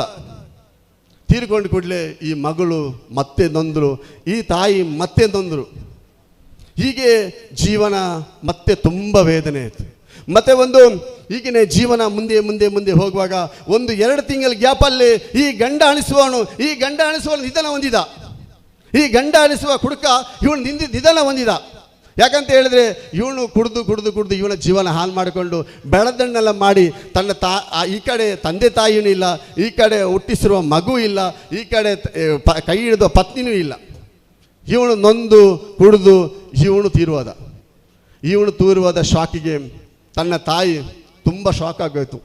ಆ ಕಡೆ ಗಂಡನೂ ಹೋಯ್ತು, ಈ ಕಡೆ ಹಳಿಯನು ಹೋದ ಅಂತೇಳಿ ತಾಯಿ ನೊಂದು ಹಾಸಿಗೆ ಹಿಡಿದ್ರು. ಆವತ್ತು ತಾಯಿ ಹಾಸಿಗೆ ಹಿಡಿದ ತಾಯಿ 2 ತಿಂಗಳಲ್ಲಿ ತಾಯಿ ತೀರೋದ್ರು. ನೋಡಿ ಸ್ನೇಹಿತರೆ, ಎಷ್ಟೊಂದು ವಿಚಿತ್ರ. ಒಂದನ್ನು ಸರಿ ಮಾಡಲಿಕ್ಕೆ ಹೋಗಿ ಇಡೀ ಎಲ್ಲ ಕಡೆ ಭೂಕಂಪನೆ. ತಾಯಿನೂ ತೀರುವಾಗುವಾಗ ಈ ಹೆಂಗಸು ಈ ಮಗುನ ಹಿಡ್ಕೊಂಡು ಗೋಲ್ ಅಂತ ಹತ್ತು ಬಿಟ್ರು. ಲೈಫೇ ಹೋಯ್ತು. ಇನ್ನು ಯಾರಿದ್ದಾರೆ? ತಂದೆ ಇಲ್ಲ, ತಾಯಿ ಇಲ್ಲ, ಗಂಡ ಅನಿಸುವ ಗಂಡನೂ ಇಲ್ಲ. ಅಲ್ಲಿ ವಿಧವೆ ಆದರು. ಎಲ್ಲಿ ವಿಧವೆ ಆದ್ರು ಅಂತ ಹೇಳಿದ್ರೆ ಅಲ್ಲಿ ವಿಧವೆ ಆದರು. ಅದಕ್ಕೋಸ್ಕರ ವಿಧವೆ ಅನ್ನೋದು ತುಂಬ ನೋವಿನ ವಿಷಯ. ನಮ್ಮ ತಂದೆ ನಮ್ಮ ತಾಯಿನೂ ಸ್ವಲ್ಪ ತಪ್ಪು ಮಾಡ್ತಾರೆ. ಅವ್ರಿಗೆ ಈ ಮಾತು ಈ ಸಂದರ್ಭದಲ್ಲಿ ಹೇಳ್ತೀನಿ ನಾನು. ಯಾಕಂತೇಳಿ ನೀವು ಚೆನ್ನಾಗಿ ನೋಡ್ಕೊಳ್ತೀರಾ. ನಿಮ್ಮ ಎಲ್ಲ ಮಕ್ಕಳಿಗೂ ನೀವು ಚೆನ್ನಾಗಿ ಕೊಡ್ತೀರಾ ಮಾಡ್ತೀರಾ, ಆದರೆ ನೀವು ಮದುವೆ ಮಾಡೋಕೆ ಸ್ವಲ್ಪ ಯೋಚನೆ ಮಾಡಿ ತಂದೆ ತಾಯಿಗಳು. ನೀವು ಮಗಳನ್ನು ಗಿಳಿ ಥರ ಸಾಕಿ ವಿದ್ಯಾಭ್ಯಾಸ ಕೊಟ್ಟು ಚೆನ್ನಾಗಿ ಬಟ್ಟೆ ಬರೆ ಏನು ಬೇಕು ಅದನ್ನೆಲ್ಲ ಕೊಟ್ಟು ನೀವು ಮದುವೆ ಮಾಡುವಾಗ ಸ್ವಲ್ಪ ದುಡುಕ್ತೀರಾ. ಸ್ವಲ್ಪ ದುಡುಕುತನನ ಸ್ವಲ್ಪ ಕಮ್ಮಿ ಮಾಡಿ ಸ್ವಲ್ಪ ಯೋಚನೆ ಮಾಡಿ ಮದುವೆ ಮಾಡಿ. ಮತ್ತೆ ಅವಳ ಹಣೆ ಬರದಲ್ಲಿ ಏನಿದೆಯೋ ಅದನ್ನೇ ಆಗೋದು. ಅದನ್ನು ಯಾರ ಕಡೆಯಿಂದ ತಪ್ಪಿಸೋಕ್ಕಾಗಲ್ಲ. ಅದಕ್ಕೋಸ್ಕರ ಸ್ವಲ್ಪ ಯೋಚನೆ ಮಾಡಿ ತನ್ನ ತಂದೆ ತಾಯಿ ತನ್ನ ಮಗಳಿಗೆ ಒಂದು ವರ ಕೊಡುವಾಗ ನೋಡಿ ಮಾಡಿ ಅಂತ ಹೇಳ್ತೀನಿ. ಮತ್ತು ಒಂದು ತಂದೆ ಒಂದು ತಾಯಿ ಒಂದು ತಂದೆ ಆಗುವಾಗ ನಮ್ಮದರಲ್ಲಿ ನಿಕಾಹ್ ಇದೆ. ಈಗ ಹಿಂದೂ ಸಂಪ್ರದಾಯದಲ್ಲಿ ಇದೆ, ನಮ್ಮದರಲ್ಲಿ ಇದೆ. ಒಂದು ತಂದೆ ಒಂದು ಮಗಳನ್ನು ಕೊಡುವಾಗ ಒಂದು ಹಳಿಯನಿಗೆ ಎಷ್ಟು ಚೆನ್ನಾಗಿ ಹೇಳ್ತಾನೆ, ಎಲ್ಲ ವಿಷಯನೇ ಹೇಳಿ ತನ್ನ ಮುಖದಲ್ಲಿ ಆ ನಗು ಇದು ಮಾಡಿ ಆ ಹುಡುಗನನ್ನು ಅಂದರೆ ಹಳಿಯನನ್ನು ಸ್ವೀಕಾರ ಮಾಡಿ ಕೊಡ್ತಾ ಇದ್ದಾನೆ. ನನ್ನ ಮಗಳನ್ನು ಚೆನ್ನಾಗಿ ನೋಡು, ನನ್ನ ಮಗಳನ್ನು ಚೆನ್ನಾಗಿ ನೋಡು ಅಂತೇಳಿ ಕೊಡ್ತಾನೆ. ಅದಕ್ಕೋಸ್ಕರ ಪ್ರತಿಯೊಂದು ಸ್ನೇಹಿತರೇ ಹಾಗೂ ಸಹೋದರ ಮತ್ತು ಸಹೋದರಿಯರೇ, ನೀವು ಜೀವನದಲ್ಲಿ ಏನಾದರೂ ಒಂದು ಸಹಾಯ ಮಾಡಬೇಕು ಅಲ್ಲ ಏನಾದರೂ ಒಂದು ಮಾಡಬೇಕಂತ ಹೇಳಿದರೆ ಯೋಚನೆ ಮಾಡಿ ತುಂಬ ನಿರ್ಧಾರ ತಗೊಂಡು ಮಾಡಿ. ಮತ್ತು ಎಲ್ರಿಗೂ ಒಳ್ಳೆಯದಾಗಲಿ ಮತ್ತು ಎಲ್ಲರೂ ಚೆನ್ನಾಗಿರಿ. ದೇವರು ನಿಮ್ಮನ್ನು ಎಲ್ಲರೂ ಇಲ್ಲಿ ಬಂದು ಇಷ್ಟೊತ್ತೆಲ್ಲ ಕೂತಿದ್ರಲ್ಲ, ನಿಮ್ಮನ್ನೆಲ್ಲರೂ ದೇವರು ಒಳ್ಳೇದು ಮಾಡಲಿ, ಚೆನ್ನಾಗಿಟ್ಟಿರಲಿ ಅಂತೇಳಿ ಇಷ್ಟೊತ್ತು ನೀವು ನನಗೋಸ್ಕರ ಕಾದು ವೇಟ್ ಮಾಡಿ ಇಷ್ಟೊತ್ತು ತಾಳ್ಮೆಯಲ್ಲಿ ಕೂತಿದ್ರಲ್ಲ, ನಿಮಗೆ ಕೋಟಿ ನಮನಗಳನ್ನು ಸಲ್ಲಿಸ್ತಾ ನನ್ನ ಈ ಮಾತನ್ನು ಮುಗಿಸ್ತಾ ಇದ್ದೇನೆ. ಜೈ ಹಿಂದ್, ಜೈ ಕರ್ನಾಟಕ, ಜೈ ನ್ಯೂ ಇಂಡಿಯಾ. ದಯವಿಟ್ಟು ಆ ಹಿರಿಯರು ಮೊದಲು ಊಟಕ್ಕೆ ಬನ್ನಿ. ದಯವಿಟ್ಟು ಆ ಹಿರಿಯರೆಲ್ಲ ಹೇಳಿ ದಯವಿಟ್ಟು ಹೇಳಿ. ಮೊದಲು ಊಟ ಅಲ್ಲಿ ಪ್ರಾರಂಭವಾಗಿದೆ. ನಮ್ಮ ಅಶ್ರಫ್ ಸರ್ರವರ ಭಾಳ ಸುದೀರ್ಘವಾದ ಒಂದು ಅತ್ಯುತ್ತಮ ಮಾತನ್ನು ಆಲಿಸಿದ್ದೀರಿ. ತಮಗೆಲ್ಲರಿಗೂ ಧನ್ಯವಾದಗಳನ್ನು ಸಮರ್ಪಿಸ್ತಾ ಇದ್ದೀವಿ. ಇಷ್ಟೊಂದು ಶಾಂತಿಯುತವಾಗಿ ಬಹಳಷ್ಟು ತಾಳ್ಮೆಯಿಂದ ಇಷ್ಟೊಂದು ಹೊತ್ತು ನಮ್ಮ ಜೊತೆಗೆ ನೀವು ಕೂತಿರೋದೇ ನಿಜವಾಗಿಯೂ ಇದೊಂದು ಸಾಧನೆ ಅಂತೇಳಿ ನಾನು ತಿಳ್ಕೊತೀನಿ. ಇಲ್ಲಿ ಒಂದು ಈ ಕಾರ್ಯಕ್ರಮದ ಮುಖ್ಯ ಓರ್ವ ರೂವಾರಿಗೆ ದಯವಿಟ್ಟು ಹಿರಿಯರಿಗೆ ಮೊದಲು ಅವಕಾಶ ಕೊಡಿ. ದಯವಿಟ್ಟು ಹಿರಿಯರಿಗೆ ಮೊದಲು ಅವಕಾಶ ಕೊಡಿ. ಹೇಳಿ ಅಮ್ಮ, ಊಟಕ್ಕೆ ದಯವಿಟ್ಟು ಊಟಕ್ಕೆ ಬನ್ನಿ. ಎಲ್ಲರೂ ಊಟಕ್ಕೆ ಅಲ್ಲಿ ಸಾಲಾಗಿ ನಿಂತು ಊಟವನ್ನು ಸ್ವೀಕರಿಸಿ ಅಂತೇಳಿ ವಿನಂತಿಸ್ತಾ ಇದ್ದೀನಿ. ಇನ್ನು ಈ ಒಂದು ಅತ್ಯುತ್ತಮ ಕಾರ್ಯಕ್ರಮಕ್ಕೆ ಬೇರೆ ಬೇರೆ ಊರಿನಿಂದ ಜನರನ್ನೆಲ್ಲ ಒಟ್ಟುಗೂಡಿಸಿ ಈ ಒಂದು ಅತ್ಯುತ್ತಮ ವೇದಿಕೆಯನ್ನು ನಿರ್ಮಿಸಿ ಈ ಒಂದು ಅತ್ಯುತ್ತಮ ಕಾರ್ಯಕ್ರಮಕ್ಕೆ ಸಾಕ್ಷಿಯಾದಂತಹ ನಮ್ಮ ಈ ಕಾರ್ಯಕ್ರಮದ ರೂವಾರಿ ಮಾತ್ರವಲ್ಲ, ಈ ಒಂದು ಬೆಳ್ತಂಗಡಿ ನ್ಯೂ ಇಂಡಿಯಾ ಶಾಖೆಯ ಶ್ರೀಯುತ ಇಸ್ಮಾಯಿಲ್ ರವರನ್ನು ಒಂದು ಸನ್ಮಾನಿಸಬೇಕು ಅನ್ನೋದು ನಮ್ಮ ನ್ಯೂ ಇಂಡಿಯಾ ಕುಟುಂಬದ ಒಂದು ಆಶೆ. ಅದಕ್ಕೋಸ್ಕರ ದಯವಿಟ್ಟು ಇಸ್ಮಾಯಿಲ್ ರವರು ವೇದಿಕೆ ಬನ್ನಿ. ಅವರನ್ನು ಶಾಲನ್ನು ಹೊದಿಸಿ ನಮ್ಮ ವೇದಿಕೆಯಲ್ಲಿರುವ ಗಣ್ಯರು ಅಶ್ರಫ್ ಸರ್ರವರ ಸಮಕ್ಷಮದಲ್ಲಿ ಅವರಿಗೊಂದು ಶಾಲನ್ನು ಹೊದಿಸಿ ಅವರನ್ನು ಈಗ ಸನ್ಮಾನಿಸುವ ಒಂದು ಕಾರ್ಯಕ್ರಮ.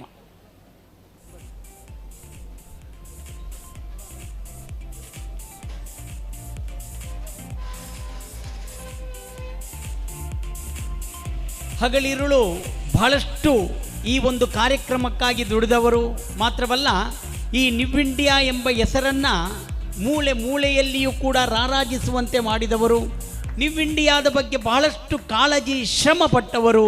ಇಷ್ಟೊಂದು ಜನರನ್ನು ಈ ಊರಿನ ಮುಕ್ಕು ಮೂಲೆಯಿಂದ ಕರೆದುಕೊಂಡು ಬಂದು ಇಲ್ಲಿ ಪ್ರತಿ ಒಂದು ವೇತನವನ್ನು ನೀಡುವಲ್ಲಿ ಭಾಳ ದೊಡ್ಡ ಪಾಲು ಇವರದು. ಇದು ಇಸ್ಮಾಯಿಲ್ ನಮ್ಮ ನ್ಯೂ ಇಂಡಿಯಾದ ಓರ್ವ ಮುಖ್ಯ ಏಜೆಂಟರು ಮಾತ್ರವಲ್ಲ, ಭಾಳಷ್ಟು ಸೇವಾ ಕಾರ್ಯದಲ್ಲಿ ತೊಡಗಿದ ಓರ್ವ ವ್ಯಕ್ತಿ. ಇವರನ್ನು ನಾವು ಈ ಸಂದರ್ಭದಲ್ಲಿ ಸನ್ಮಾನಿಸಿದ್ದು, ಸನ್ಮಾನ ಸ್ವೀಕರಿಸಿದ್ದು ಧನ್ಯವಾದಗಳು.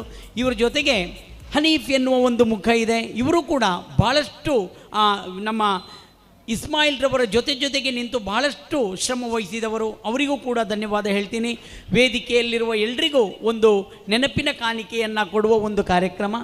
ದಯವಿಟ್ಟು ವೇದಿಕೆಯಲ್ಲಿರುವ ನಮ್ಮ ಅಶ್ರಫ್ ಸರ್ರವರು ಎಲ್ಲ ನಮ್ಮ ಗಣ್ಯರಿಗೆ ಒಂದು ನೆನಪಿನ ಕಾಣಿಕೆಯನ್ನು ಕೊಡುವ ಕಾರ್ಯಕ್ರಮ. ಮೊದಲು ನಮ್ಮ ಜೊತೆಗೆ ಈ ಕಾರ್ಯಕ್ರಮದಲ್ಲಿ ಇದ್ದ ರಫೀಕ್ ಮಾಸ್ಟರ್ ರವರಿಗೆ ಅಶ್ರಫ್ ಸರ್ರವರು ಈ ನೆನಪಿನ ಕಾಣಿಕೆಯನ್ನು ನೀಡ್ತಾ ಇದ್ದಾರೆ. ಅಶ್ರಫ್ ಅಲಿ ಕುಂಜಿ ಮುಂಡಾಜೆ ಇವರಿಗೂ ಕೂಡ ಅಶ್ರಫ್ ಸರ್ ಈ ಒಂದು ನೆನಪಿನ ಕಾಣಿಕೆಯನ್ನು ಕೊಡ್ತಾರೆ. ನಂತರ ನಮ್ಮ ಜೊತೆಗೆ ಇದ್ದ ಶ್ರೀ ಮನೋಹರ್ ಬಳಂಜ ಇವರಿಗೂ ಕೂಡ ಒಂದು ನೆನಪಿನ ಕಾಣಿಕೆ ಇದೆ. ಜನಾಬ್ ಹಾಜಿ ಹಸೈನಾರ್ ಶಾಫಿ ಇವರಿಗೂ ಕೂಡ ಒಂದು ನೆನಪಿನ ಕಾಣಿಕೆಯನ್ನು ನಮ್ಮ ಅಶ್ರಫ್ ಸರ್ ಕೊಡ್ತಾರೆ. ಜುಬೈರ್ ಮಂಗಳೂರು ಇವರಿಗೂ ಕೂಡ ಒಂದು ನೆನಪಿನ ಕಾಣಿಕೆ ಇದೆ. ವೇದಿಕೆಯಲ್ಲಿರುವ ಜುನೈದ್ ಅಜಾರಿ ಇವರಿಗೂ ಕೂಡ ಒಂದು ನೆನಪಿನ ಕಾಣಿಕೆಯನ್ನು ಅಶ್ರಫ್ ಸರ್ ಅವರು ಕೊಡ್ತಾರೆ. ಅಬ್ದುಲ್ ಲತೀಫ್ ನಮ್ಮ ಜೊತೆಗಿದ್ದಾರೆ, ಅವರಿಗೂ ಕೂಡ ಒಂದು ನೆನಪಿನ ಕಾಣಿಕೆಯನ್ನು ಅಶ್ರಫ್ ಸರ್ ಕೊಡ್ತಾರೆ. ರಹಮಾನ್ ನೆಲ್ಯಾಡಿ ನಮ್ಮ ಜೊತೆಗಿದ್ದಾರೆ, ಅವರಿಗೂ ಕೂಡ ಒಂದು ನೆನಪಿನ ಕಾಣಿಕೆಯನ್ನು ನಮ್ಮ ಅಶ್ರಫ್ ಸರ್ ನೀಡಿ ಅವರನ್ನು ಗೌರವಿಸ್ತಾ ಇದ್ದಾರೆ. ವೇದಿಕೆಯಲ್ಲಿ ಭಾಳ ದೂರದಿಂದ ಬಂದ ಶರೀಫ್ ಕಳಸ ನಮ್ಮ ಜೊತೆಗಿದ್ದಾರೆ, ಅವರನ್ನು ಕೂಡ ಈ ಸಂದರ್ಭದಲ್ಲಿ ನಾವು ಗುರುತಿಸಿ ಈ ಒಂದು ನೆನಪಿನ ಕಾಣಿಕೆಯನ್ನು ಕೊಡ್ತೀವಿ. ಅಬ್ದುಲ್ ಖಾದರ್ ಸರ್ ನಮ್ಮ ಜೊತೆಗಿದ್ದಾರೆ, ಅಬ್ದುಲ್ ಖಾದರ್ ಸರ್ ಅವರಿಗೆ ಒಂದು ನೆನಪಿನ ಕಾಣಿಕೆ.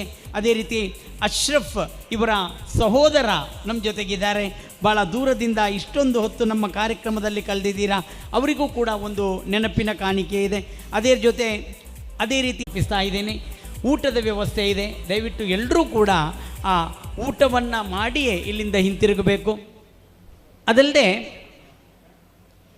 ವೇದಿಕೆಯ ಮುಂಭಾಗದಲ್ಲಿ ಇಷ್ಟೊಂದು ಹೊತ್ತು ನಮ್ಮ ಜೊತೆಗೆ ಈ ಕಾರ್ಯಕ್ರಮದ ಯಶಸ್ವಿಗೆ ಮುಖ್ಯ ಪಾತ್ರಧಾರಿಯಾದ ನಮ್ಮೆಲ್ಲ ಅಣ್ಣಂದಿರಿಗೂ ಅಕ್ಕಂದಿರಿಗೂ ಹೃದಯಪೂರ್ವಕವಾಗಿ ಧನ್ಯವಾದಗಳನ್ನು ಸಮರ್ಪಿಸ್ತಾ ಇದ್ದೀನಿ.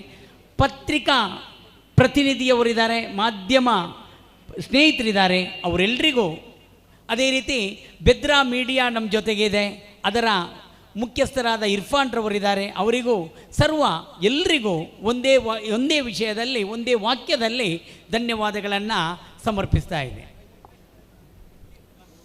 ಇವತ್ತಿನ ಈ ಒಂದು ಕಾರ್ಯಕ್ರಮವನ್ನು ಅತ್ಯುತ್ತಮವಾಗಿ